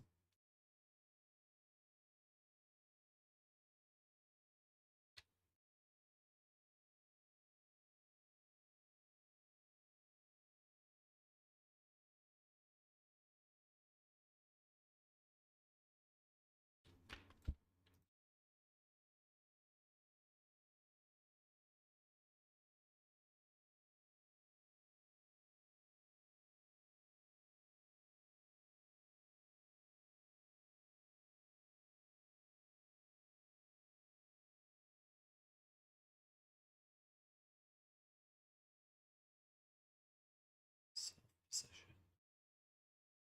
Self position. It's just location. It's not necessarily the world location, though.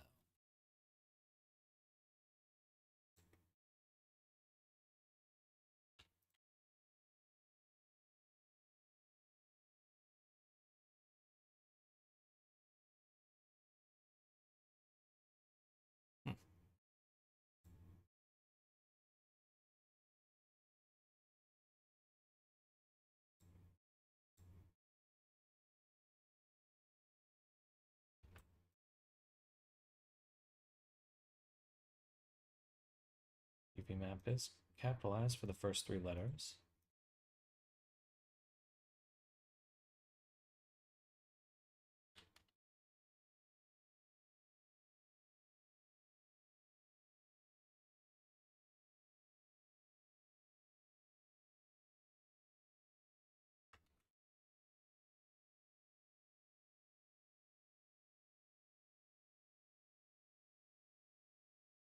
What the hell? Use self object position.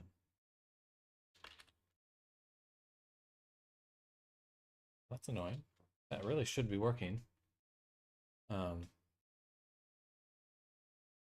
Did I grab the wrong node? Instant self on object. Yeah, that's right. Just to confirm.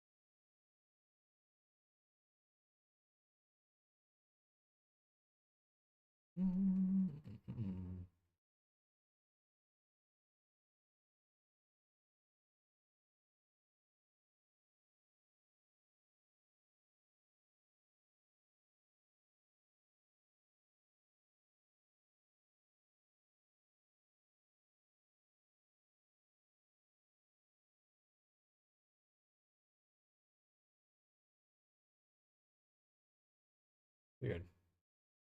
If I just make a plane here.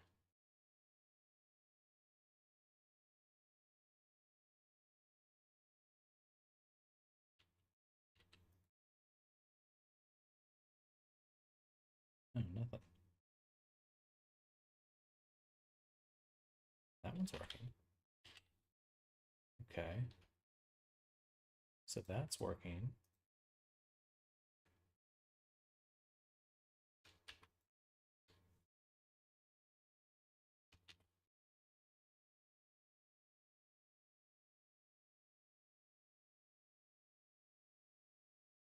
What the fuck?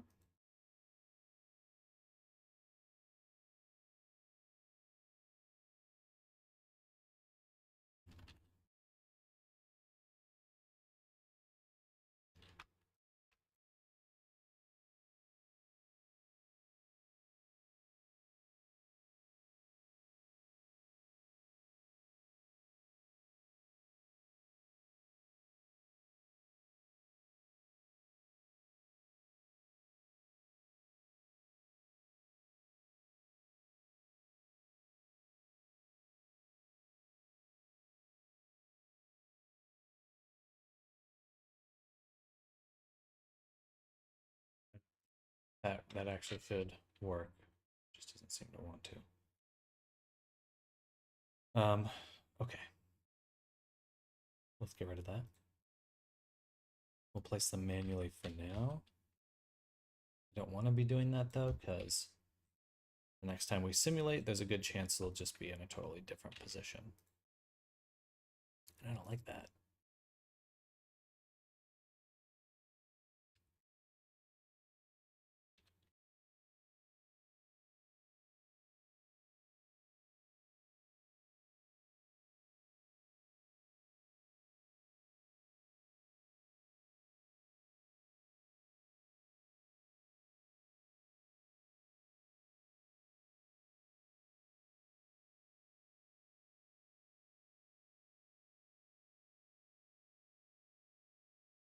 All right. 1, 2, 3. I guess we'll do 4, because there would be a fourth.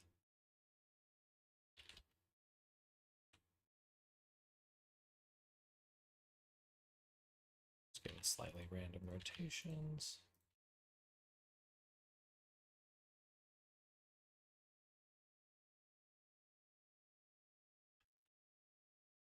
This one will mirror.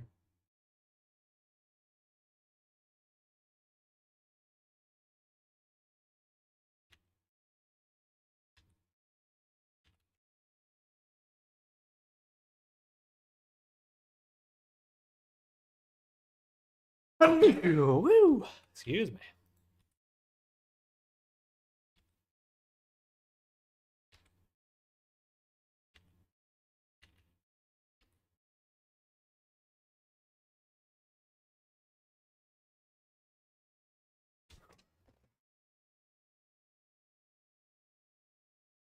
Wow, it's already 12:24. Okay, I should go on lunch. That went quick. But I take it back. I want to keep working. Enjoy myself.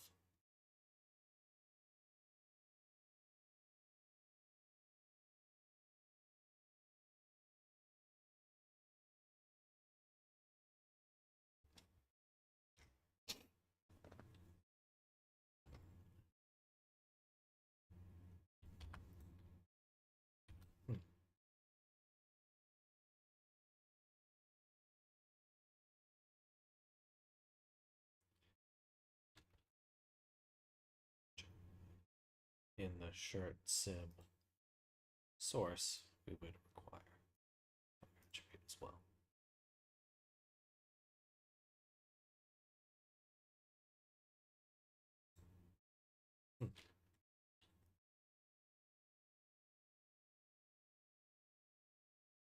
It's because we replaced the original.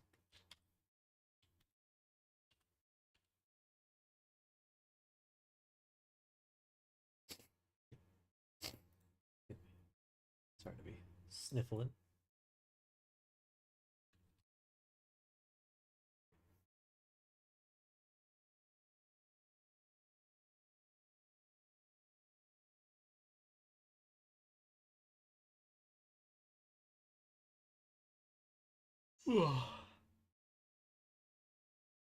They look tan, like a light brown or something. Khaki.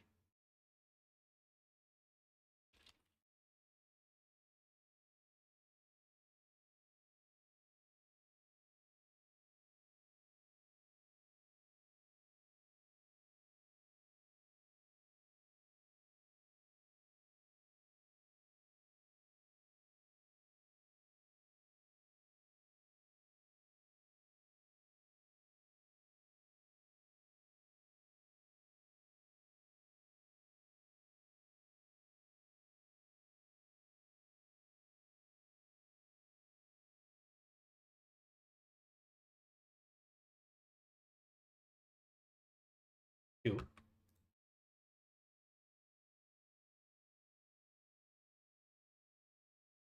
I like using the store vertex colors because it's just easier access. I like being able to change it right here.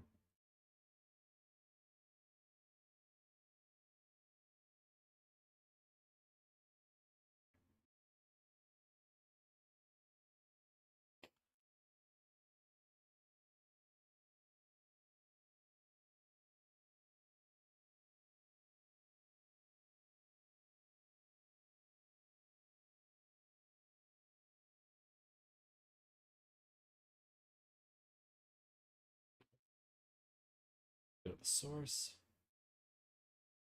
And we will select all the edges. And this one. Bevel weight.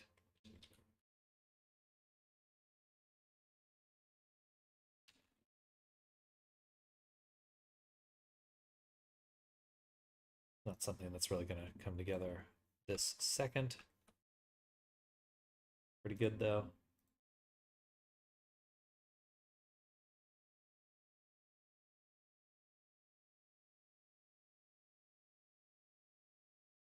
All right. Let's go on lunch. I'll be back in about 30 minutes or so. My usual. Wow, my hair is soft looking today. Yeah. Be back in about 30 minutes. Gonna get some food. Be back. See you in a second.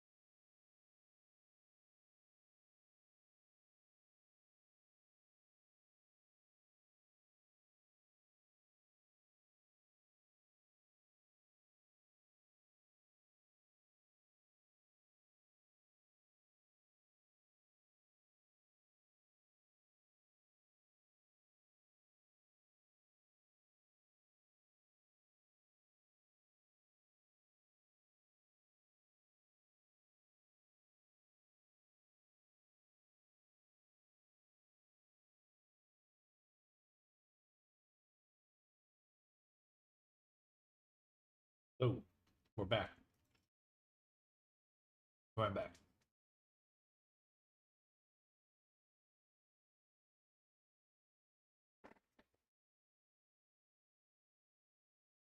Okay, so clothing.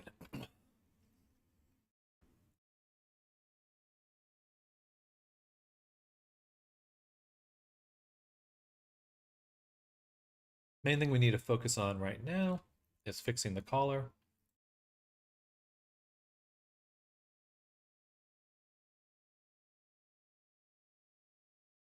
So when we create the duplicate,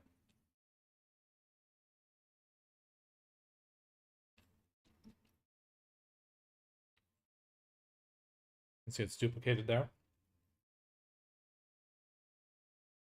We'd like to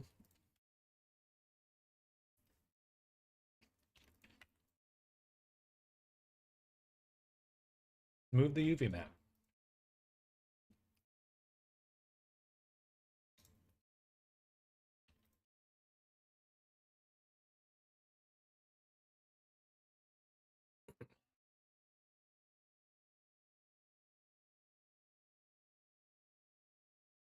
So just add a vector, just the Y value. Let's move it up.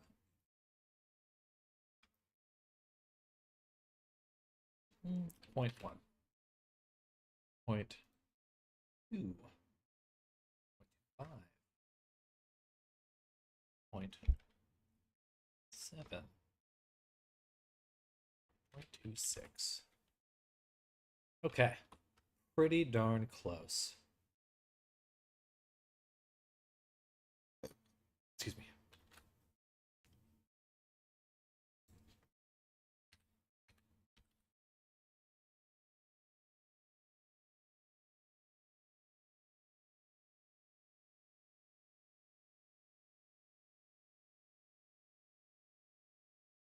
Awesome.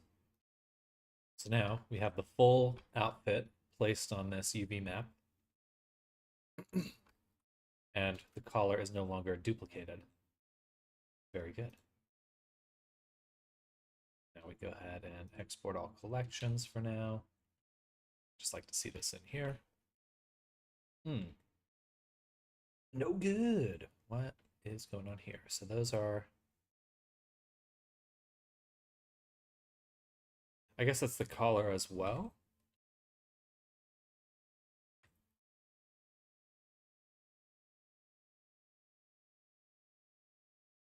Whoa. Hi, buddy. And that is what we're moving, but... What? What? Yes. Ow.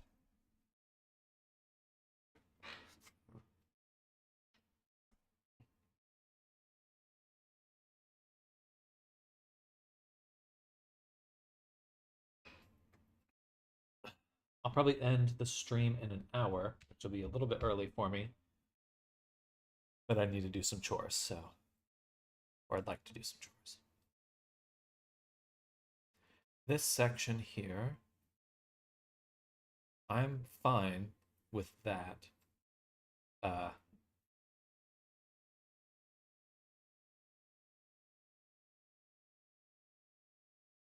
fine with how that is.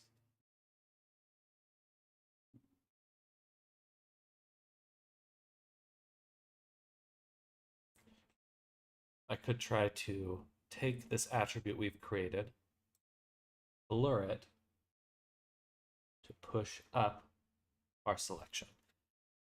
So we have this selection here.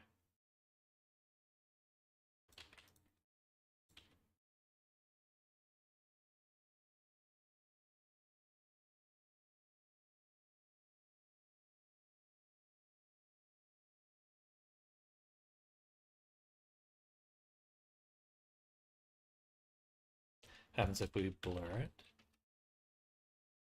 Probably nothing, because we would require the like pre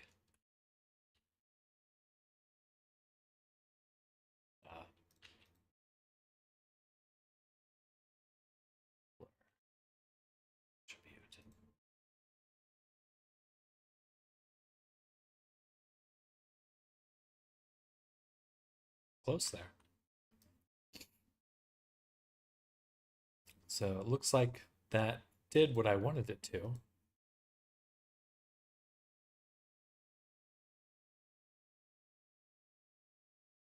But we need to change the domain. The domain.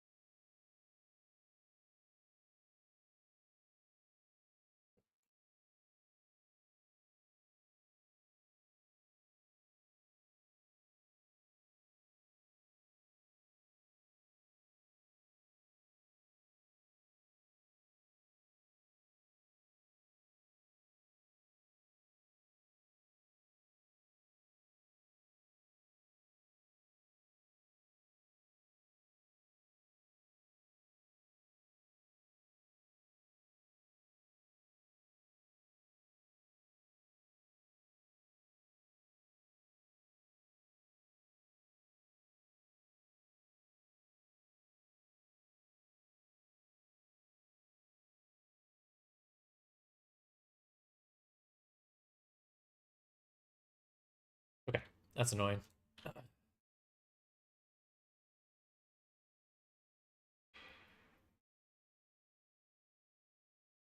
I would just have to make another selection. There's no other way around that, I don't think.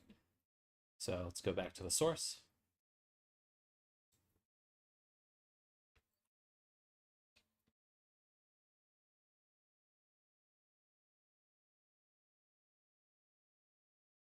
What is the selection currently?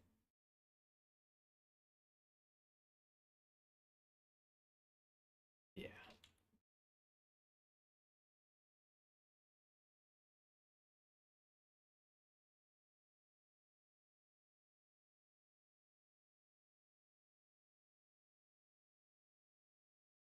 This will be caller UV adjust sign. Play. Just need to get to like frame 20 or something.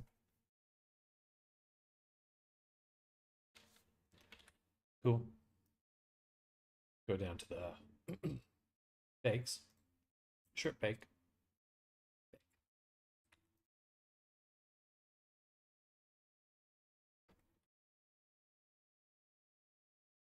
Now that we've baked,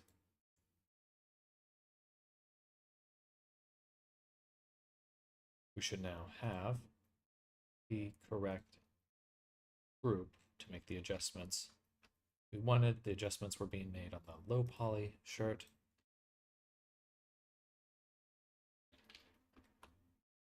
So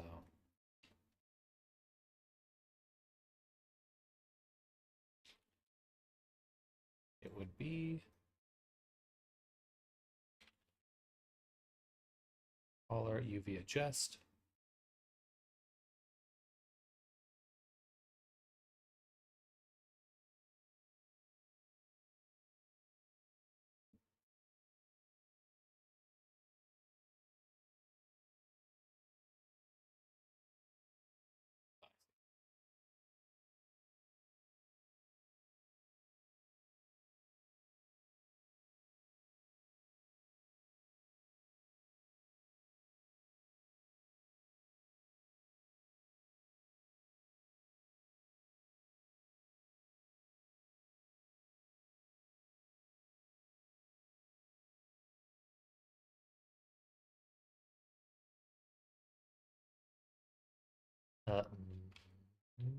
What the fuck?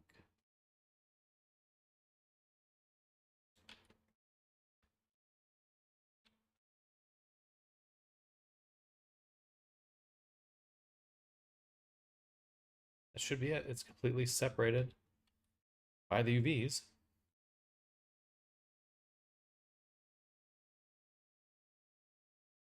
Why is it including these ones?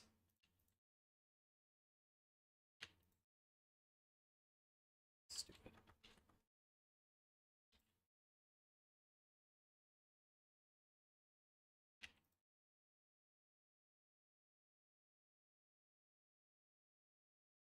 Go. That's better.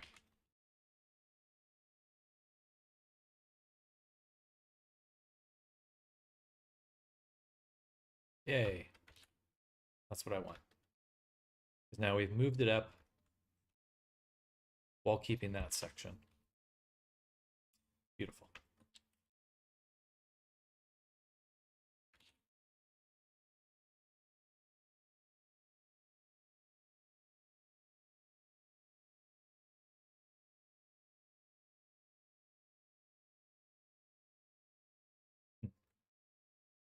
This thing's throwing stuff off. Where the hell's that coming from?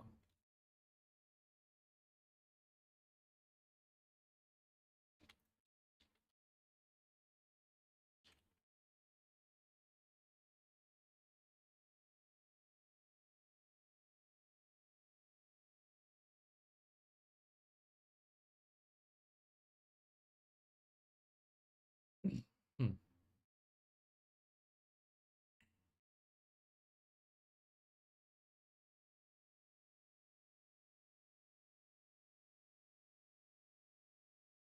It's not going to bake perfectly because we have that weird stretch.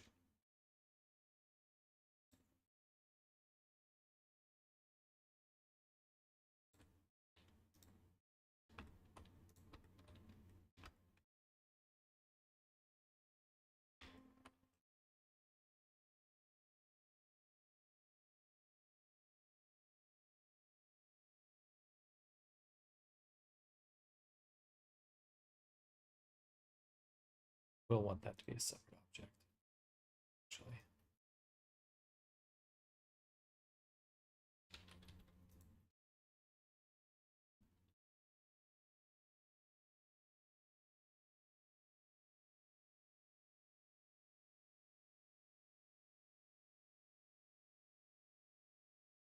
Need to do the same for this little front piece.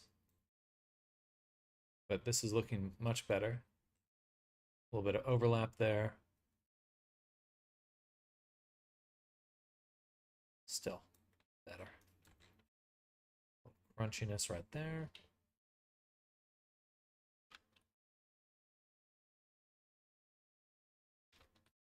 That's just because it is crunchy.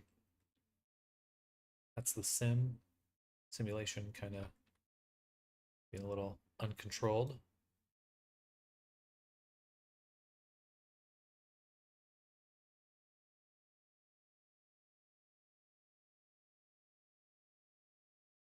Nice too. Have a little more control over these. I think we would need another selection. So let's do it.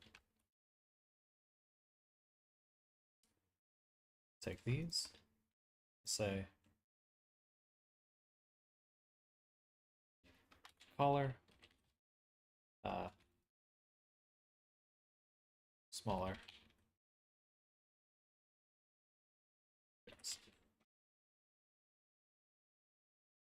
Spelled. Sign. Beautiful. Let's sim for a little bit. Let's turn on the collider before we do that. Let's actually turn on everything for the simulation. Except the base.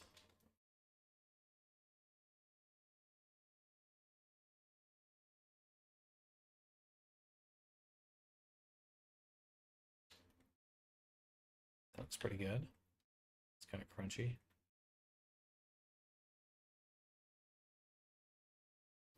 Thought we had self-collision enabled.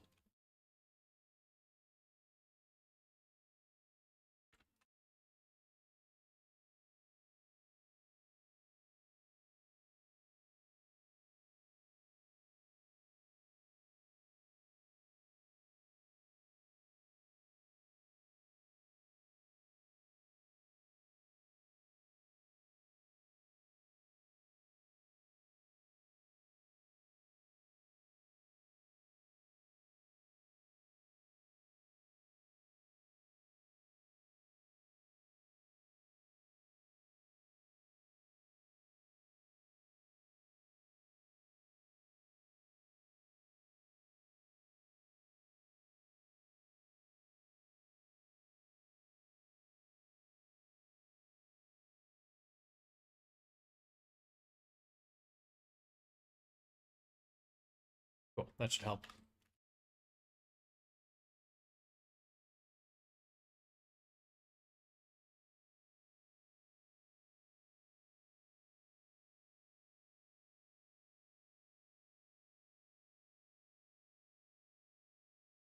Good stuff. Bake it.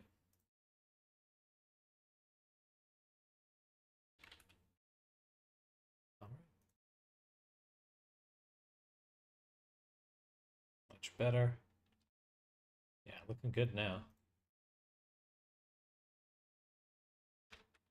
This one is really hard to see without a vertex color.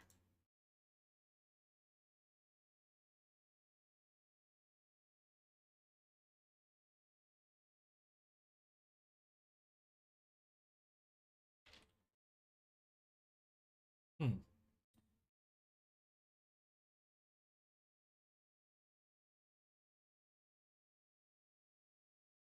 It says it's sampling the bake, and perhaps it is, but it is not sampling it very well. Let's look at the bake and the sim to understand why. I understand why. The issue is simply that when we redid the sim earlier, we added extra geometry on the sleeve. We did not adjust our UV map after making that change. So if I go here, unpin and unwrap, we'll get something like this.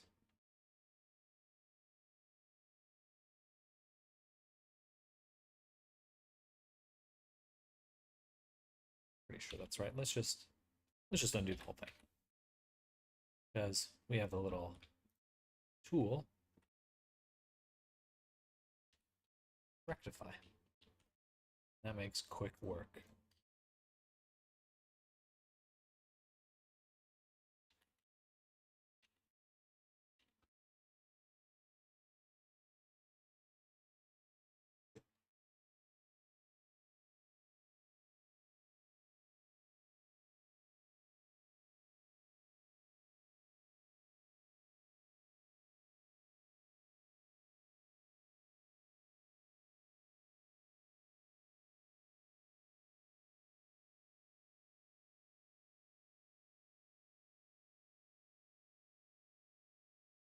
All right, sounds good to me. Goodness. Sorry to clear my throat. Once again, collide.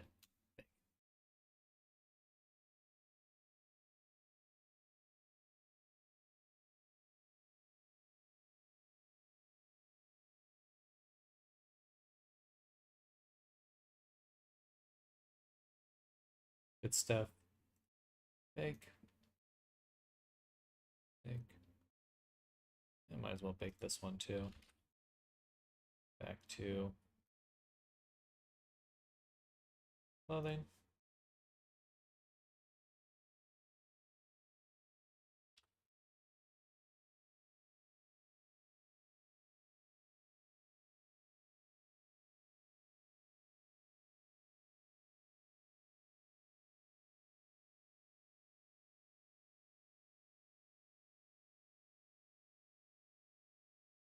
And the low poly.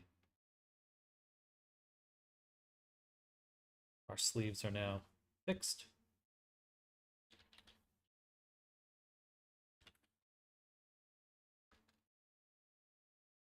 Oh, one change we need to make on the low poly. We did this set position for the UV map. We need to do that again.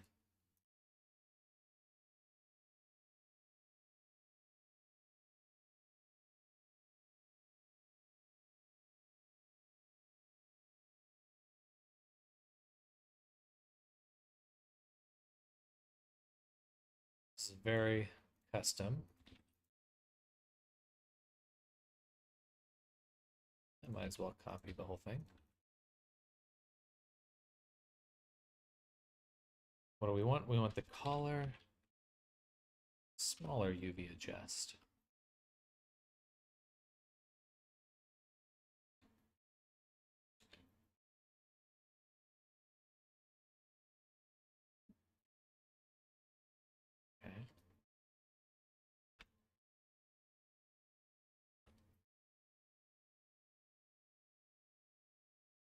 don't like that the little tip here is missing, but I don't see it duplicated here. It's just gone there.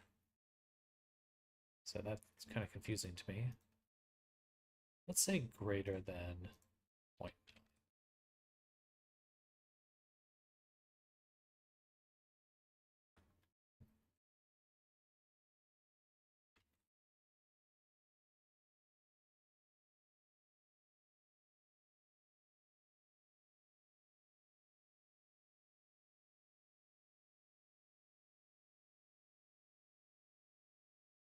Export again.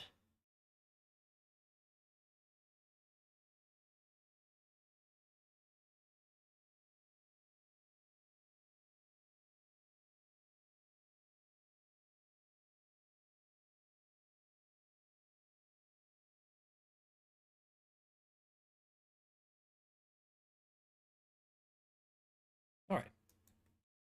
Yeah, for some reason this here,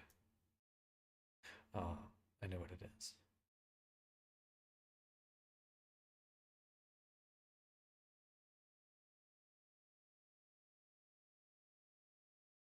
We still have this section missing.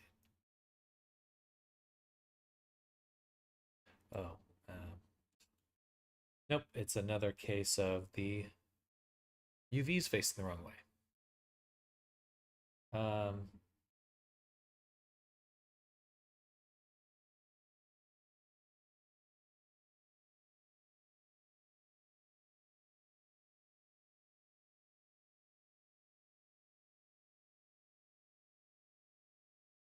hmm.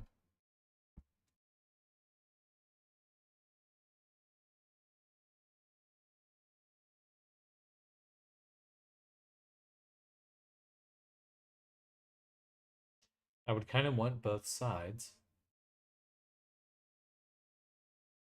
But then you could really see up the sleeve. It's definitely going to be a tomorrow problem. That's okay. Set a base color. Here, we're going to do Nug.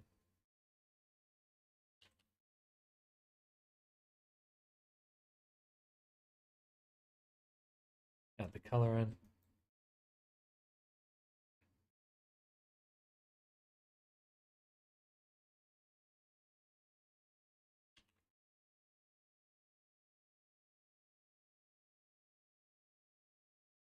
Grungy.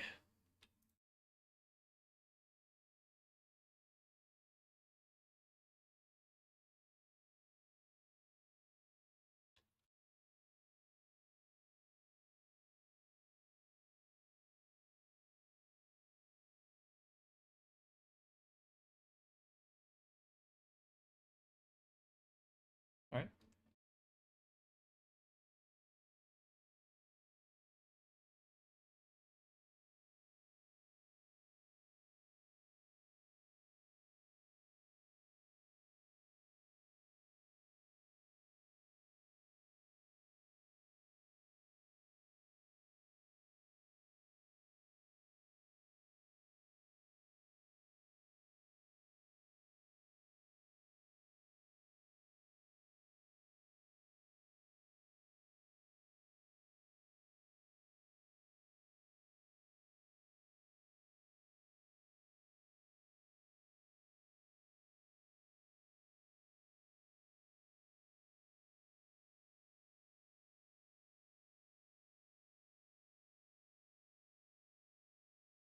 Probably need to include something for the scales, or just include the scales as part of the collision.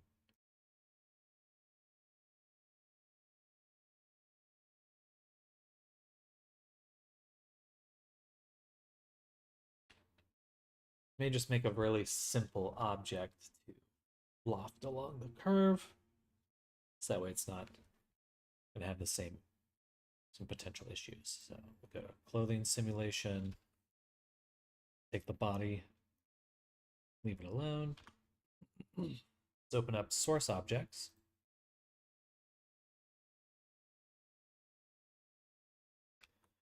This is the object. Put the cursor there. We'll make a plane.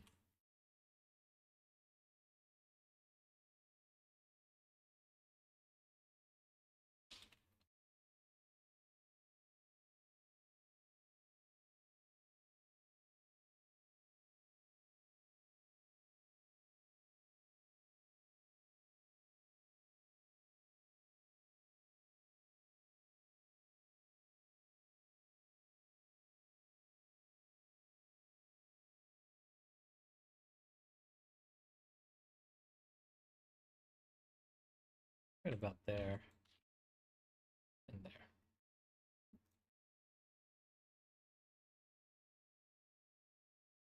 We'll add a array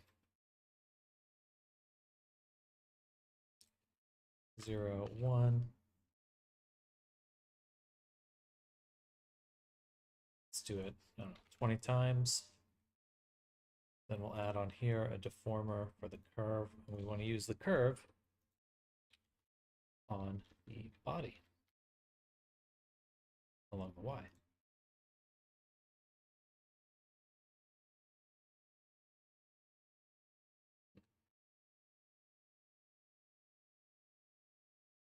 Definitely the right one. Why the big difference? I guess we have to set that to 0. Oh, that's right. Um,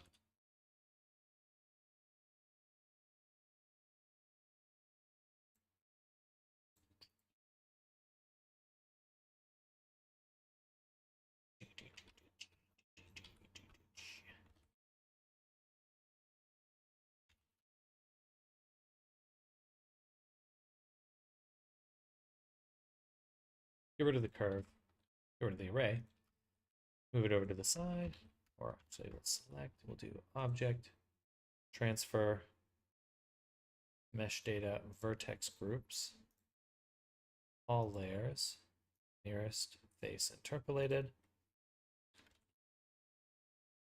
So we should have shrink wrap now. Beautiful. Then we'll take on the low poly this object, duplicate it, send it to clothing simulation. Click that 3 times just for fun. And we're going to swap out the object we're using to this goofy one here.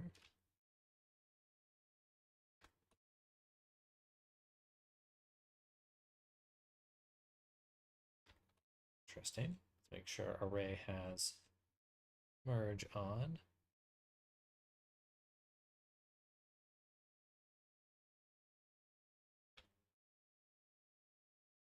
It's not what I expect at all.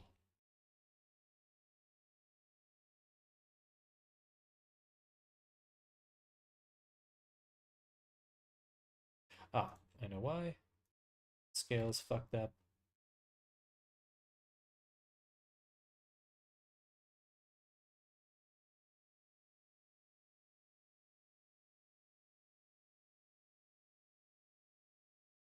I'm just going to get rid of the array on that one. Add it here.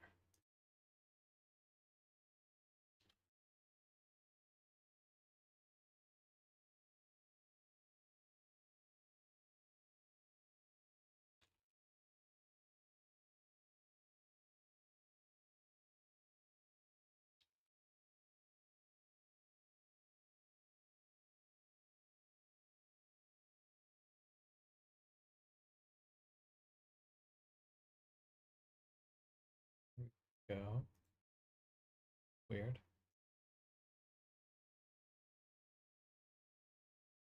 Just doesn't seem to want to merge earlier. 222. I guess we'll just add it by hand. We'll add a weld here, then put the shrink wrap on, and go back to the body. Okay.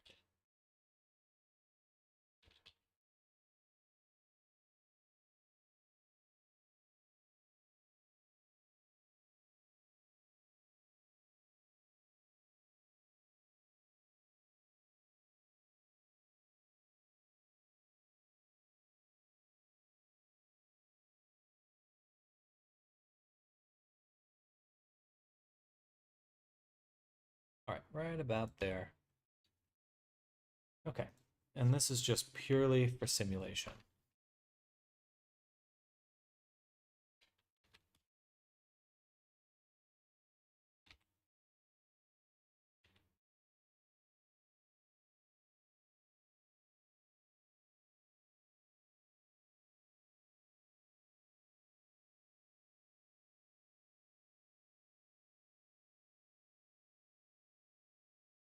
See how that goes.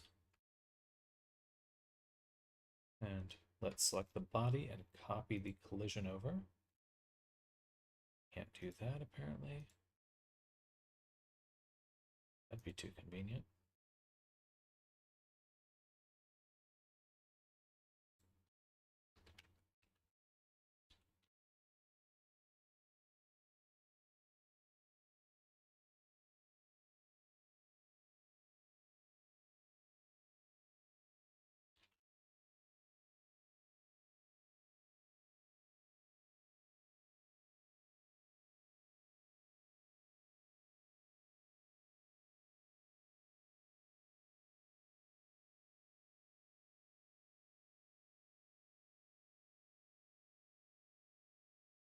Interesting.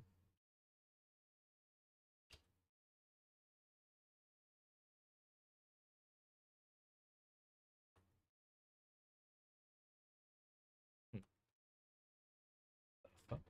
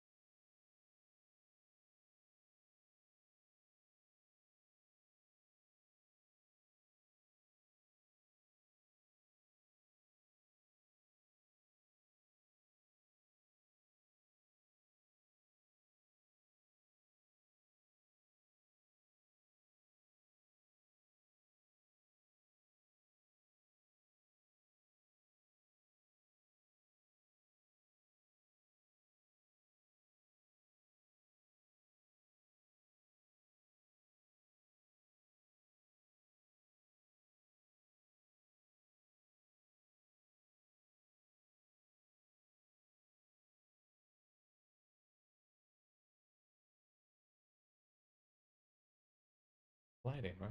Got the collision afterwards. We've got this one. Gliding. Why is it getting firmly pulled right through it?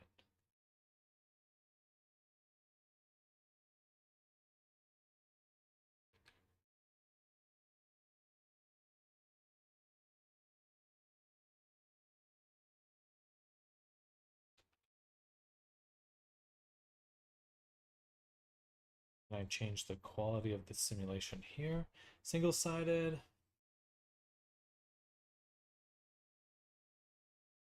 Cruise, penetration, recovery, and then we want to keep that on.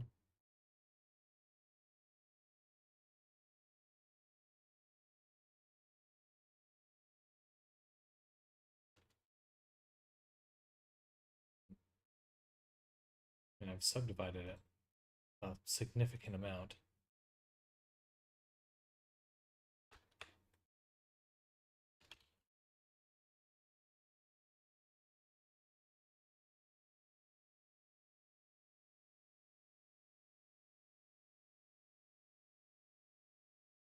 It's doing some weird pinching. It's a bummer.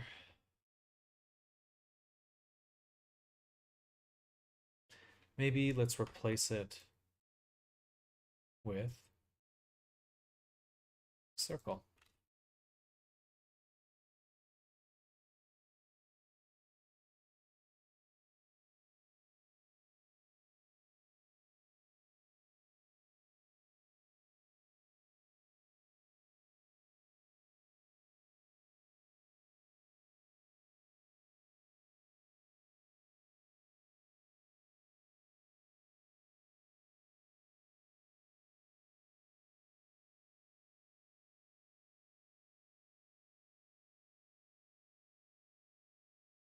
Cool.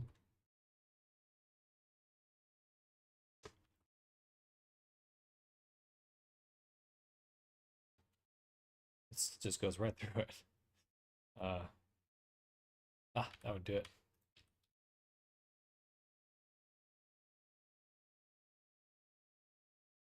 Well, let me back up. That's the case.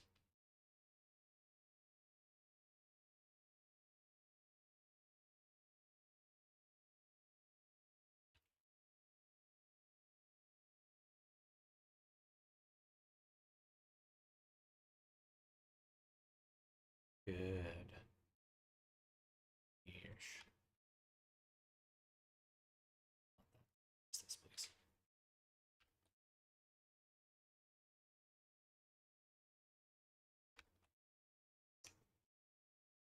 Good stuff.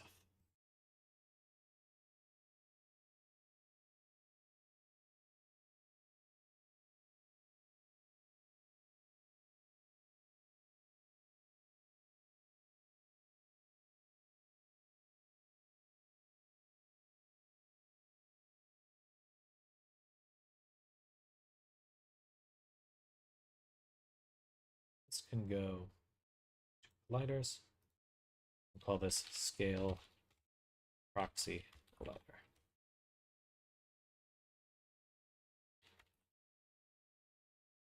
Probably want to do the same on the bottom, because there are some scales there too. Ugh.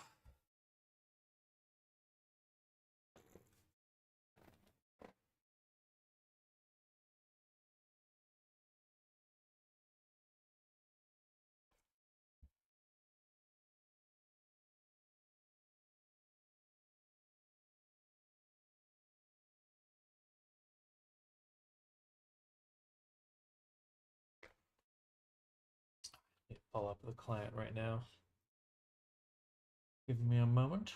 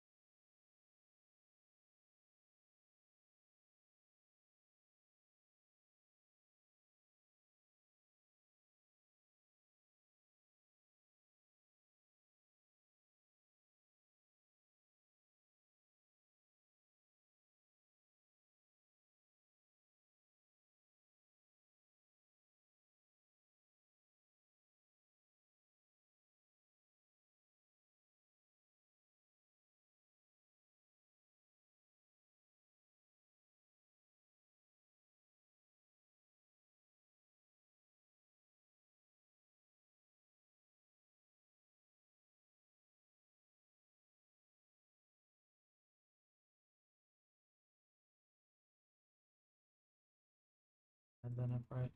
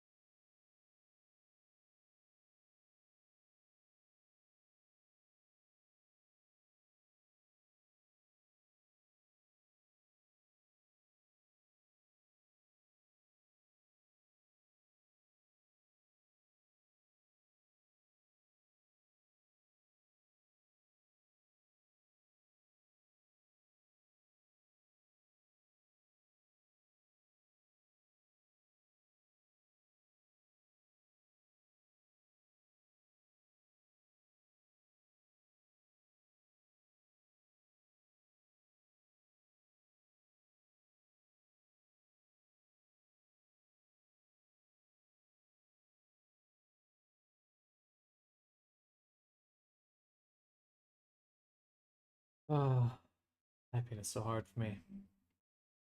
Um,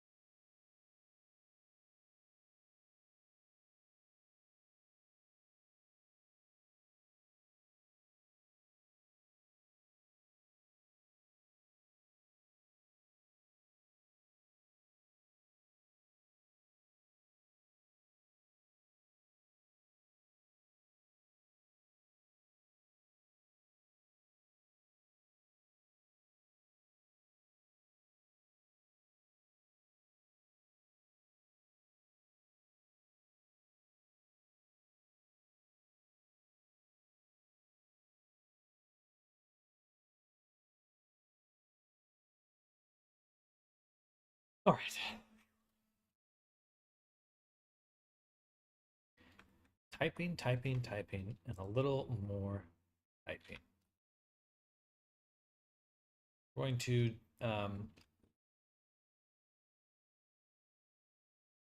duplicate this and switch the curve again.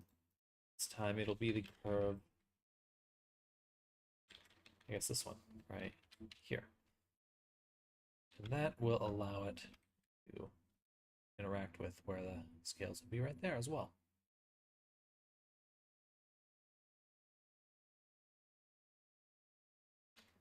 I feel like I kind of want like a little bit of outward pressure. It's kind of just too thin. I'd like kind of a thicker,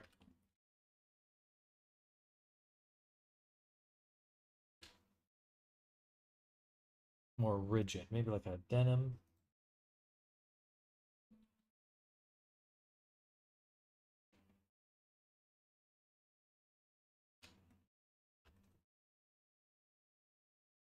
Feels kind of good. I like these side wrinkles here. But again, just a little outward pressure, please. Actually, going to back up, turn it to the prior sim, and then just do pressure F2.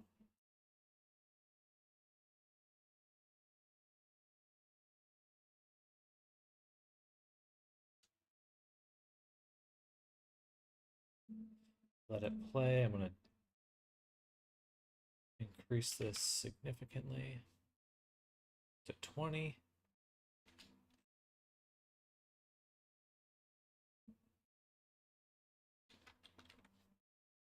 Let's do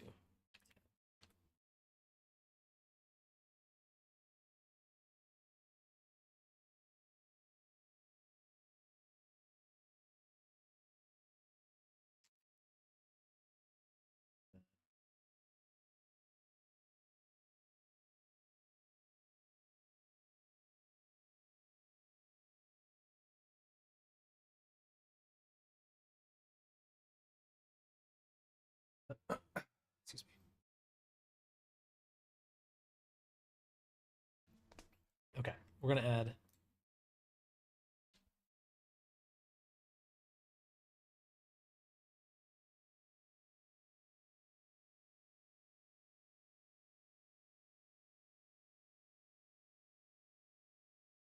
goofy.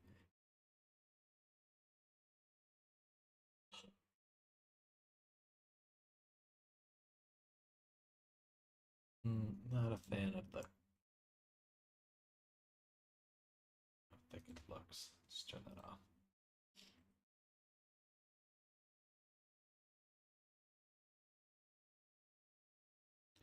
Resist stretching, compression, shearing, bending. Let's turn up bending. We'll turn that to 4.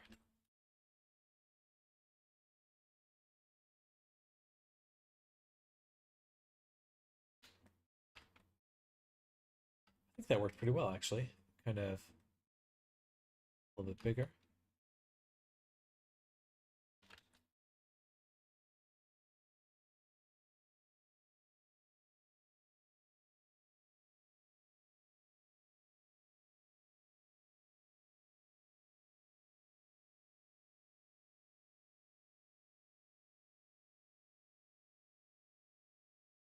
Make it real easy to see.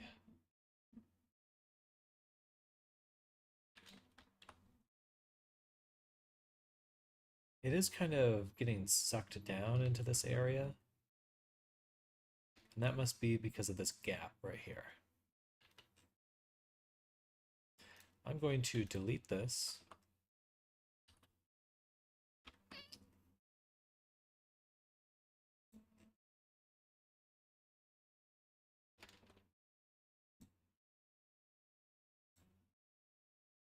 Ew.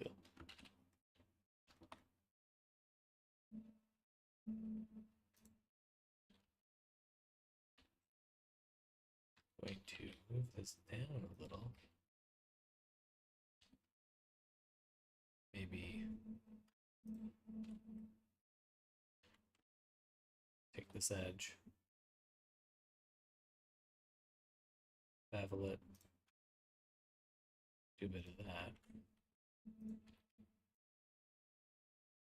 So I'm going to do what I can to ensure there's no big gaps as it comes together.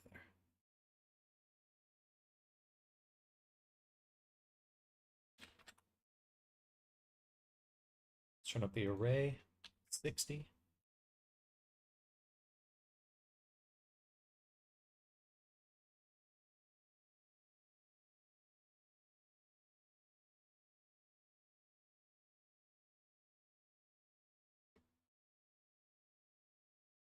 I guess this is okay.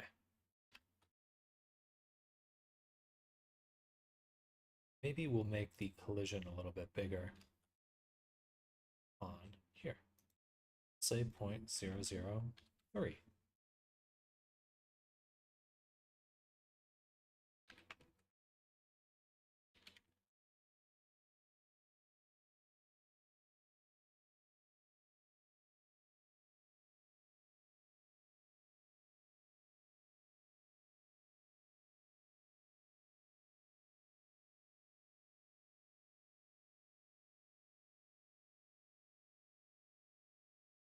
Why is it doing that? Let's turn off creases. It does get really thin here.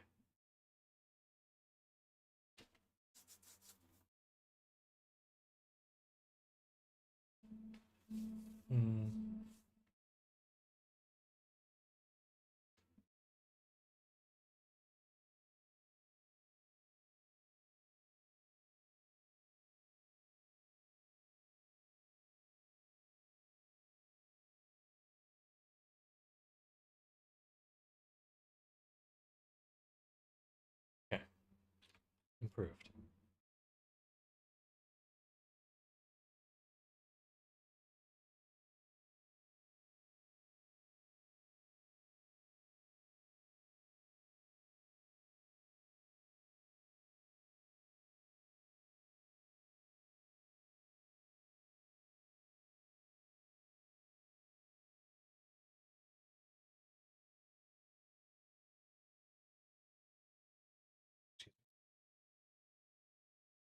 Oh, I spelled this wrong. I was like, this should be baking. Missed an R.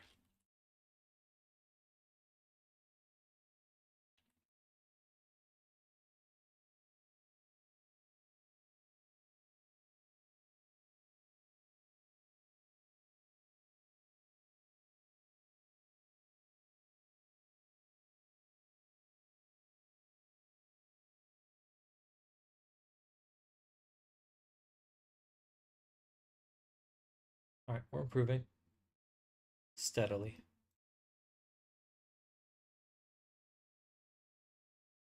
It's a 2048 texture.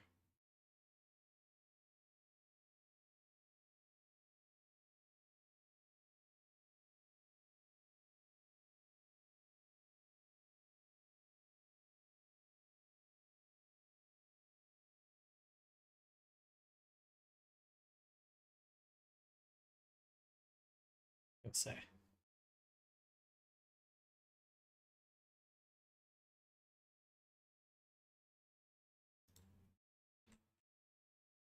There we go.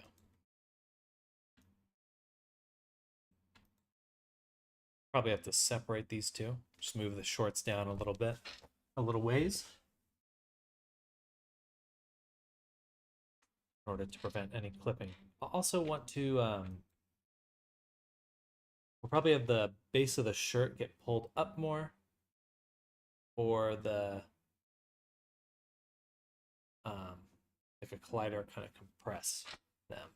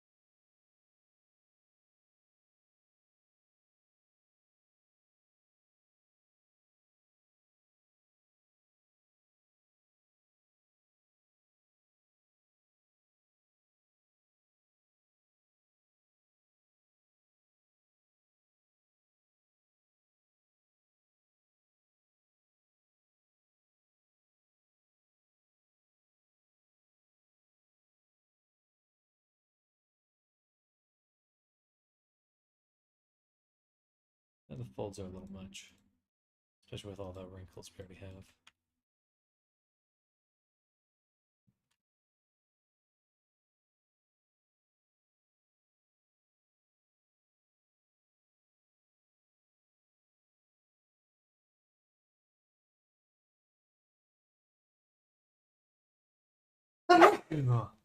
Woo! Goodness.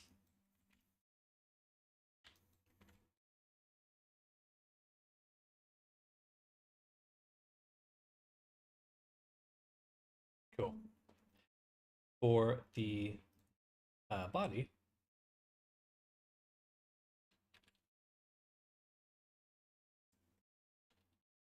turn on the clothes.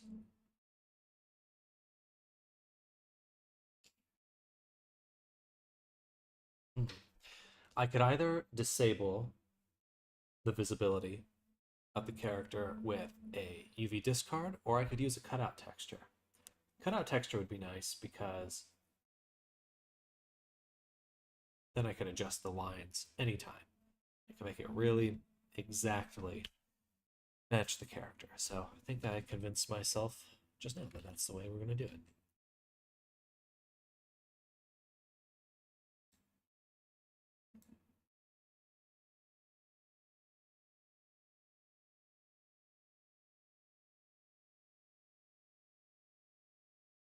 And we'll blend them together through a decal layer.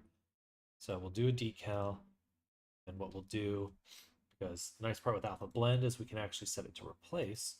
So if we turn down the replace here, sorry, the body, decal, 1,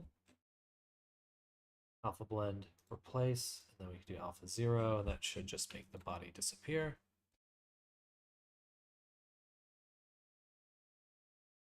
Perhaps.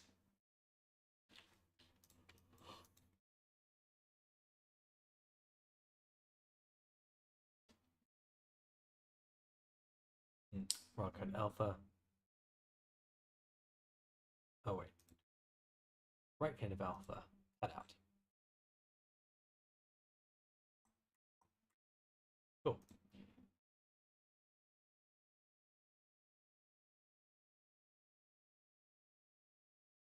Set it to white, color blend node, mode, multiply. That way it won't affect the character visually. We'll dedicate these two decals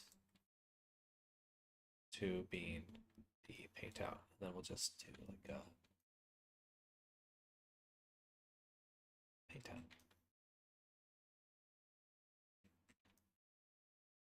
Some sort of mask. And yeah, if we could have the shorts sit above the scales, I think that'd look good. That would look good. Okay, so let's go to the body. Save this.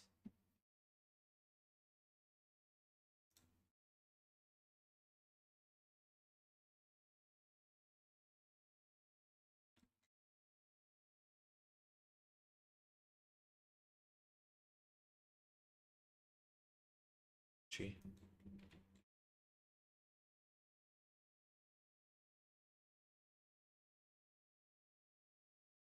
All right, so we'll make a new template. We'll use a planar gradient template. Right here, we'll call this user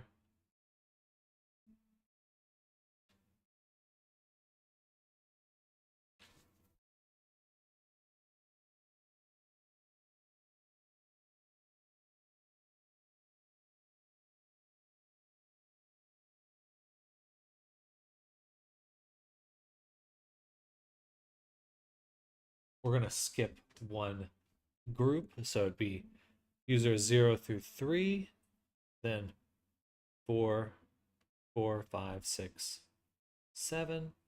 So we want to start with 8, user 8.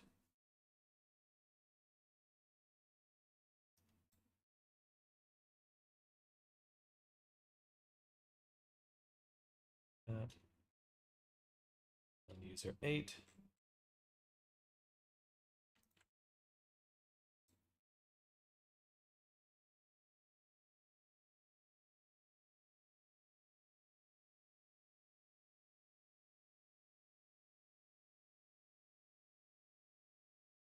Go the other way.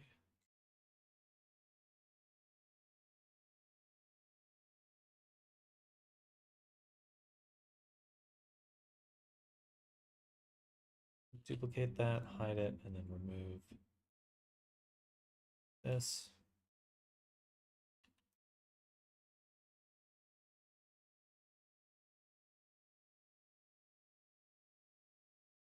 It's like basically just above the knee right here. Let's turn on hardness max. And duplicate this, set it to black, and multiply. Move this around. Get these nice blends here. So be kind of this middle section just below that.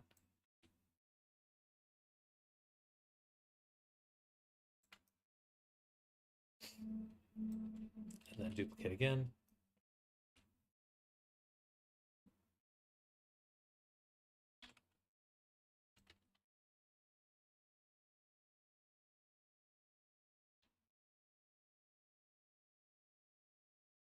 Okay. Shift Control E.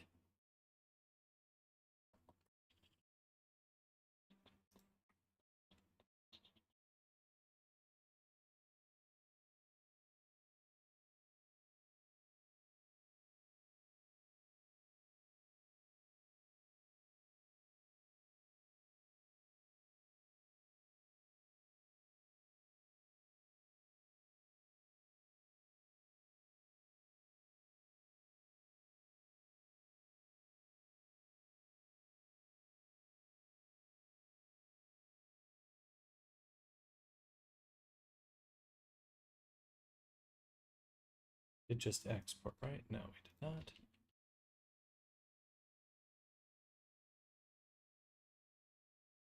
Loading.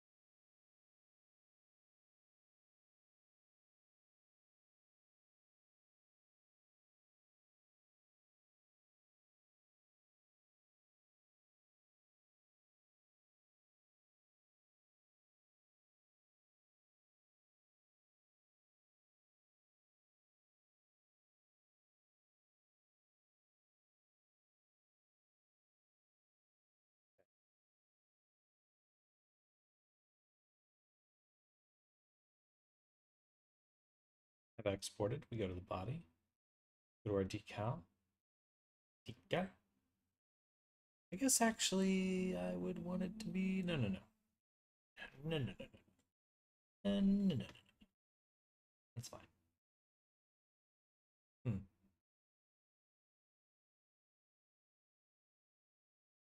What the?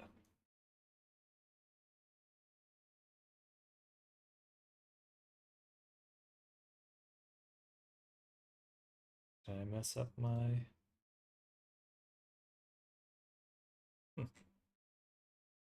I see.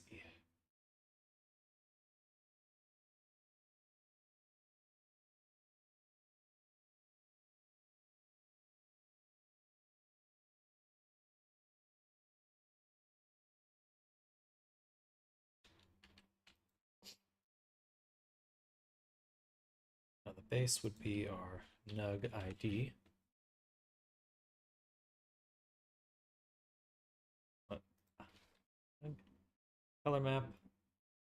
Roughness. That's fine. Metallic. Normal, no. Opacity, no. Emission, no. AO, no. User 0, yes. These should all be black. And then if we go through these channels, we should witness use specific masks.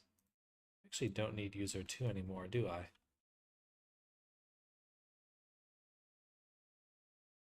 I don't. Maybe I'll use that instead.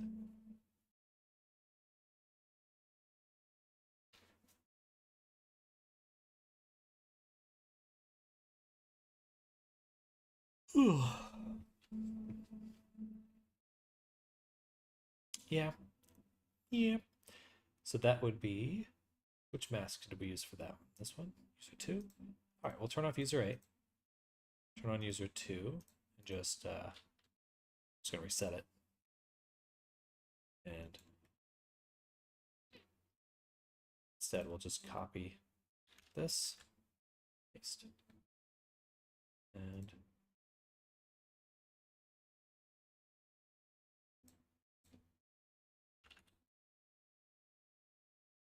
And then we, why is it so slow?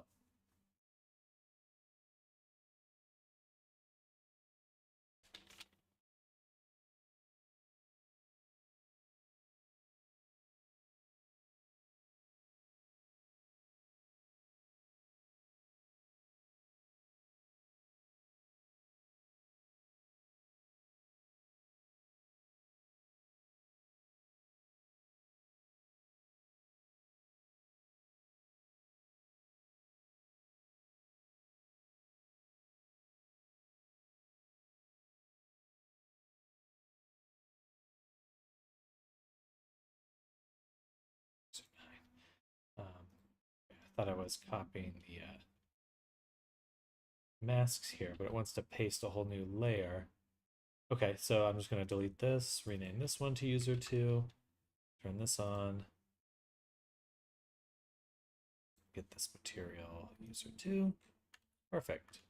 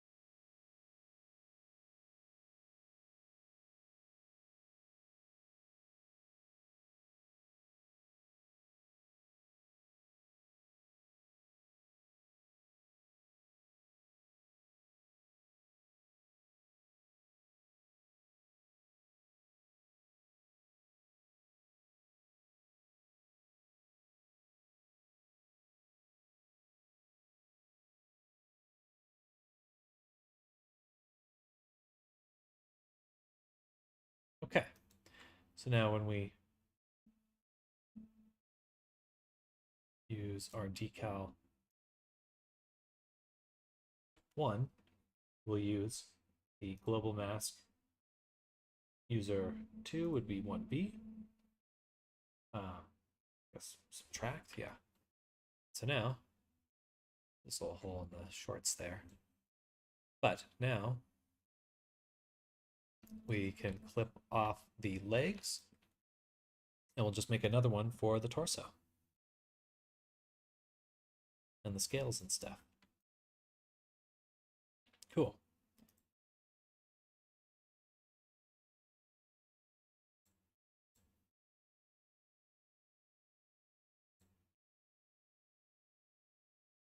Why wasn't I using the user 3 channel? I don't think I'm using it for anything else. So I'll just duplicate it. And start with just this one here. Or take this one, set it to linear dodge. Sorry, this one. Linear dodge, boom. Take this one, and on this one, we'll set it to.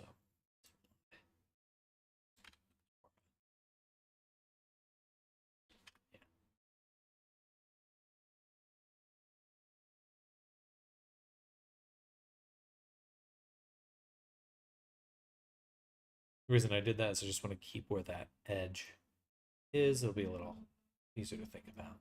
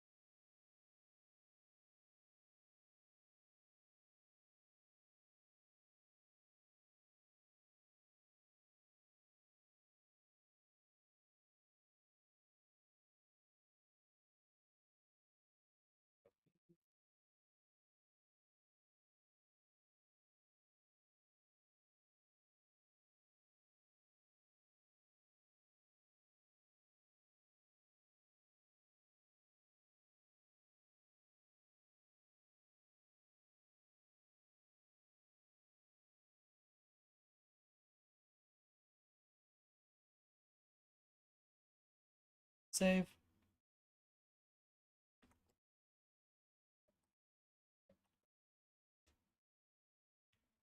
I do have to stop working in just a second.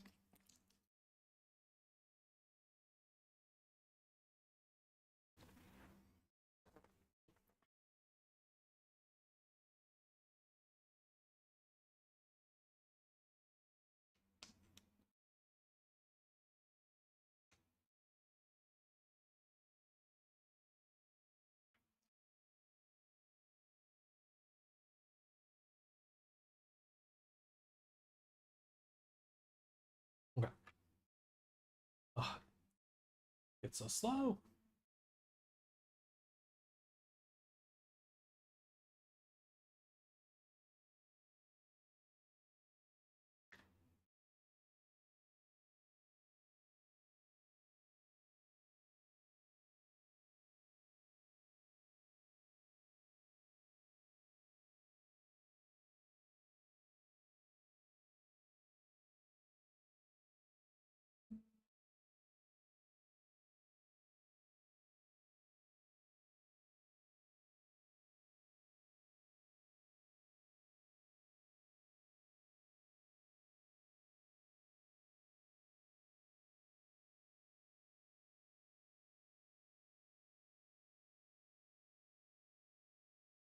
Um,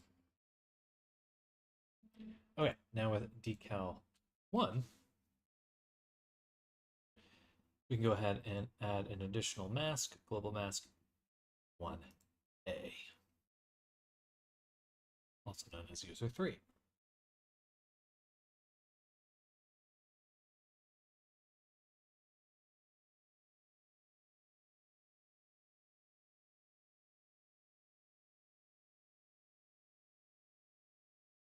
Add, multiply.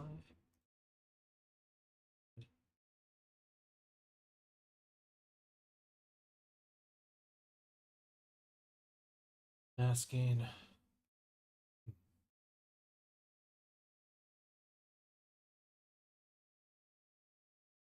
Or would I want 1B again, but then use 1A, add.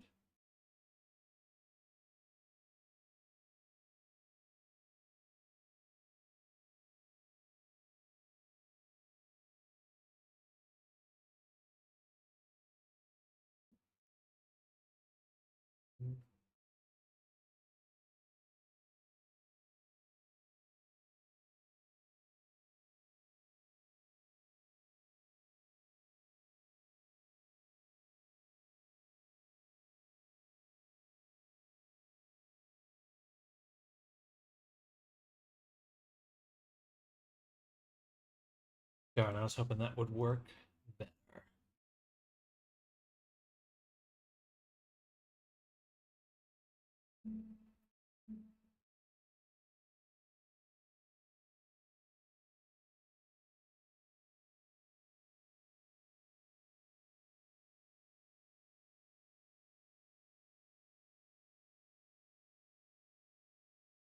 I'm a little confused. We have the mask here, 1B, set to subtract.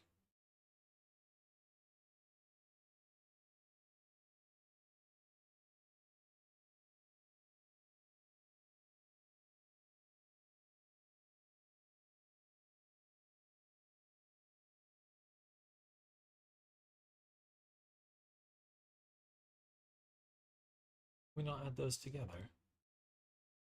Sad. Okay, then we'll just use standard UV discards. That's fine. It was a nice try. All right. Looking good. We're going to call it here for today, for this week, for the new year. And I'll be back tomorrow.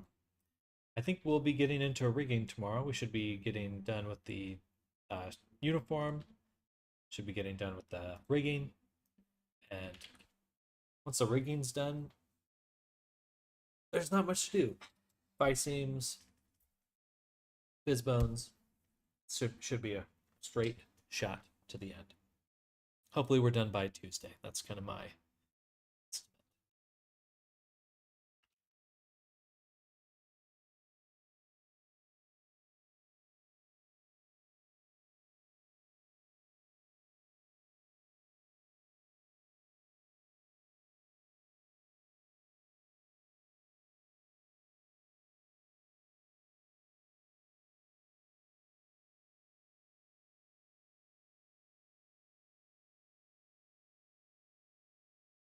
Okay, perfect. Thank you, everyone who's been hanging out, chilling, seeing what I'm up to. Ariso, hope you have an amazing day. Arctic, hope you have an amazing one. I know most of you have headed out already. Anyone else that's lurking out there, have an amazing rest of your day, rest of your weekend. Enjoy the start of 2026, and I'll see you Monday. Bye, everyone.